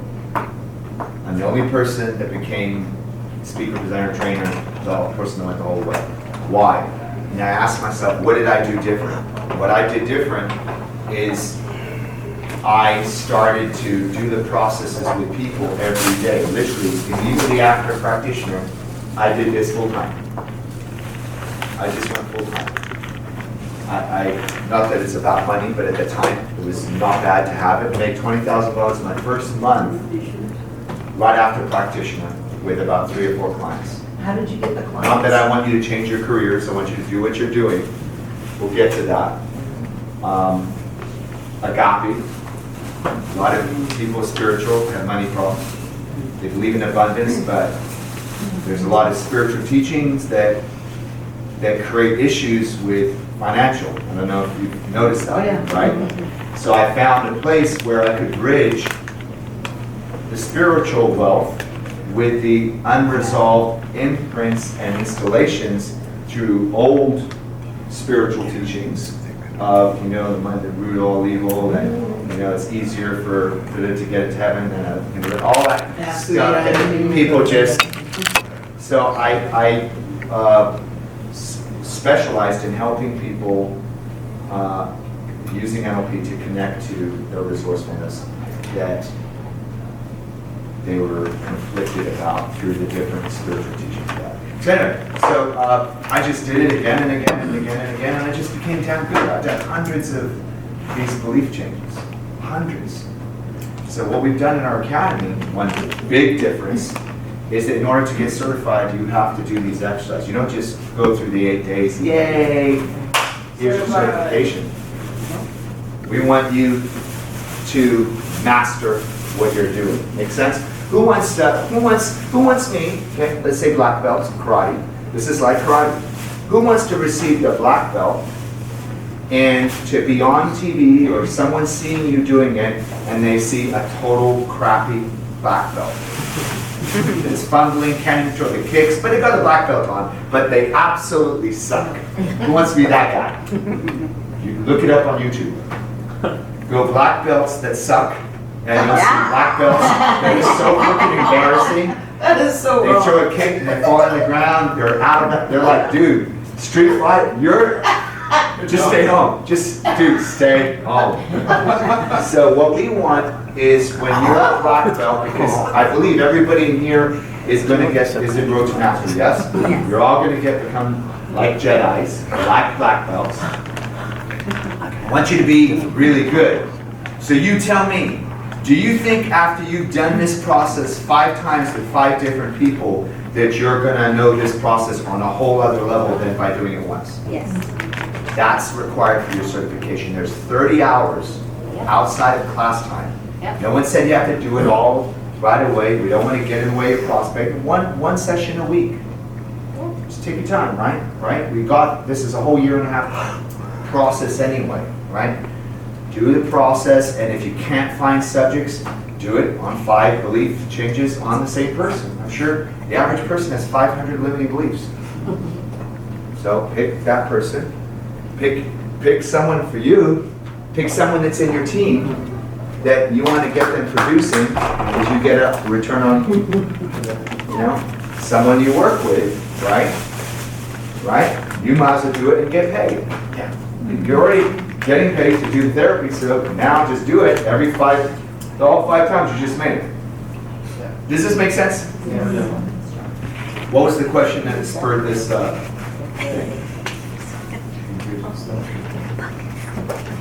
What are the questions? What are the questions you have? What did you learn? What do we need to know about this?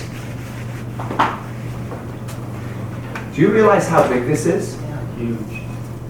This is what, like, someone like Tony Robbins does on stage. But he doesn't tell you how to do it. People go to him, and he's great, to get this type. He doesn't do this process, but he does other things kind of like this.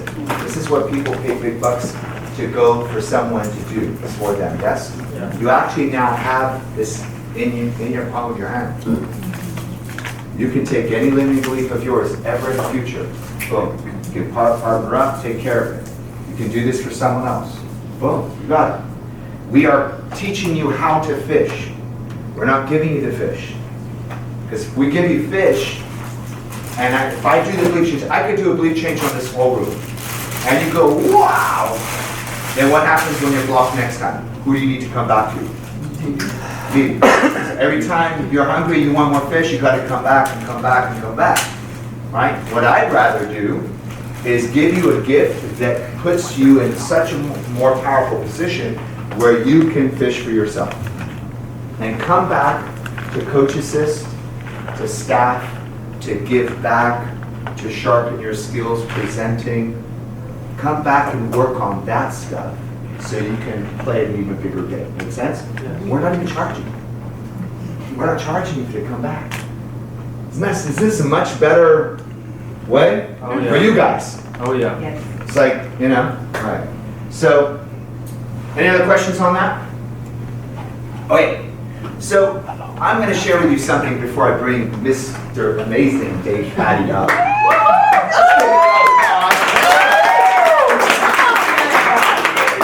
I bring them up, I'm going to give you a little, if I could have Dave's permission.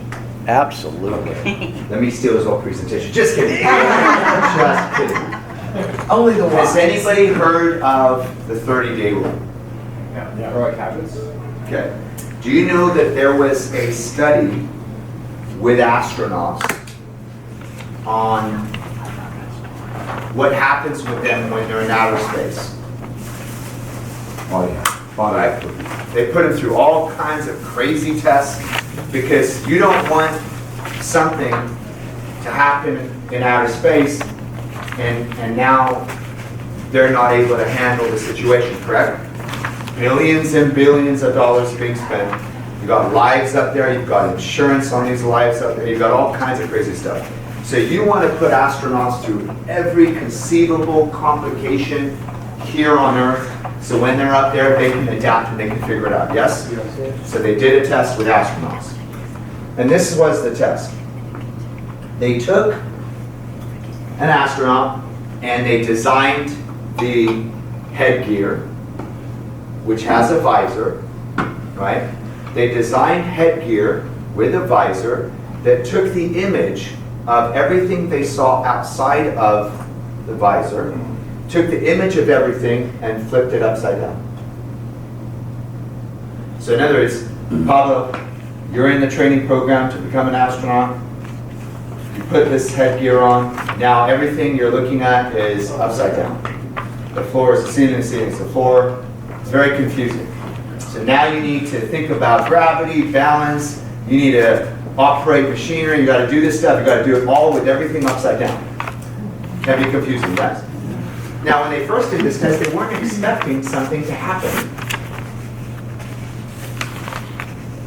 But they had it on for multiple days. How many times do you have to wear? How many days do you have to wear this gear? Right? Sometimes you're maybe wearing it for a long time. So they have this gear on, and then the astronauts reported at a certain time that maybe the visor is not working because, bless you, because everything they're looking at is the right side up.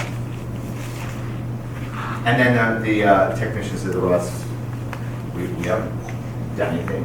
What do you mean? The astronauts like everything is right side up. Battery run out of this thing? I don't know.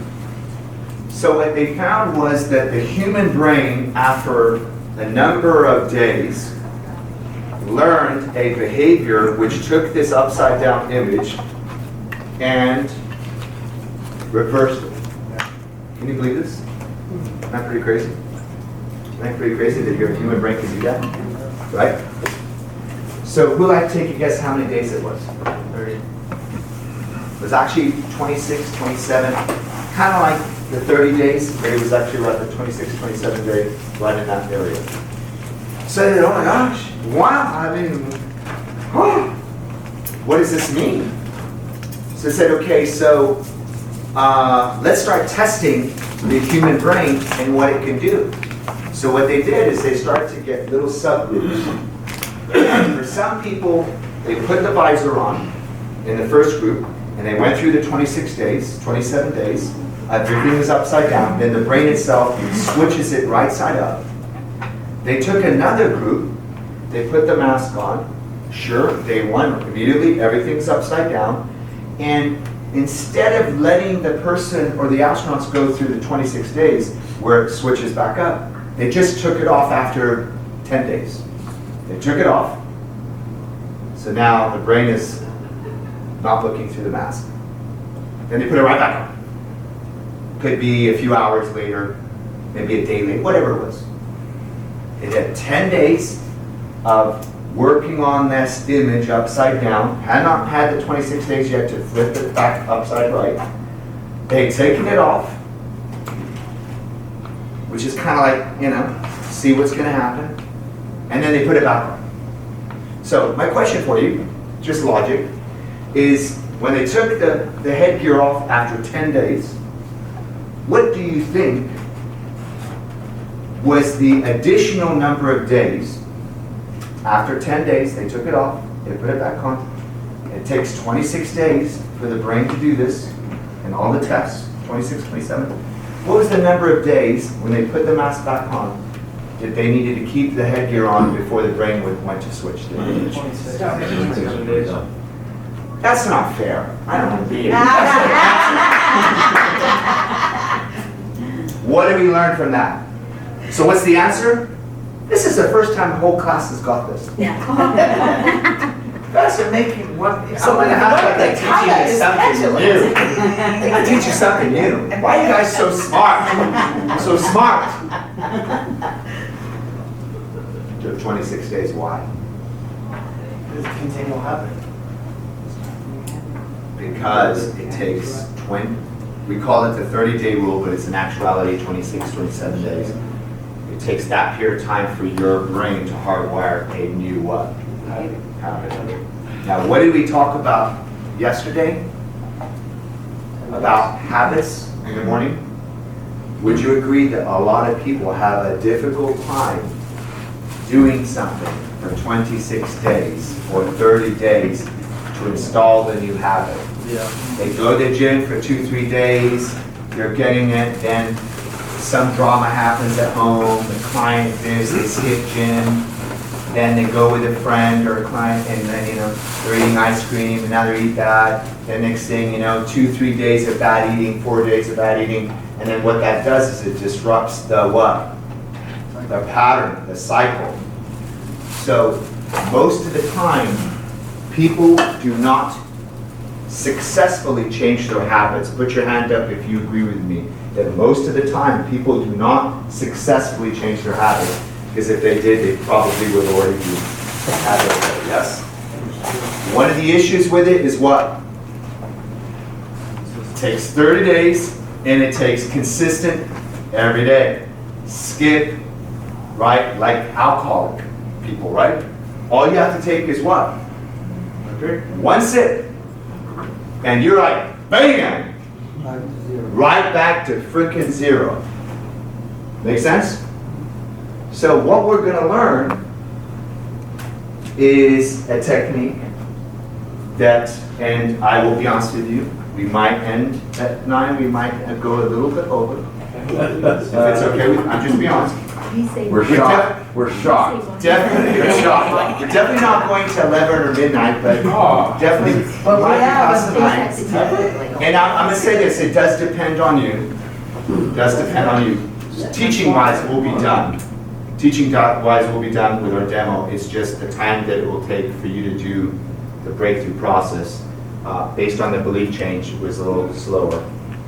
So I just want to prepare you. By the way, who's okay with getting this new habit installed in you and not worrying about walking out here sharp at 9 o'clock? Cool. Midnight's okay with me. Yeah. Who's okay with staying past 2 a.m.? Yeah. Yeah. If you go to a Tony Robbins event, they end at 2 a.m. and that's a really good justification. I use that every time. Okay. All right. So we're going to learn a process that instead of taking 26 to 30 days, we're literally going to collapse that into how many minutes? 30 minutes. So that when you get up from here, having installed and integrated the new habit with a process called swish pattern, which is coming, you will have actually at the unconscious level hardwired the new habit and remove the old habit. Who's excited about that? Oh, yeah. Is that a good brushing my dog's teeth? Yeah. If you want to brush your dog's I've been brushing teeth, my dog's teeth every 30 night. days straight. okay, so you already have a new habit. It's a brand new habit. Okay, how many nights have you done? Probably 2 weeks. 2 weeks, okay. Let's pick something that you're not. Let's pick something like my desk is a mess. Who here, by the way, knows someone who has a messy desk or messy office? Happy birthday, Dave. Who here knows someone who bites their nails? Oh, happy birthday. Happy birthday. Who here knows someone who just sees someone and immediately just gets triggered? Just the sight of that person, or that sight, that situation, immediately they get into the habitual thing of, Who here knows someone that would go in a tunnel or they go in a confined space, just something about it, they go right into that,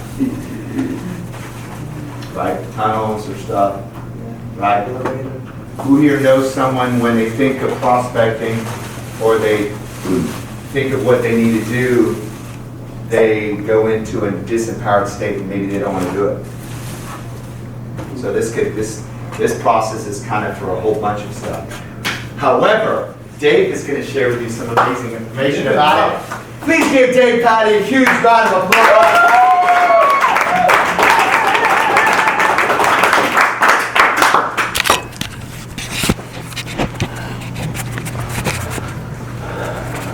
And you got the clicker, yes? I do. I got the clicker.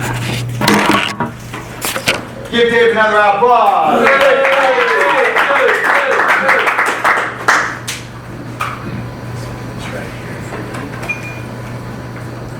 You're up. Thank you very much. So what we're going to do right now is we're going to learn swish patterns. And this was a very empowering thing for me when I learned it. Jeff and I work in the same office. He actually owns the company. I always go in there every morning and call him boss man. And when he came up and told we're going to come to this class, the broker comes with you to a class and they sit a couple of days and they wait till you're fully engaged and the broker disappears. But in this class here, when we were here, we're starting to switch patterns like you guys are. I saw Jeff raise his hand and become the demo subject. And I thought, God, I've worked for him for a long time. He seems like he's got his life together. But sure enough, he raised his hand and he said, hey, I'm serious about this. And when he got called for the demo subject, which further blew my mind, he actually got up there and had some true problems that he was having. And I was going, gosh, this guy who is always there to help us has something that he needs something. I'd never seen that before. I worked for him for so long, and it was just incredible. When I thought about his desk, I thought, oh, maybe it is a messy thing, but I didn't think this bothered him. And so it was just amazing to see that you just don't know what's going on in somebody's mind.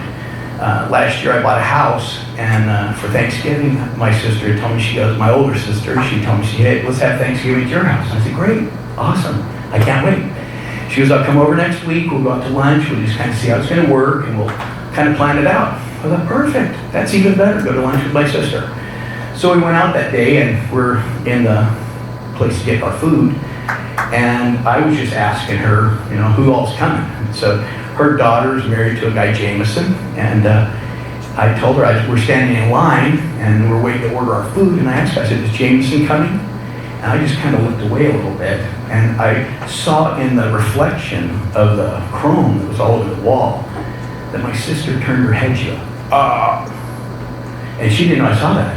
And so I said, hey, what's the deal there? And she goes, what? I said, well, I looked over at you and you just stuck your finger in your mouth like you're going to throw up. What do you mean? She goes, well, it's just Jameson. He kind of, when I get around him, I'm just upset with him and stuff like that. And I just, again, you never know what's going on in someone's life. And it happens all the time. My son, who is a fireman for Yucaipa, was getting off work early one day, and he said, hey, Dad, I want to stay up all day so I can go to sleep at night with my wife and things like that. So we planned to go play golf. And so we went, and I told him, hey, let's go to Waterman and play. They've got a deal for us. We can go out and shoot a couple 18 holes. It'd be fun. He said, Dad, I don't really want to play there. I said, why is that? He said, they got the water holes. He said, when I come up to the water holes, he said, it doesn't matter. He said, I just get a total disconnect there. I come up to it, and he hits the ball like a cannon. I mean, I lay up to that water. I shoot a 170-yard shot, and I shoot over the water, but he can fire right over the water. But he told me I have this total disconnect. And that's why you want to learn the swish patterns. So who here has an unwanted state that comes up from time to time, like annoying or frustration or a negative, disempowering state? That you have something that comes up that at this particular moment, something comes up. Who here has an unwanted behavior that comes up, avoiding what needs to be done? Getting distracted by stuff that prevents you from doing what you need to do? Who here has bad habits, something that you do that's not good for you? You're either in your business or your personal life, like getting sucked into social media, Facebook, hey, crackbook. Instead of doing what you really need to do, which is, prospecting, income producing activities. That's what's important. Prospect 80% of the time. Who would like to learn to solve those challenges in a matter of 30 minutes? Awesome, great. Who here finds themselves getting annoyed or just has a yucky state sometimes that you just around something and you get a yucky state? Wow, awesome, me too. When you're getting about to do something, you're going to talk to someone, that feeling comes up. So, or activities that you may not like doing, like prospecting, picking up the phone, dealing with negative people, negative situations. That's the kind of stuff in real estate we seem to get ample of. Does anyone here get triggered by anyone or anything? Of course we do. Because we're human beings. We're human beings, exactly. Or they get sucked into time wasters, bad habits, like your desk is a mess. Or who here knows someone that has a messy desk? Who here knows someone that has a messy car? Or a messy house? Me too. Sally's not here, so. Or perhaps you're overwhelmed by the mail that you get, the things that you need to do, the work you have to do, it just starts to pile up. And so when you see it, you just go, just ignore it and go on my own way. Avoidance. Who here knows somebody who has a bad habit that comes up with their physical self? Something like biting nails. Awesome. Who here has ever known someone that bit their nails consistently to a point where their nails were raw and bleeding? I'll tell you, I did a mail out about 2 months ago, and I sent out 500 pieces of mail. It cost me 40 cents a piece to send them out. And a week later, I started getting these pieces back in the mail. And I said, well, here's an address. This is address to 6974 Bangor. I know that address exists, but the post office said it wasn't deliverable. So I took and I went, first of all, to 6974 Bangor, and I knocked on the door. And I said, I've got a piece of mail here that they tried to send to you, and it came back as undeliverable. Is there any reason that you would have turned away my mail? She goes, I have no idea why that would have happened. So I was kind of pissed. I said, here, I'm paying for this mail, and the post office isn't even trying to send it out. And so I called the post office, and I said, hey, what do I do about this? I spent a bunch of money, and they said, okay, we'll go over to the main post office, and we'll let you meet the postmaster. And I said, I'm going to go give this guy help. So I got in there, and when this guy came to the counter, his hands looked like shit. The fingers were the fingernails were bitten off so far back. You could, when I saw his fingernails, I started looking at his face and I go, oh God, this guy's he's something's wrong with him. He's in a panic. And you could see his fingernails looked like hell. And so I said, well, let's just let this go. This guy's obviously got problems that are bigger than mine, so we'll just go on. But I seen that with him, and I thought how horrible of a thing to actually do. So who here knows someone that when you're in their presence, you feel that annoying or irritated, like my sister did? Who watched the presidential debates and saw one of the candidates get under the other candidate's skin? Maybe one more than the other. Yeah, well, who here would like to learn a 30-minute process that can change a habit or a problem or any unwanted state or behavior and rewire the unconscious in 30 minutes or less such that you produce a new desired state or behavior immediately? This is almost one of those things that's too good to be true, and it works really well. Now, that's what switch patterns are. Switch patterns is the most useful, highly contextualized minor state or behavior. It's most useful for that. It's something that's a minor state. Anything that's major, you're going to handle with timeline therapy. So it is specify the context in which the behavior occurs. So you got to narrow it down. Does this just happen at work, or does this happen at home, or where exactly is this happening at? Be very specific. This is highly contextualized. People are seeing stuff. This is for a minor state. Something like the boss looks at you and you feel that good. This is, he looks at me, I feel bad. I don't feel dramatically bad. I'm not crushed. I don't go through a trauma, I'm not in a shock or a panic. It's a minor state or behavior. All major emotions will be handled with the timeline therapy. So you pick a behavior, not a non-behavior, and you don't pick a lack of behavior. So your desk is a mess is not a behavior. And the fact that you don't clean your desk is a lack of behavior. It's a non-behavior. You can use this for this would be used for minor behaviors like nail biting. Nail biting is a behavior. The client does it and they wish they didn't. So that's the real good definition of a behavior. And so once we know what the behavior is, we've got to go look for the trigger. Because now the trigger is going to be the most important part.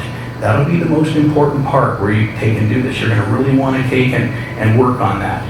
Because the trigger may be the most important part of getting the front end of the switch pattern correctly.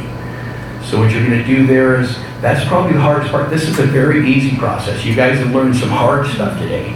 This one right here is easy, so it'll be a lot easier for you. So it's like you're walking along, not biting your nails, and then all of a sudden you're biting your nails. So what happened right between those two, right there? What was the happened to change that caused you to bite the nails? It starts somewhere. What's the beginning point? What kicks off the behavior? Something that happens that we call the trigger. So we don't want to mind read the trigger. Now, if you're sitting there with a client, you're talking to them, mind reading to help them is horrible. On the unconscious mind, the 20 prime directives of the unconscious mind, the 19th prime directive is that we take the path of least resistance. So if while I'm sitting there working with you, that if I start feeding answers to you, it's going to be natural for you to take that. So you really want to take this part right here and be specific. This is very, very important. This is going to be the difference. This is what you're going to be known for. You're going to change people's lives. And this is an opportunity to affect somebody else's life in a positive way. The people I've helped have just been like, oh my God, Dave, that's excellent. I'm so happy that I had that. So we don't want to mind read the trigger. Nail biting is a behavior. Usually the client will give you a visual or a kinesthetic answer. Now, you can't do switch patterns on a kinesthetic answer. Switch patterns is a real visual thing. I'm talking about what you're seeing, what's going on in your head there. Some clients say that when I rub my finger, I feel that it feels rough, and I then want to bite it. And that's legitimate. That's true. That's what's going on for them. Because that's a kinesthetic answer. The trigger is subconscious. They don't even know what it is. So you accidentally feel your nail. Is that what you ask them? Hey, do you just accidentally feel it? And how do you know when it's time for you to feel that nail? And they should give you back a visual answer. So you say, well, when is it that you see that? And they'll say, well, it's when I look like this, or I look like that. So that's what we're looking for. There would have had to been a picture to perceive that kinesthetic. I think I'm very kinesthetic, and I had a situation in the past where I sold a house to some people that when we were there and they were coming to move in, I was giving them the keys. They had 3 little trucks there with no furniture in it at all. And I asked them, I said, well, why didn't you bring some furniture while you're moving in? And they said, you don't understand, Dave, our other house burned down, we had nothing. And I had tons of furniture just given to me from another client. And so I was able to take, and I told myself, great, let's go to my house, I'm going to give you all this stuff. So we got to the house, I loaded up all the furniture with them, and I took it back. And so when people ask me, Dave, what about, where do you feel kinesthetic? What was something that happened to you in your job that you feel kinesthetic? I remember that little girl when I walked back in there, and I said, I seen the furniture all set up in their house. And she said, Mr. Dave, come here, let me show you my room. Now her room was a back porch behind the kitchen. It really wasn't a room, but they turned it into a bedroom. And she ran over to that bed, and she sat down, and she kicked her feet like this, and she said, Dave, this is my room, this is my bed. And I saw that bed sitting there with that bedspread that lady had left there, all that stuff that was given to me. And I just couldn't help it. I almost cried when I saw that, because it was so wonderful to think that you could be the one to do that. But the kinesthetics, that's the way I feel. So in the kinesthetic thing, they're going to have a picture. So they say that I have a picture of it. Well, great, that's what kicks off the kinesthetic, that's what kicks off their picture. So now you have to do the contrastive analysis to find that trigger. because your hands are on your lap, and you're not biting nails. And so they're sitting there like this, and then you look at them and they bring their hands to their mouth and they're biting their nails. Well, that trigger's already been fired off. That's too late. We don't know what happened right there. So as you do this, you want to take and find out exactly where that happened at.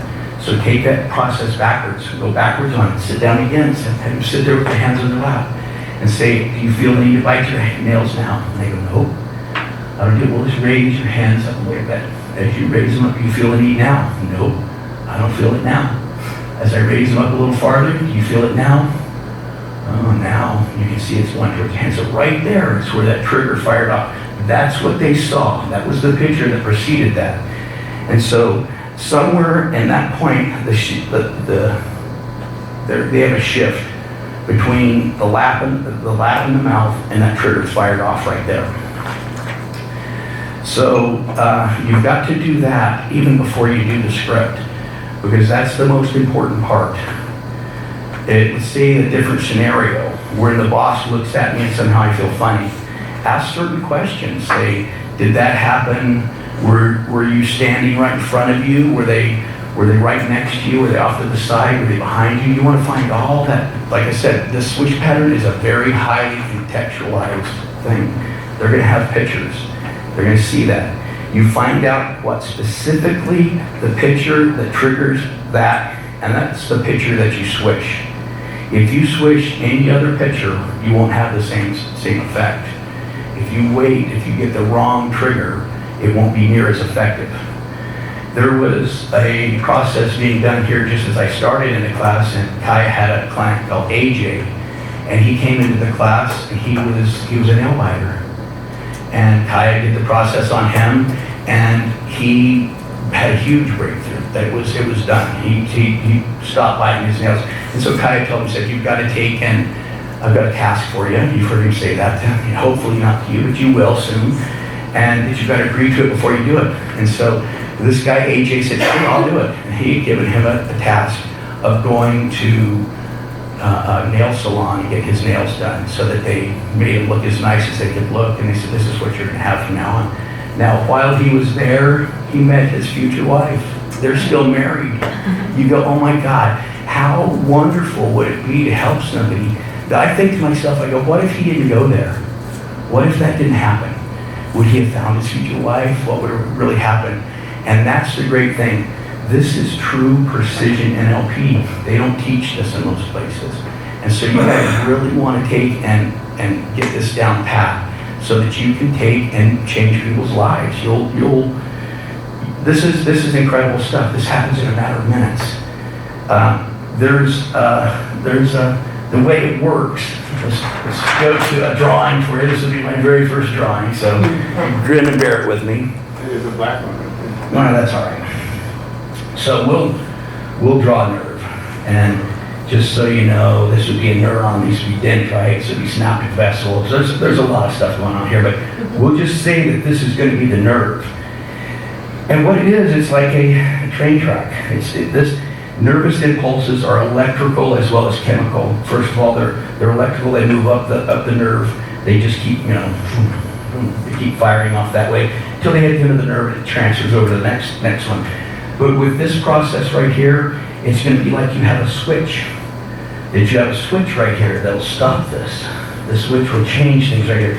If you wait till you get up to here to find the trigger, if you're trying to find the trigger here, that's too late. That nervous impulse has already been going this way.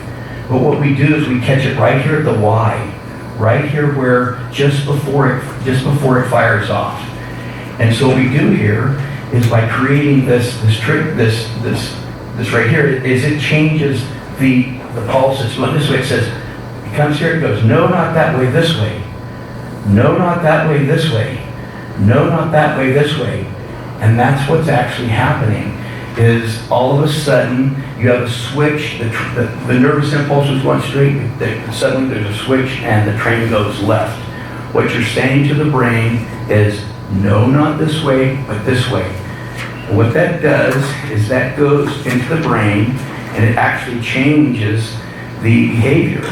until the brain goes, it says okay. Until you've done this enough times, the brain says, okay, then let's go this way. So the old behavior doesn't even happen anymore. So this which switch pattern actually changes the programming of the brain. We're going to do this a number of times because it doesn't happen on the first time. We may have to do it again and again. The big picture is this. There's a present state, what's going on right now. You can show the slide if you want. Okay, let's do that too. I mean, why not have everything going here? All right. Oh, it's off. The clicker's off. Just turn it on. Yeah. There we go. So, switch pattern is mostly useful for highly contextualized minor state or behavior. First of all, Contextualize. it's what you think about it. It's the different feelings that you have. What is actually happening? Is it happening right here? Is it happening in the morning? Is something happening that's causing that to happen? There's a context that maps that out. An easy way to think of that too is it happening at work or is it happening at home? If it's happening at home, is this something you do in your bedroom or is this something you do all over your house, right? So, okay, yeah. in other words, with switch pattern, we need to go with a very specific scenario that you do by habit. So in context of a certain location or... Exactly, right. You may not do it everywhere, but you've got to pick a specific place because you're going to end up having to elicit a picture from that place. So it's not my blanket, I procrastinate. That's why we use procrastination and motivation. We use anchoring because that is more for everything. Yeah. This one is not for blanket everything. This is for a specific habit. When I get to my office, I look at my phone and then I say, no, I'm not going to do that. I'm going to get on Facebook. Then I waste a whole hour on Facebook. Yeah. So you would do the process on specifically when I get to the office and specifically what I do that I do Facebook instead. So very contextualized. Yeah. So we're just going over the big picture. Here's the present state, and then we have the desired state, which is in the lower left-hand corner. That's dissociated. And you guys have heard a lot about that this weekend. Associated, dissociated. And this is critical right here. I want you to understand completely about this. This will make a difference in everything you do. In a dissociated state, you're seeing your picture and you're seeing yourself in the picture. And if you use storyboards at the office, if you do that thing where I've had many times where they said, Dave, get a picture of something you want, I take with the boat right on the wall. There it is, the boat, here we go. And I look at the boat and I look at the boat. And with that, I was looking through my own eyes. I was seeing what I saw, hearing what I heard, feeling what I felt, which was great. But, your mind doesn't understand the difference between a real memory and a manufactured one. It has no idea. So if you don't see yourself in the picture, your body may say, hey, you've already got that. Congratulations, good for you. You've got what you want. So you want to make sure that you're doing this correctly. I had been explaining this to Sally, and we were talking in the car, and she was saying, well, what do you keep saying dissociate? I said, well, on something that you want, you really want to take and see your picture you want to see yourself in the picture so that it creates a compelling desire for it. When you see it, it's, hey, I want that. I'm going to go after that. And it was just so funny because Sally said, well, so what you're seeing there is a picture of us standing in Turks and Caicos on the beach, and we're doing that. And I just thought to myself, oh God, how quickly she learned to create a picture for me. I mean, that was instantly. It was just, and I told her, I said, I'm going to use that. I'm going to use that in my speech. I think that's incredible that she could put that together. And so what we're doing right here is, so you've got the present state, which is associated. You're seeing what through your eyes, feeling what you felt, hearing what you heard, truly there. And then you have the desired state in the lower left-hand corner. And that's the desired state. That's you see yourself in the picture. And what happens then is when you get ready to switch, you take and switch it, and boom! We switch the desired state up to the left for the, to blow up over the old picture. And what that does is that changes everything there. And again, we'll go through that switch again and again. You elicit the present state or behavior. You ask, how do you know that it's time to feel bad, bite your nails, or whatever it is you're working with the client? When you think of that, do you have a picture? Great. Now, if the client gives you a kinesthetic answer, you want to work backwards from there. I love that part of it. If they give you that kinesthetic answer, which they may do, you just work backward. You say, well, when do you know it's time to do that? How do you know that it's time for you to feel this, do this nail biting or whatever it is? And then when they get that picture, put that picture on hold. Okay, great. Present state is there. So then you ask the client, what would you like to do instead? How would you like to feel? How would you like to act? What behavior would you like, state of behavior would you like in second? Now that's the second step. The first step would be to elicit the present state. The second step would be to ask the client what you'd like instead. Assist the client in adjusting those visual intensities, the desire. The pictures in your head are not as clear as the pictures that we see. Like me looking at you, when I think of a picture of you, I don't see it quite as clearly. So this is kind of fuzzy and things like that, you can think of those pictures. So this is a chance for you to really take and make that the most compelling picture for them. Ask them, hey, is that picture black and white in color? Is it, if we make it more colorful, will that help you? What will help you in having the most compelling picture there, the most, kinesthetic feeling from that? You use your submodalities checklist to pump those up. And so you've used this a lot today. I'm going to make it real easy on you because for right now, we're only using the visual. And so you want to go down through the visual stuff and say, is it black and white or colored? Is it near or far? Is it bright or dim? And as they answer these questions, you can ask them, say, if we were to make it a little brighter, or we were to take and move it a little bit, what can we do to make it more real for you? Really get that feeling there, because that's what's going to make the biggest, turn for them. So turn up the colors, make it rich. Does it make it more feelings? If yes, then do that. When they say the picture is perfect right there, then you lock it in place there. Do all the visual submodalities so you can really pump up the picture. Make sure you go through all of them. Don't add your own judgments. Just try with the client's things. Make sure you're just letting them take and do that. This is, again, on that mind read thing. Don't do that. Some people are reversed.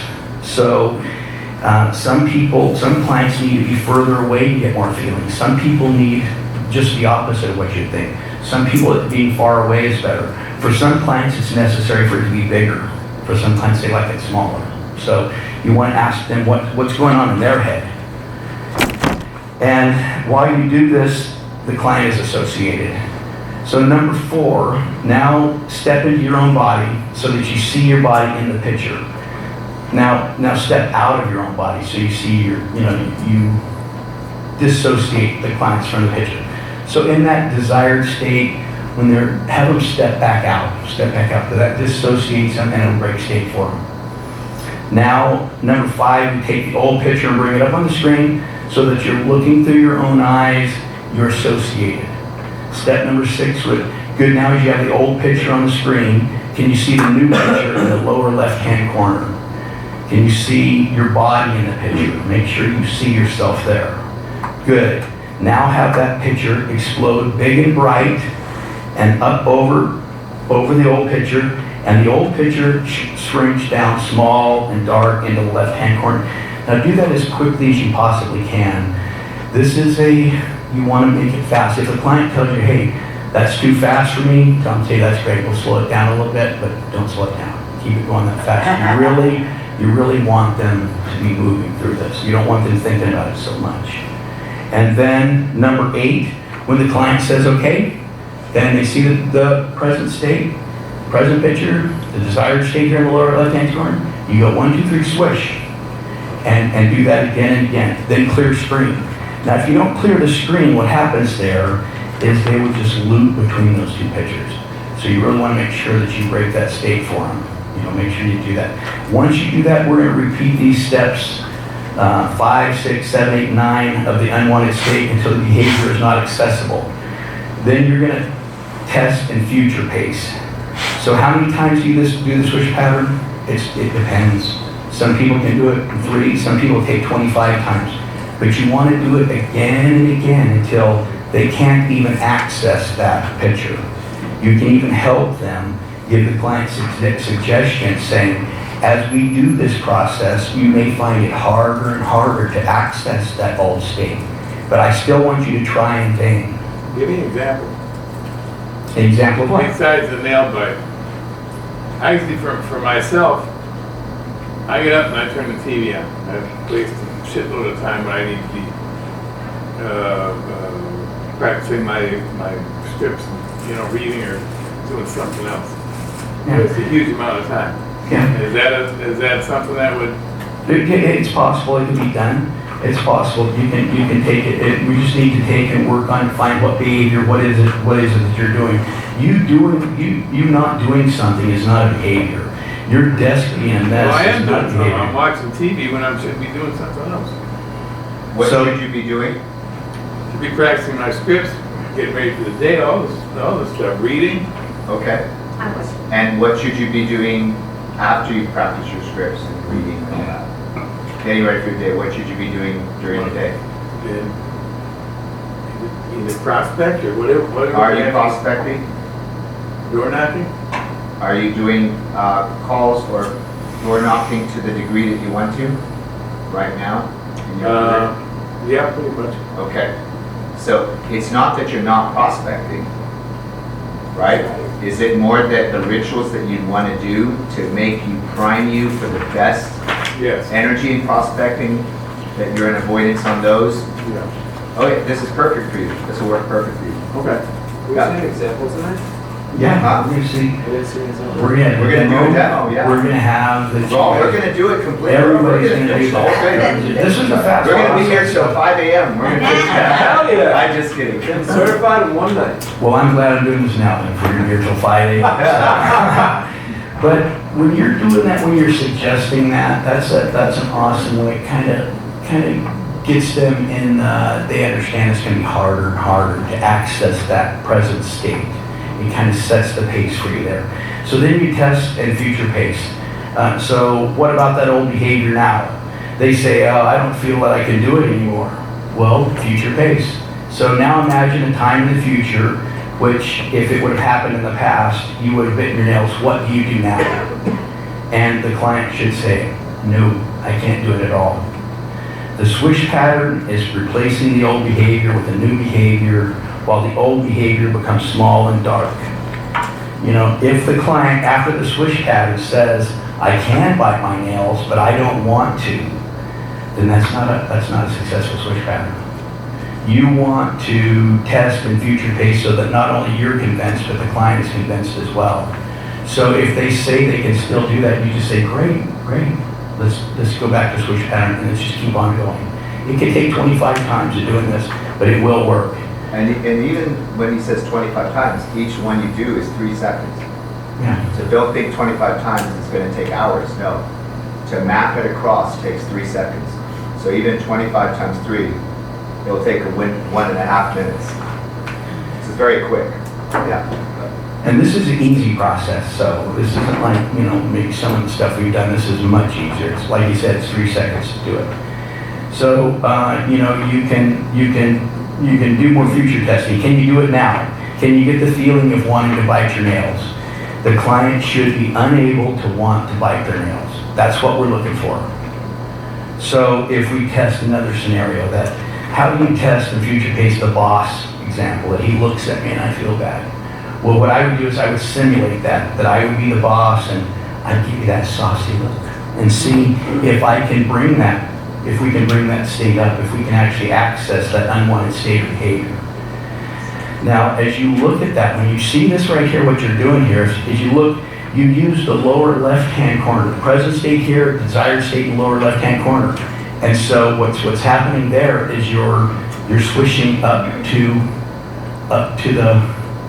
the right, and that is going to their visual construct.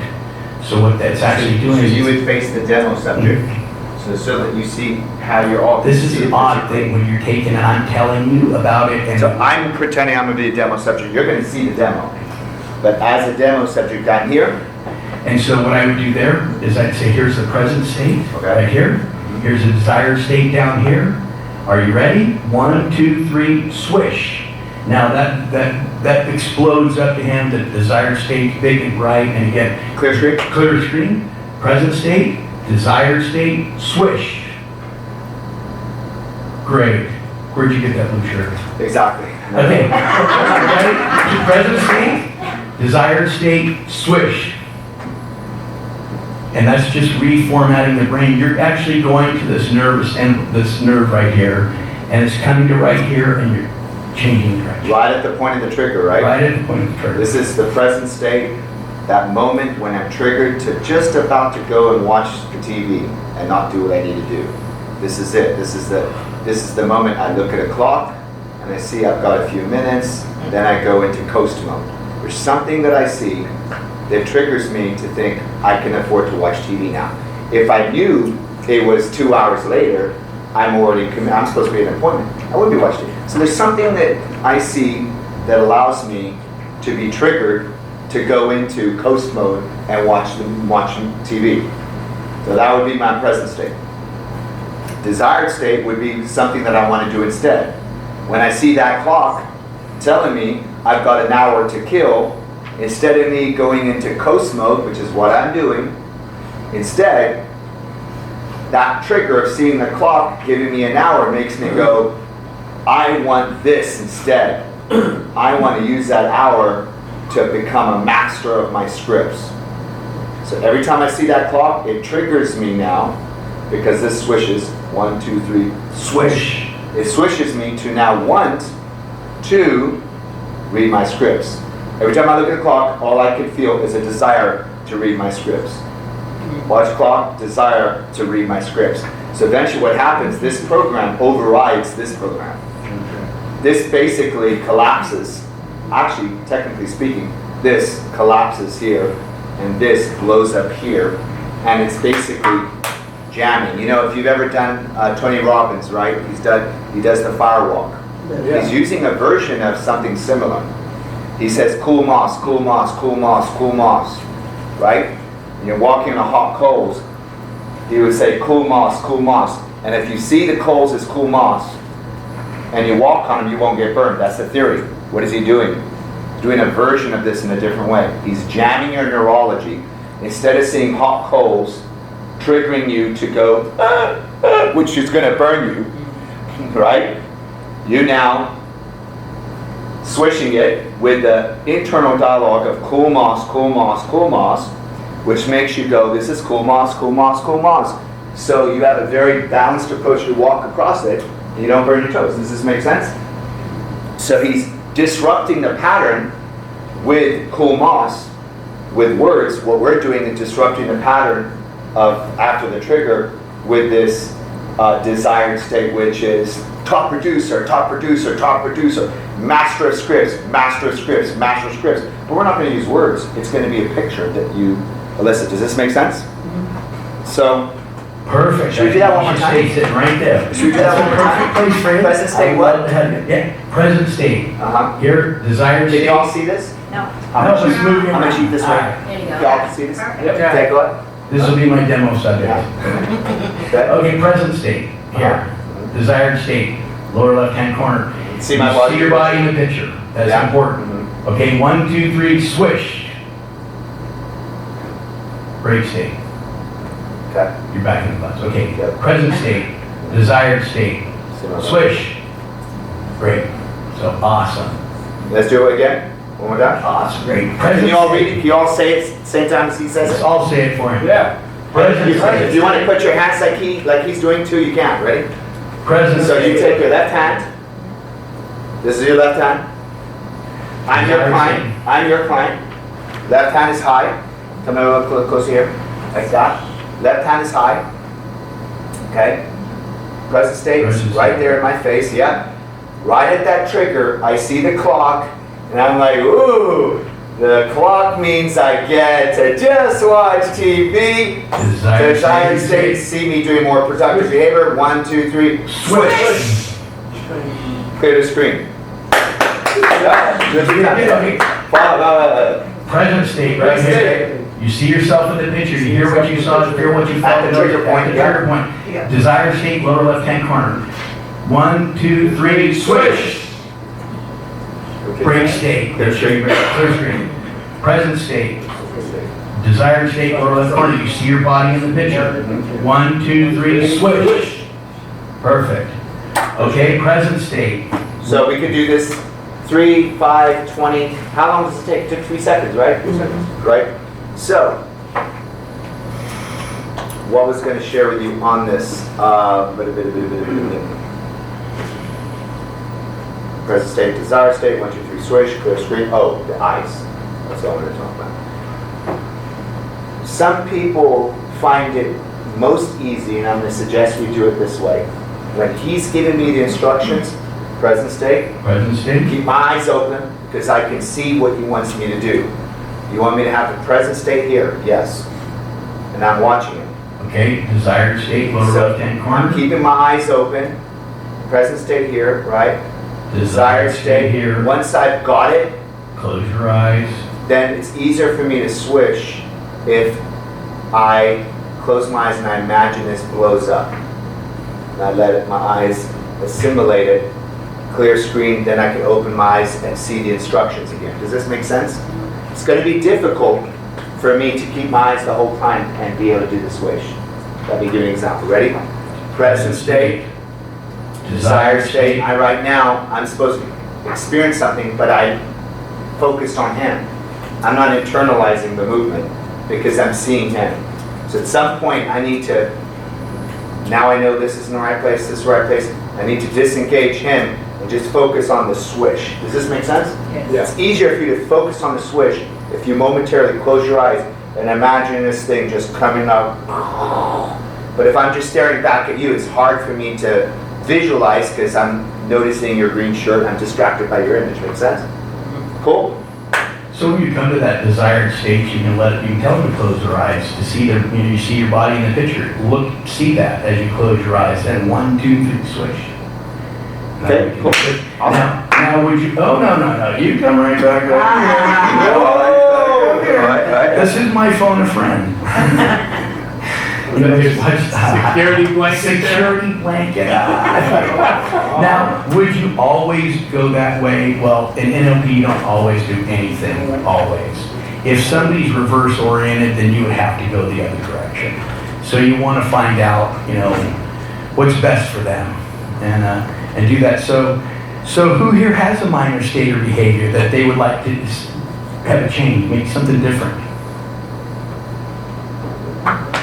What's your hitting the snooze button. Hitting the snooze button. Awesome.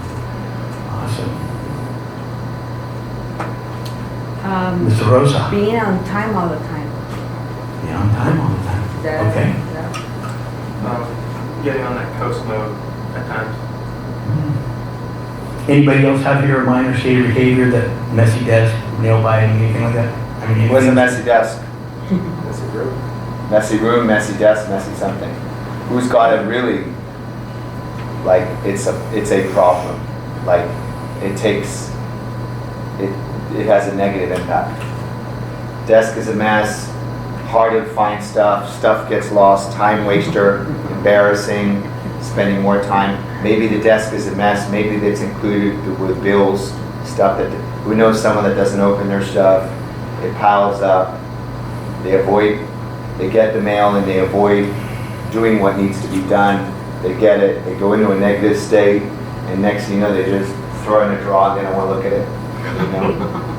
Everybody know someone like that? Yeah. Okay, so who here had the desk as a mess? 3 people? On a scale of 0 to 10, how bad would you say it is? That habit? How bad is it? About an 8. An 8? 3. So you're saying it's really not a big deal at all for you? It is, but not that. Okay. Sure.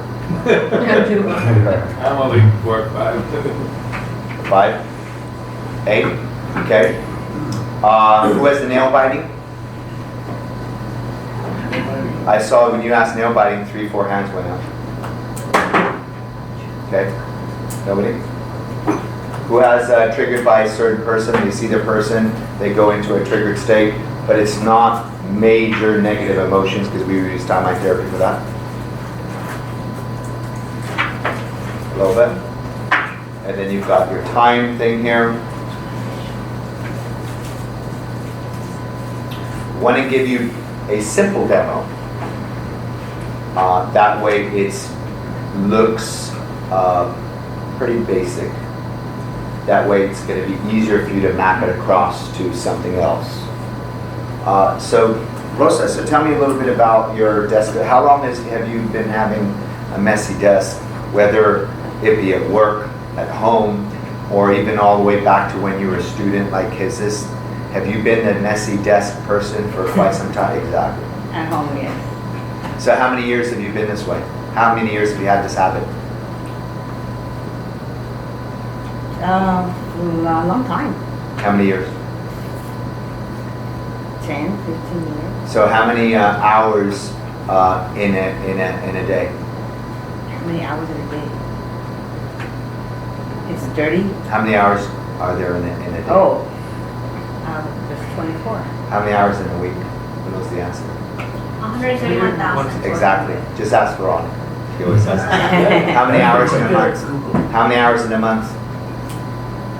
Veronica, come on. Come on, Veronica. You should know that video already.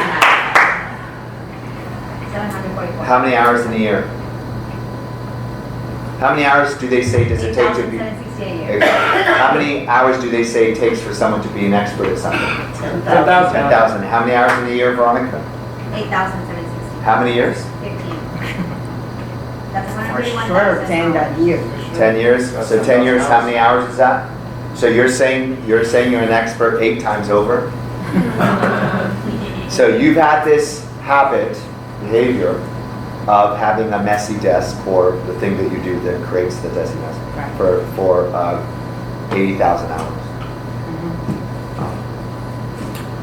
Can we ask her some questions about that? Absolutely. So what do you think? Let's look at what's one of the first things we have to do. Remember, we have to look for the what? Trigger. Trigger is similar to a driver. It's not exactly the same thing, different words, but the same kind of concept to a degree. So what's the trigger? By the way, highly contextualized, correct? Yes. So where does this happen? It happens at home at my desk, on my desk. Okay, it happens at home and on our desk. Okay. Anywhere else at home? I mean, is it the whole house or just the desk? Just the desk in my room. Just the desk in your room? How about at your office? No. Oh, this is juicy. No, because we have a small desk at the office, so Okay. I don't. So, is it right for your unconscious mind for you to make this? Make this change today and be aware of it consciously? Yes. Perfect. How will you know when you've got rid of that problem right now, haven't you? How would I know? I will know when I set my desk on the desk and there's nothing around it. So that's how you'll know the problem is gone right now, isn't it? When I put my desk there and I'm not pushing stuff away. So you'll know that the problem is gone right now, isn't it? By what will happen? When I set my computer on my desk and there's no paper, Okay. I'm not sitting on top of the papers. So everybody write down the word trigger. I want you to pay attention to how we find out what the trigger is. Because as soon as we've done the demo, you guys are going to do the process. Yes. And Dave and I are going to have fun. Yes. You ask the question, I'll ask the question, we'll just discover it together. I like it this way. Okay, so.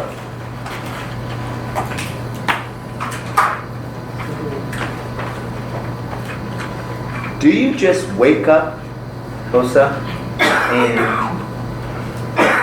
you wake up, you open your eyes in the morning? By the way, you're saying the desk is in your room? I have, no, but this is in the other room.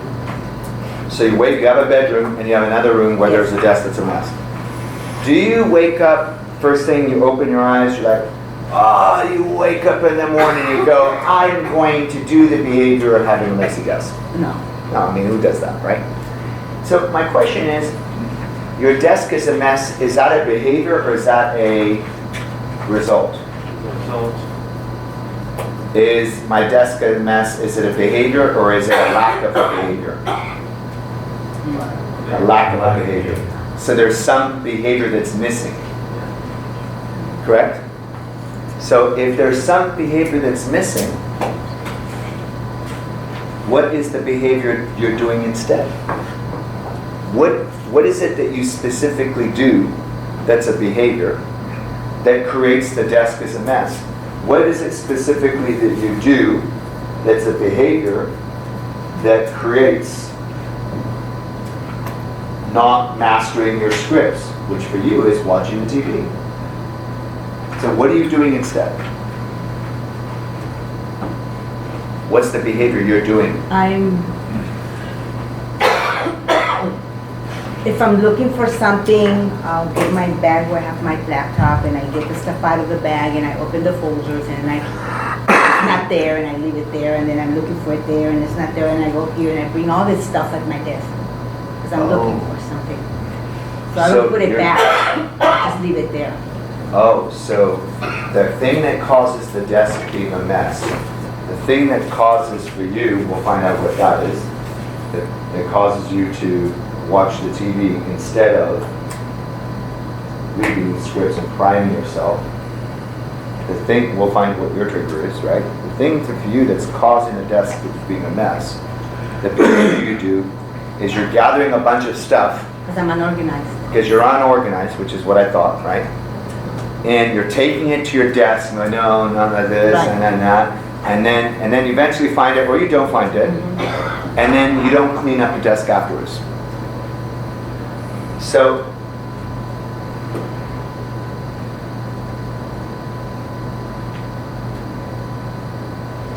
how would you call that behavior? What is that behavior? What's the behavior that you do that clutters the desk, creates the desk being a mess? You said, I'm looking for stuff. Right. And then I'm going like this. Mm-hmm. So, do you want to just call that looking for stuff? Looking for stuff. Looking for stuff, starting off this thing that creates a messy desk, mm-hmm, but then it's almost like cooking. I'm cooking, but I'm not washing the dishes. Make sense? Mm-hmm. I'm doing the cooking, but then after you do the cooking, you gotta wash the dishes before you cook some more. But what you're doing is you're just cooking and you're just letting the dishes pile up. So I'm looking for stuff, which is a behavior, but then after it, you do something. So what is it that you do that has you not clean it up after? What's the state? What's the behavior of the state? The state is too much in my head. Okay, good. So can you go back to the last time you were there? Where you were looking for something and you're going to, and this part, everybody has to really pay attention to this part, because the only challenge in swish pattern is finding the trigger. The rest is just, and there's really no script for finding the trigger. You've just got to pick up what I'm doing. Okay? So you go back to the last time. So you're going to ask the client, go back to the last time you did this, and you said, I was what? I was... what were you looking for? I opened escrow, mm-hmm, and I emailed the purchase agreement to escrow, mm-hmm, and I thought, shoot, where's the listing agreement? Because I'm the listing agent. And I thought, shoot, where's the listing agreement? I put it on a folder, and so I got my bag, where I carry my laptop and my phone, and I put everything out, and I'm like, it's not here. So I got everything out of my bag, it's not there. So I turn around behind my desk, and I have more piles of stuff on my desk. So now you're looking through stuff. Looking for that listing agreement. Now, looking for the listing agreement, let me ask you guys for your mature consideration. Her looking for the listing agreement, does that cause the messy desk? No. She's just looking. I mean, I could look for a listing agreement, find it here. Oh. And then I could have a clean desk. Or I could have a desk that's so messy and I could tidy it up. So it's not the looking. The question is what happens. So tell me more. You're looking and then what happens? Then I looked and I didn't find it in the house, so I went to the car. Still looking, then what happened? It wasn't there. Mm-hmm. And I thought, shoot, where is it at? So I left it at the Corona office. Mm-hmm. So it's at the office. Mm-hmm. So then I just, I stopped at that point, and I thought, okay, well, when I go to the office, I'll just put it in the folder where I need to put it at. But at this point, am I getting from you that you've already created clutter? Yes. Yes. So, is creating clutter on the desk part of what causes the desk is a mess? So we'll get to the specific picture in a moment. We'll get to the specific picture in a moment. Except my voice is like that. Okay. And I'm just curious, what would you like to do instead? Reorganize. Just How much more time would it save you? Money would it make you? Easier and more efficient would it make you in your life? Who likes efficiency here? How much time are you wasting playing this game, playing this pattern? And have you perhaps at some point lost something, got delayed with something? Has it cost you financially at any point, some way, shape, or form? Yeah. It's even cost you financially. Has it cost you financially even more than Jeff's $4,000 some dollars that he spent on soda in the last 2 years? I have an intuition. Yes. I have an intuition. He spent a lot more than $4,000 in lost revenue in this behavior in one way, shape, or form. Okay, so we now know what the behavior is. What's the behavior? Looking for stuff, cluttering the desk, and I'm not going to fill it in the blank, then doing something other than cleaning it up. So the question is, once you have put stuff, looked through it, what specifically do you do, or what is specifically that you feel that has you then not want to tidy it up? I go to the next thing that I have to do. So, okay, I made my mess at my desk. Then I just said, okay, what else is next? So then I just left that unfinished. And I went to the next thing that I had to do. So one could say that we're getting close to the trigger. It's messy. Then she asks herself, this wouldn't be the trigger. She asks herself, what's the next thing I need to do? And then she just checks out. Is there something that triggers you to go, what's the next thing I need to do? Is there something that happens? Something you see, something you hear, that based upon it has you go, because she's conscious. Remember we talked about this, right? She's conscious. She's conscious of, I say to myself, what's the next thing I'm going to do? But the AD could never be the trigger. So write this down. Milton Erickson, and I know Dave probably covered this too. Milton Erickson said, Milton Erickson, most famous hypnotherapist in history of hypnotherapy. He said that AD, which is auditory digital, and kinesthetic are both derived representations, which means that they derive off of something, which means you can't just start with AD. You can't just start with K. In order for for a person to tap into AD or K, it needs to be triggered by something first, which is a V or an A. So mine was seeing that girl. When I felt kinesthetic, I feel that what I see is that girl sitting on that bed going, hey, this is my bed. And so I see that picture first. So there's always a picture that perceives that. So so remember the nail biting? Eyes up, everybody pay attention. Nail biting, yes? I'm a nail biter, it's bleeding. Just imagine, I've got very raw nails, yes? Am I biting my nails? No. No. Am I biting my nails? No. Am I biting my nails? I think you're getting ready. Well, am I biting them? No. Am I biting my nails? Yes. Am I gonna bite my nails? Yes. Am I gonna bite my nails? Am I gonna bite my nails? Yes. Am I gonna bite my nails? Am I biting my nails? No. No. No. No. You see my trigger? Did you catch it? I went like this.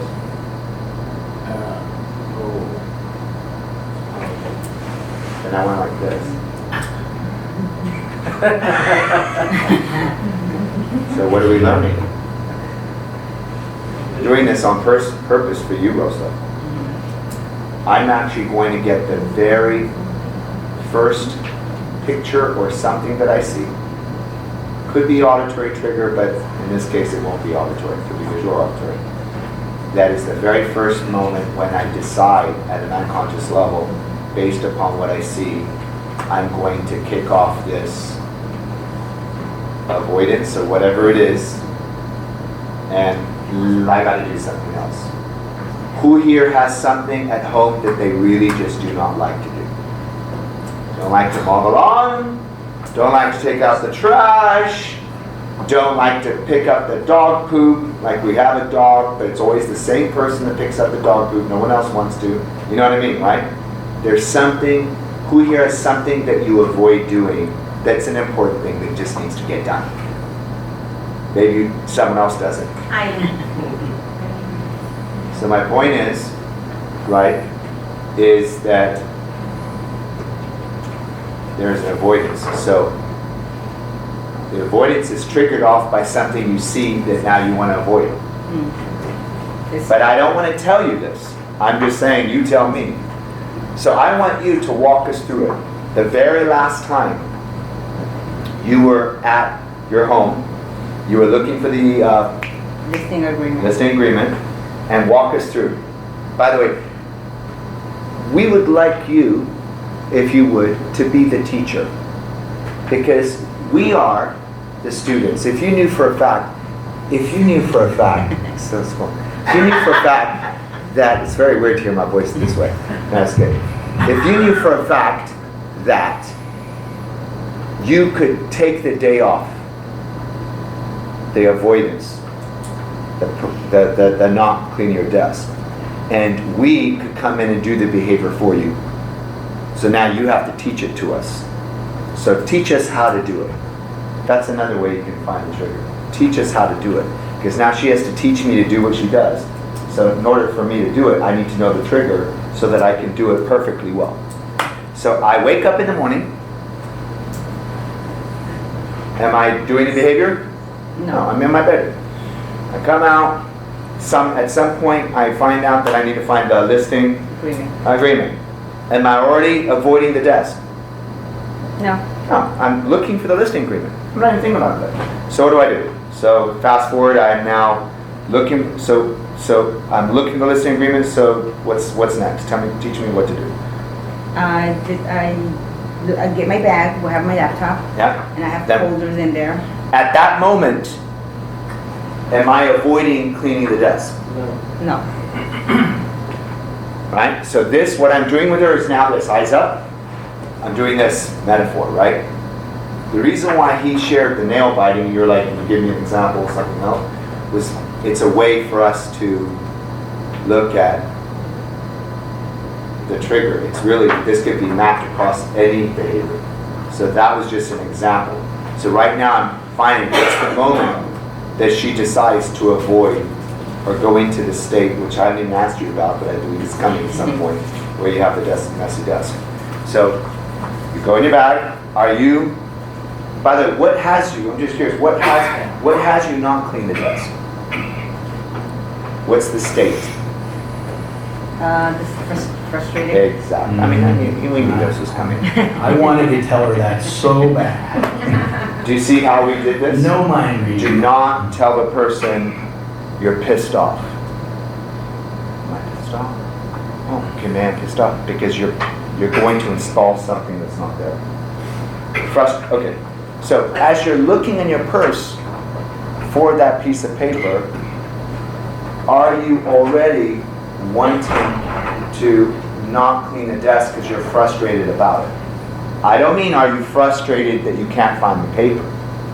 Because you could be frustrated that you can't find the paper. But that's not the same frustration. I'm frustrated with this desk and I don't want to clean it up. So are you feeling frustrated not wanting to clean up your desk at the moment you open your purse to No. it? Okay.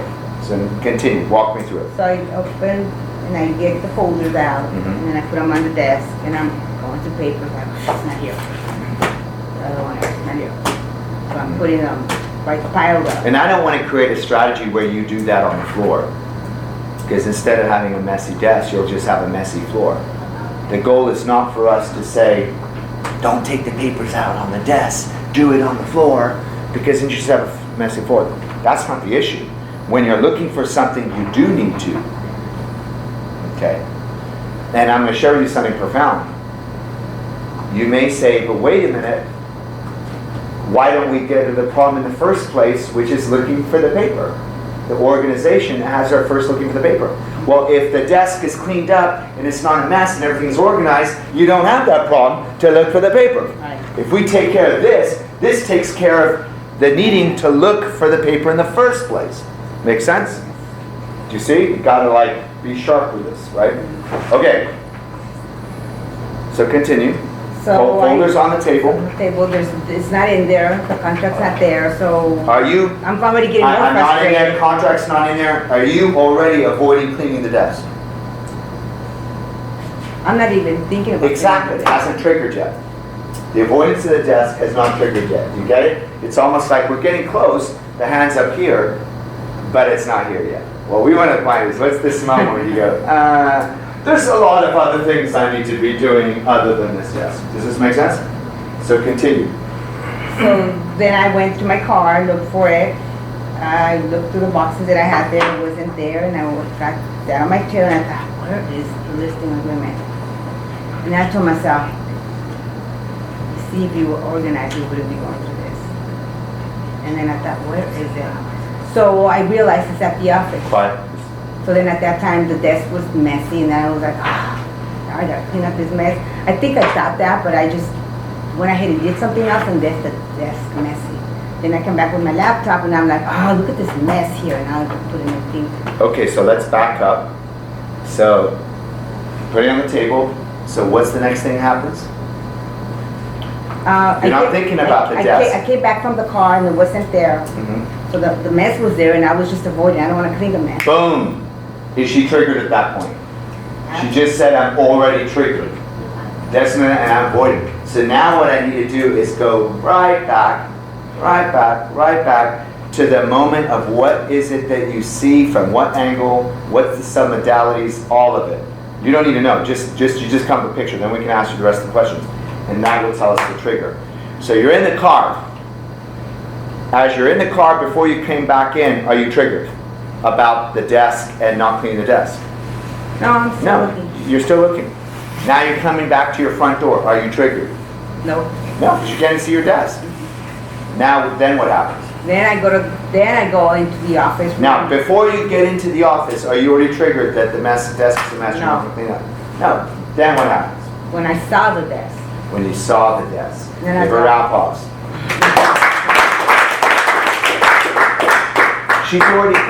She's already been in the office. She's already been fussing around, looking for the paperwork. She's already been in the office at the desk that's a mess. But that wasn't the trigger. It was when she was done with the pattern before, which is looking for stuff. Now that's resolved, or I know it's at the La Brea location or whatever. It's now she comes back. Now she has an opportunity to do something, and she does it. So when you come back in, is the door shut or is the door open? Are you already triggered at the moment when, before you walk in, you're outside, are you already triggered? No. What is the very first moment? What is it that you see? I turned in from the hallway, I turned into a room, and I looked at the desk, and I thought, Exactly. And I have that feeling like, oh gosh, what a mess. Now, the person is going to say to you, I feel up, and I don't do it. Is the I feel up, and I don't do it. Is that the trigger? Yeah. I feel up, and I don't do it. Is that the trigger? But now, right after the trigger. Correct. You need a visual that kicks off this up, and then I don't do it. Right. So, can you describe that picture? Yes, I walked in the room, and then in the office room. Can I borrow you to stand up real quick?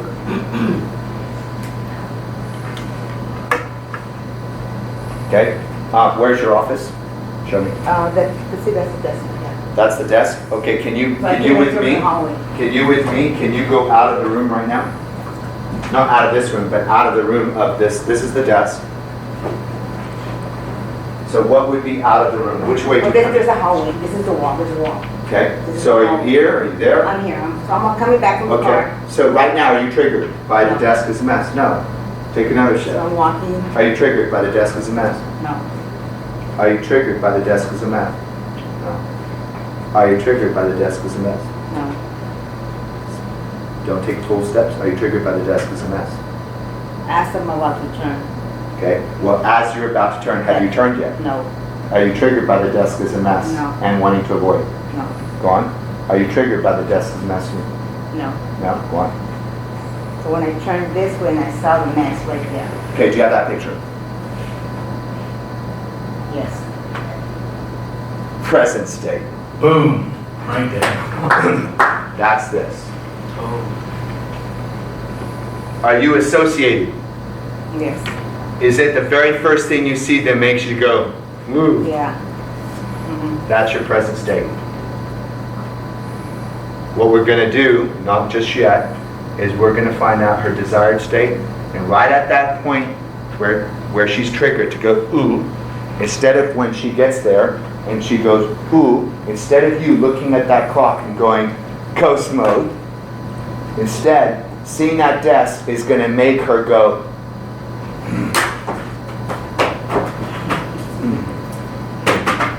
and she doesn't even want to go on and do anything else until it's completely done. As soon as you see that clock, you're like,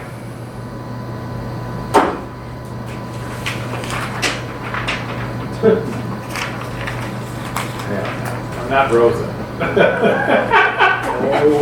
you're like, rah, rah, rah, rah, rah, rah, rah, rah. Seeing that trigger for you causes you to immediately, boom, like wired, hardwired.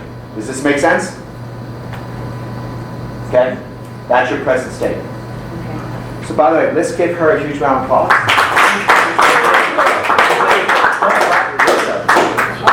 Oh, the chair? Gentlemen said that nobody's ever said the change chair not change, so welcome to the change chair. See how long that took? That's the part that makes the difference right there. When you're with your family, your friends, and you're going to do this, that's the whole thing. And I'm going to surprise you, the rest of it, he may be done in like 7 minutes with the whole process. Done. Because the rest of it's it's just picking the trigger. It's very quick. Okay. So that's the present state. So do you see it? Yes. See it clearly? Clearly. Okay, cool. And you've got your steps? Yes. You've got your steps and your sequence? There you go. Everybody get your scripts out, because he's going to follow the script. So you know how to do this. So you got your present state. So how do you know it's time to feel that, you see the picture, correct? The picture. Crystal clear, fully associated. Okay, awesome. Break state. What did you have for breakfast? Oatmeal. Okay. Okay, so that's the present state. So what would you like instead? How would you like to feel or act instead? What is it that you like there? What would I like to feel? Well, what would you like instead of that? Motivated. All right. When you think of that, do you have a picture? The motivation?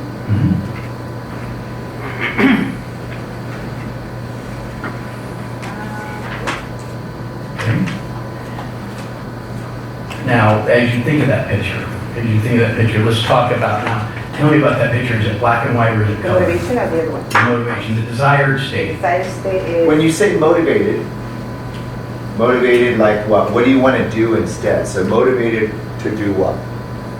To clean, to keep organized. Motivated to clean. To be organized. Motivated to clean, and what? Not only you're motivated, what do you feel? What's the emotions you want to feel? Relieved. You want to feel relieved once you've cleaned it up. Yes. So what emotions do you want to feel in that moment that by following through on it will give you the relief? Motivation is the feeling. What other feelings do you want to feel? that would be the desired feeling. And what else do you want to do that's the desired doing? Organized, the feeling you said, the Yes. feeling would be excited to clean. Excitement. Okay. Excitement. What else? Excited, happy. Happy. What else?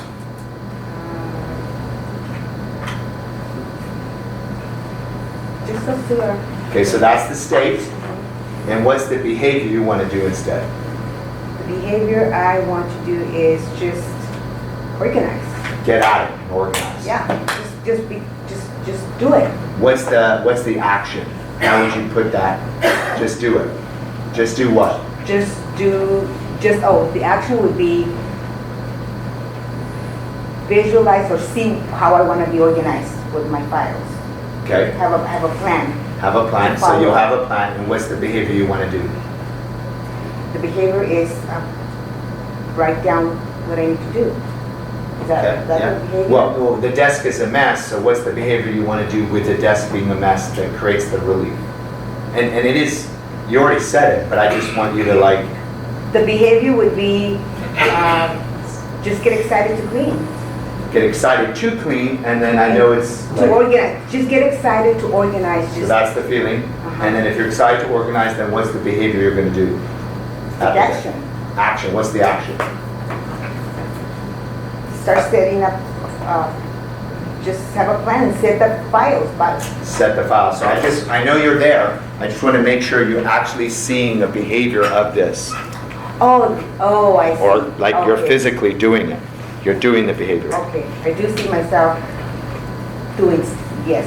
Organizing. Yes. So really, I didn't want to say it for you, but it's the behavior of organizing the desk. Yes. Okay, cool. Great. So With excitement, with motivation, with happiness, Yes. with positive emotions. Yes. Go. Okay, so now as you see that desired state, you have a picture of that? Yeah. Okay, great. Is it black and white or is it color? It's black and white. Okay. Now, if we were to make it color, would that make it better for you? Mm-hmm. Okay, let's make it color. All right. Now, is color now? Would it help us if we made it a really bright color? I mean, something. Okay. All right. Let's go ahead and make it as bright a color as we can. Just make it just perfect for While you. he's doing that, listen to me. Continue, Dave. Now, is that near or far? It's near. Near. Okay, if we moved it, how far is it away from you? I'm from here where the high is. Okay. Now, if we moved it from there closer, would that make it better for you? Yes.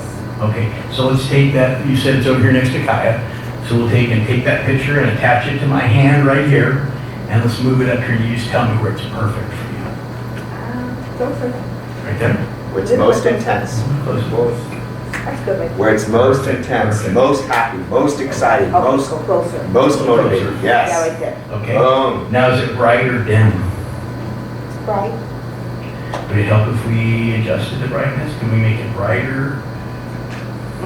Okay, so let's turn up that brightness. Okay. Bright yellow. Perfect. You got it right where perfect for you? Where it's most real, right? It's most intense and most real. Okay, good. And for location, we've moved it up here. Yes. All right. The size of the picture now. It's good. Okay. If we made it bigger, would that help you? Would it make it more intense, more real? Yeah, yes. Okay, so let's make it bigger. Yes, big. All right. And how is that? That's bigger now? Is that more intense, more real for you? Great. And then is it associated or dissociated? You're dissociated. So you see your picture in that? You see yourself in that picture? Yeah, I see myself now. Yes, I do. Okay, so you're looking through your eyes, seeing that now, feeling what you felt, hearing what you heard. You're associated. So can you step into that picture? Yes. So in other words, you don't see your body in the picture No, I because can step in. you're in it now. Yes. Okay, fully associated. You want to just check on those submodalities again? Because maybe when she did it before, she was dissociated.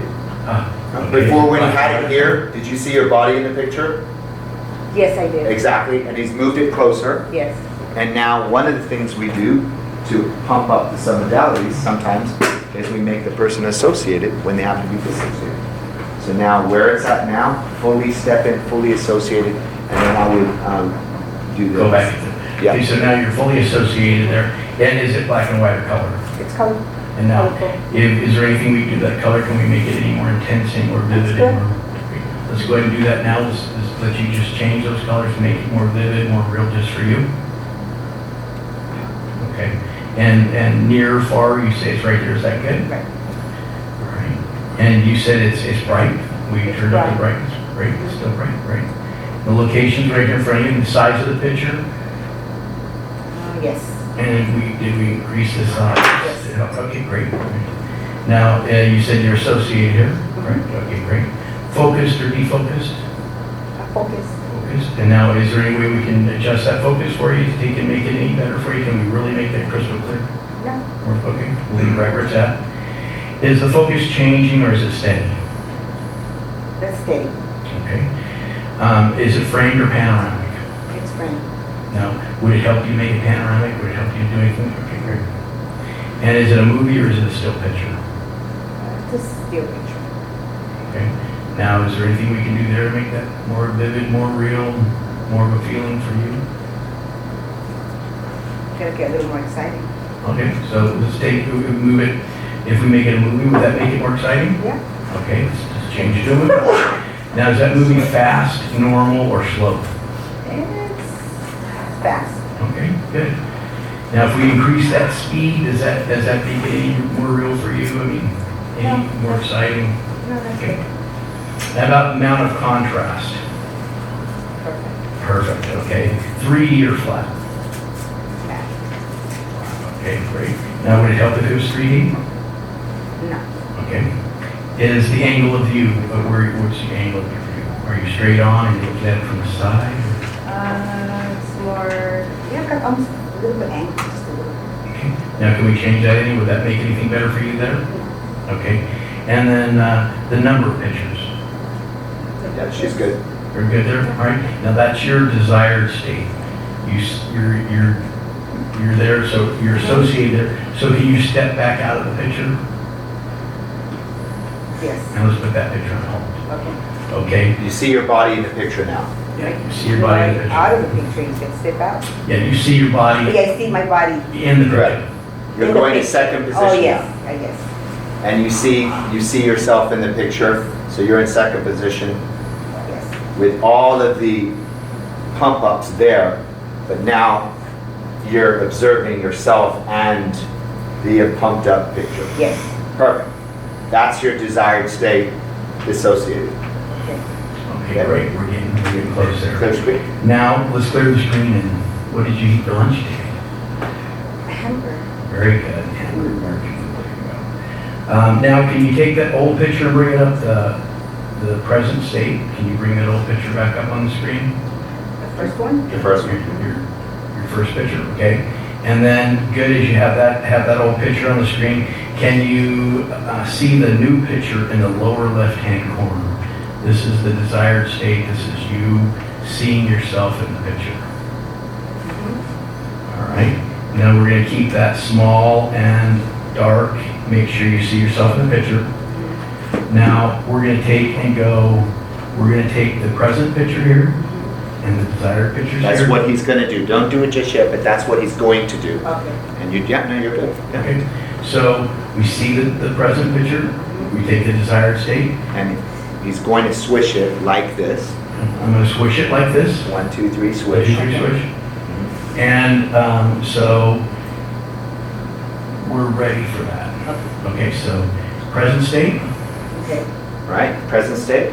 And then desired state. You see your body in the picture. See your body in the picture. In a moment, not just yet, you're going to notice that this is going to blow up big and take over the whole screen. While this is going to shrink down and small and go back in the lower left-hand corner. So when he goes present state, desired state, and he says 1, 2, 3, swish, what's going to happen? This one is going to just blow up on top of the whole screen, take over the whole screen, while this one just goes into nothingness. And then he's going to say clear screen. Okay. So that's what's going to happen. Great, here we go. Present state. Okay. Okay, desired state. See your body in the See picture? your body in the picture. Okay? Yeah. 1, 2, 3, swish. Okay. Now, clear screen. Now, when you do the swish, you can't close your eyes. You can't close your eyes when you're seeing the desired Pay attention to him, pay attention to him, and then it says 1, 2, 3, swish. You can actually do it. And then you can open your eyes to get his instructions. Okay, present state. Desired state. You see yourself in the picture. Yes. Now this is where you can close your eyes so you can see that picture there. Okay, 1, 2, 3, swish. Okay, I see. Okay, now let's break clear screen. All right. Again, present state. You see that there. Desired state. You see yourself in the picture. Yes. 1, 2, 3, swish. See that the picture blow up big and bright and cover the whole screen while the present state shrinks small and goes down in this lower left-hand corner. Okay, great. Present state.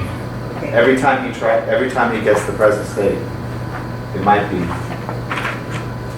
more and more difficult for you to even remember the old present state. Every time he does this, it just gets harder and harder to remember the old present state. And every time he does this, the desired state just seems to just want to stick for whatever reason. But let's clear screen. Let's Clear screen. All right, present state. Desired state in the lower left-hand corner. Small and dark, you can see yourself in the picture. 1, 2, 3, swish. That blows up big and bright, covers the whole screen. Okay, great, let's clear screen. All right, present state. Desired state. You see that in the lower left-hand corner. Your body's in the picture. 1, 2, 3, swish. It blows up big and bright over it, covers the old picture. Okay, clear screen. Present state. Exactly. What's happening? Are you just trying to feel something?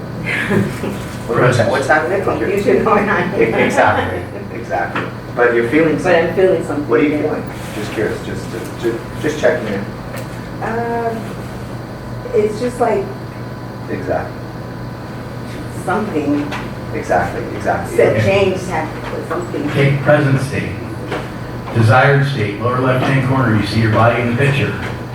1, 2, 3, swish, as it blows up big and bright, covers that whole picture. That's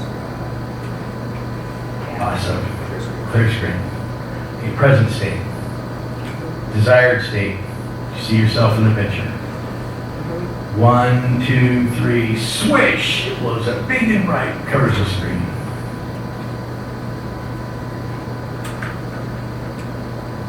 I have a theory. I'm just going to check. Exactly. Yeah. I'm just checking. How do you feel about that old? This was only 6 times, right? We only switched it 6 times. How do you feel about that old problem? I don't feel it that much. You don't feel it that much? Okay, so let's just do Great. another. So another again, few times. present state. Present state. Desired state, lower left-hand corner. You see your body in the picture. 1, 2, 3, swish. Big and bright, covers the old picture. That's right. Awesome. Very good. Clear screen. Present state. Desired state, lower left-hand corner. Ready? 1, 2, 3, swish.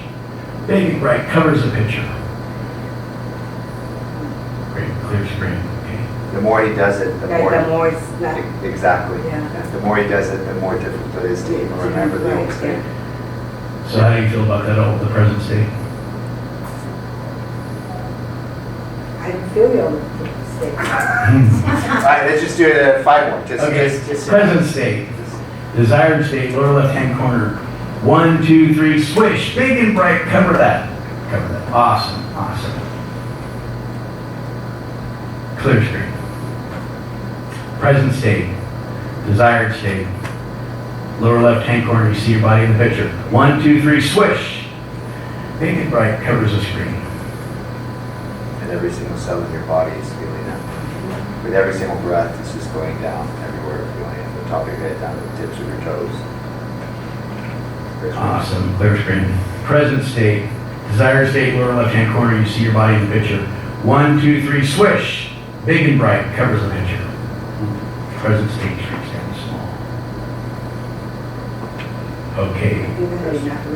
Clear screen. Can I ask you a question? When he says present state, just do present state, what picture do you see? Bright colors. Which one do you see? Which picture do you see? See the picture there? Exactly. Very good. Boom. So can I ask you a question? So can I ask you a question? So when he says present state, do that one more time. Present When he says present state, what is your present state now? I'm excited. I'm like, oh, I can do that. I mean, come on, Dave. We're not convinced that you can change a habit once you find the trigger, 20, 30 minutes. That we're not convinced that you can make this change and change a habit in about 10 minutes. Very good. I mean, we're not convinced.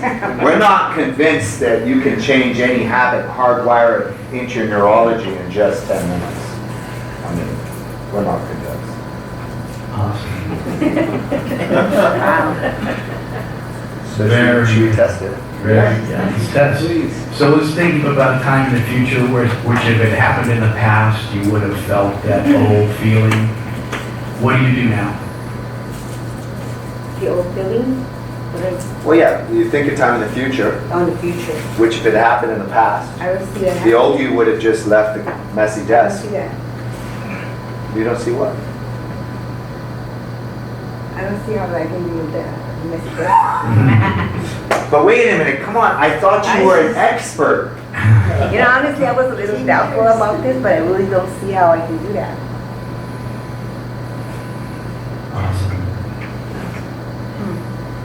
So you have a task. I like hearing myself through your mic. So you have a task. So what would be a task that you know that Jeff had to do? That might be a good macrocross task that she would do. You know, I've been dealing with this for a long time, so I'm like, really, did it change? Yeah. Because it's been happening for so many years. Well, let me ask you, how do you know But I right just now? But I don't see how I can do that again. That's Correct. So how do you know right now? Obviously, proof is in the pudding. You go home, and we have a task for you. We'll get to it in a moment. How do you know right now that it's changed? I don't feel that feeling that I felt when I saw the desk. So I want you to imagine you go in your house and you see your messy desk. What do? Just clean it. You clean it. Just pick it up. I don't have that negative feeling that I have. You clean it. You pick it up. Just do it. I'm not avoiding it anymore. And so what are you doing instead? Just organizing.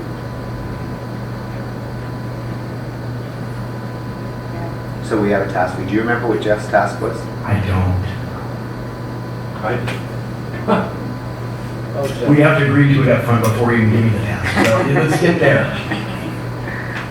It's not painful. It's not. So you ready for the task? Sure. Okay, so the task is, today is what, Sunday? Yep. Okay. Tomorrow's Monday. And do you have a busy day tomorrow? I'm not sure about 2-ish. Do you have a busy day Tuesday? Yeah. Busy day Wednesday? Yeah. So, we're going to say, how many days did I give you, Jeff? I think you gave me a week, but I did it the next day. But I just couldn't, I just had to do it. We'll give you by Thursday. By Thursday, you'll have completely cleaned up everything. You will take a picture of your completely organized desk. Before and after. Before and after. You will send it to Rosemary. Okay. Rosemary is going to get it to me. And you don't have to, but I would invite you to share your breakthrough and put the before and the after on social media, if you choose. You don't have to. We're not forcing you to make your personal business public, but we need to see it.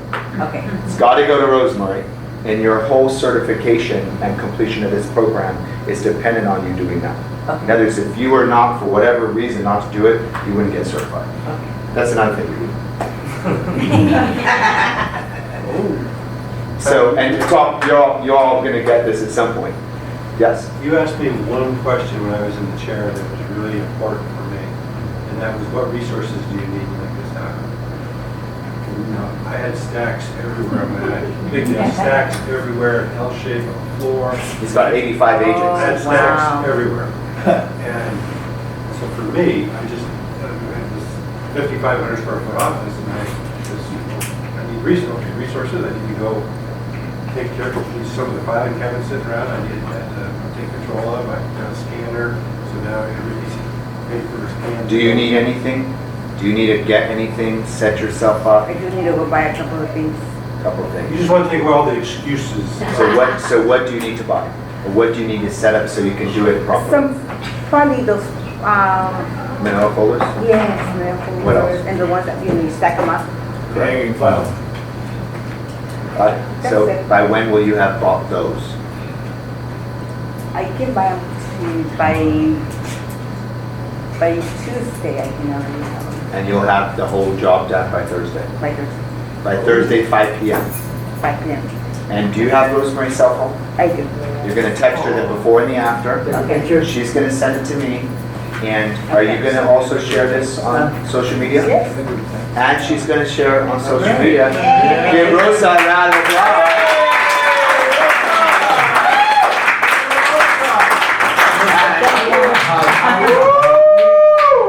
Great. And give David a huge round of applause. Actually, it's possible we could be wrapping up around 9. Because if you do it in 30 minutes with coaching assistants, her helping you, supporting you, 9:15, possible. It really doesn't take that long. It's just find the trigger. So do you want to set them up with an exercise? They're going to take their quick potty break for those that haven't done it. Okay. They're going to come back in. Essentially, what are they going to do? They're going to have this Follow sheet. the script. They're going to have this script. Both of them. And they're going to have this. You don't need to really fill this out. But what did Dave use this for? When he was on step number 3, adjust the visual intensity, the desired state for the most positive kinesthetic. Step into your body, now adjust the submodalities. He used this just to remember what were the submodalities he was going to tweak to make them more compelling, right? If it's 10 feet away, what if it's 2 feet away? If it's, black and white, hers was black and white, made it to color. That just became more impactful. If it was, medium, now it's brighter. So you just use this. You don't need to fill anything out. You just use this to remind yourself of what you can do to make that internal representation even more powerful. And you go through the script. And so, how would we do this exercise? There's going to be a practitioner, a student. So the practitioner is going to take and do the switch pattern on the student. And you're going to give a little bit of feedback there, and then we're going to switch places. And then the student will become the practitioner will become the student, and we're going to do the process in the reverse. So let's say 30 minutes. Yeah, let's say 30 minutes. 30 minutes, each side, total 1 hour exercise, maybe 5-10 minutes of play with feedback, in an hour, 10-minute exercise. And then all we're going to do is just say, who has some questions about it, who had a successful outcome, all hands going to be up, and we're going to wrap it up. So I'm going to say the very latest we should be out of here, it should be 9:30 at the very latest. So what break, how long do you want them to take their break? Check with your buddy, who are you partnering up with, check with them. If they go, hey, I got to make a quick phone call, I need to use the bathroom, just check with them, we'll let you do that. If you need to just go back, if you want to just get started right away, both of you don't use the bathroom, just start right away. And coaching assistants will have one for each, because finding the trigger can be tricky. What questions do you have on how to do the exercise? Does anybody have any questions on how to do the exercise?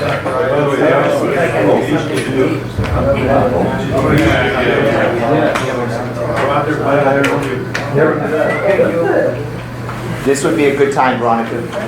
So then Yes. it's almost like what? We can start. You can do it now. Maybe within 15 minutes? 15?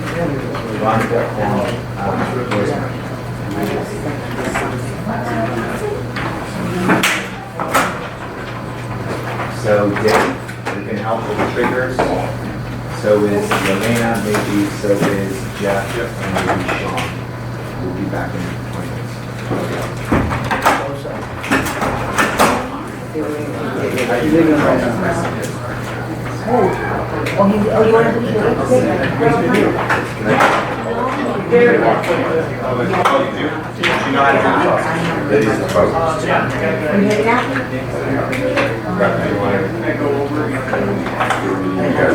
Nice meeting you. Do we have on social media? Let's go break, then come back and see who's staying, who's leaving. Thank you for your work. I'll let you know how it goes.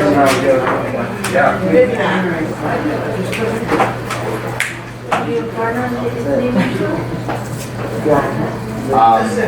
Kate, when they come back, do the exercise after their quick break. I would invite you to, What do you want to watch? Who's the first question you need to ask? 1, 2, 3. What is that? What is the first question? Where are you starting? What are you going to work on? I was very needing everything very much. You open my drawer and you see everything. Oh, shit, so it's hard there. I don't know. Maybe that's my freak thing. I know. Danny, para que hablar. Okay, you're welcome. You know, thank you for. That's what I was trying to say, that's what I learned different. Yeah. Like, Yeah. first station, Yeah. it's not pulling. I just got an hour, I got a long drive. On top of my desk, only just pen, stapler, stapler. My picture frame, very small stuff. I can't have pictures for that. So I work on hard. So you are very organized. Oh, yeah. That's good. My house, my desk. Sort of organized. No, y tiene, no, tiene, bueno, nosotros porque nos enseña todas las, hasta de su ropa de cómo combinar los zapatos. Digo, porque hasta nos ha enseñado. Eso ya es una enfermedad ya. No. I like to be organized. She's organized with my clothes. You open my drawer, underwear, t-shirts, socks, handkerchief, organized. You open my bag, it's a big mess. It's a mess. As an executive decision. My God. You go to my garage and you see everything's organized. Everything's organized. Como tú. He drives me right crazy. Porque él, decimos que quiere todo tiene que estar donde Organized. belong. It's like that. Mi cuñada entra a la casa y deja los zapatos ahí. Mi hermana los pone igual. What they belong to, they belong to me right where I left them at. He goes, no, they don't belong to me. Yo I have no files, no tengo carpetas. Todas mis carpetas están aquí. Acá están todos mis folders, mis buyers, sellers, folders. Todos los files.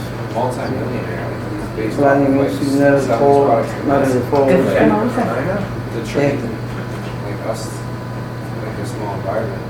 One drive. No. I don't know. I'm trying to get that last ground level. He's a bit of a phenomenon. Sí, mira, tengo una amiga que es como tú. He's been famous all of your life.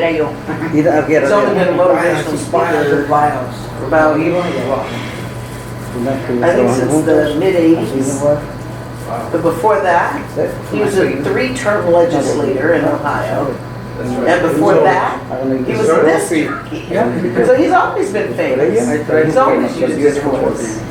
Yeah, so he's special. He says, oh, I made my first $1 million. It's like, you were a legislator. You were a disc jockey. You didn't come out of nowhere and make $1 million. You came from on high. and made $1 million. Give me a break. He's like, whatever.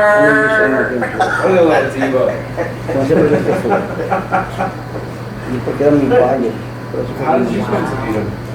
I met him at a place called CEO Space, which is a business association. When he was the speaker, he was a speaker in the Grand Ballroom that day. I was listening to him speak and he just broke me down. I was sobbing by the time he was done. And the thing that really got me is he said, no matter where you are in the world, no matter where you find yourself in life, at some point in the past, you made an appointment to be right here. I said, ouch! Damn! That's just rude.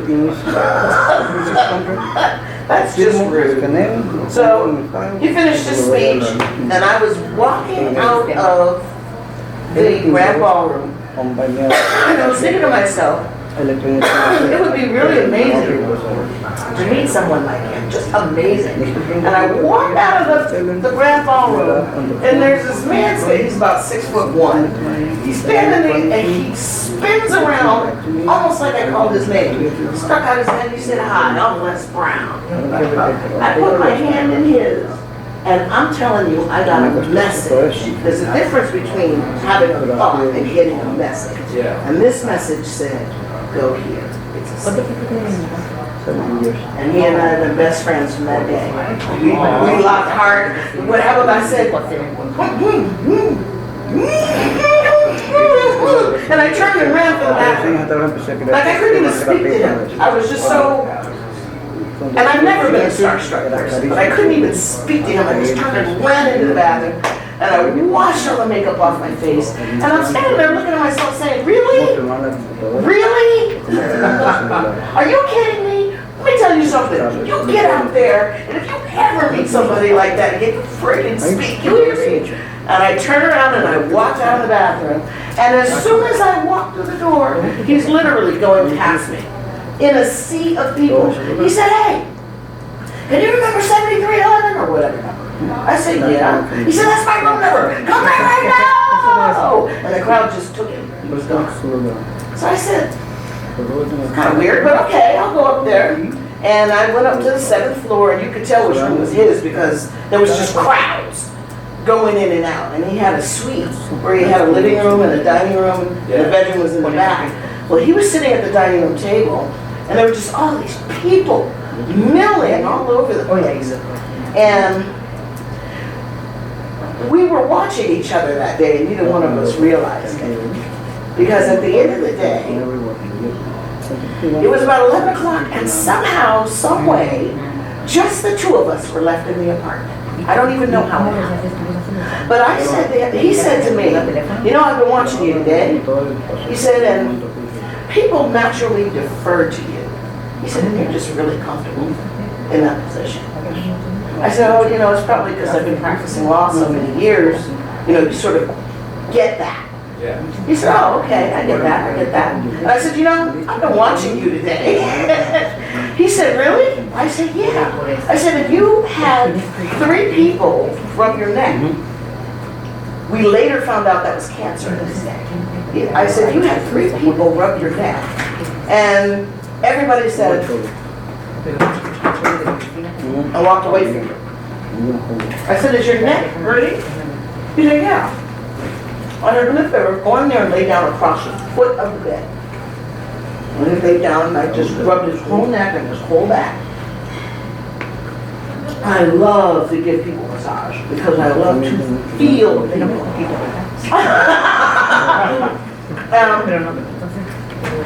As I was rubbing his neck and his back, I was thinking to myself, you're never going to see this man again. So, use his energy, have fun. So I was like diving, swimming, and paddling around in his energy. And the thing that really struck me, it never hit the bottom. When I massage someone, I always hit bottom. There's a point beyond which they will not let me go. They stop. They stop me. Their energy will stop me from going too deep. His energy never stopped. I went as deep into his energy as I wanted.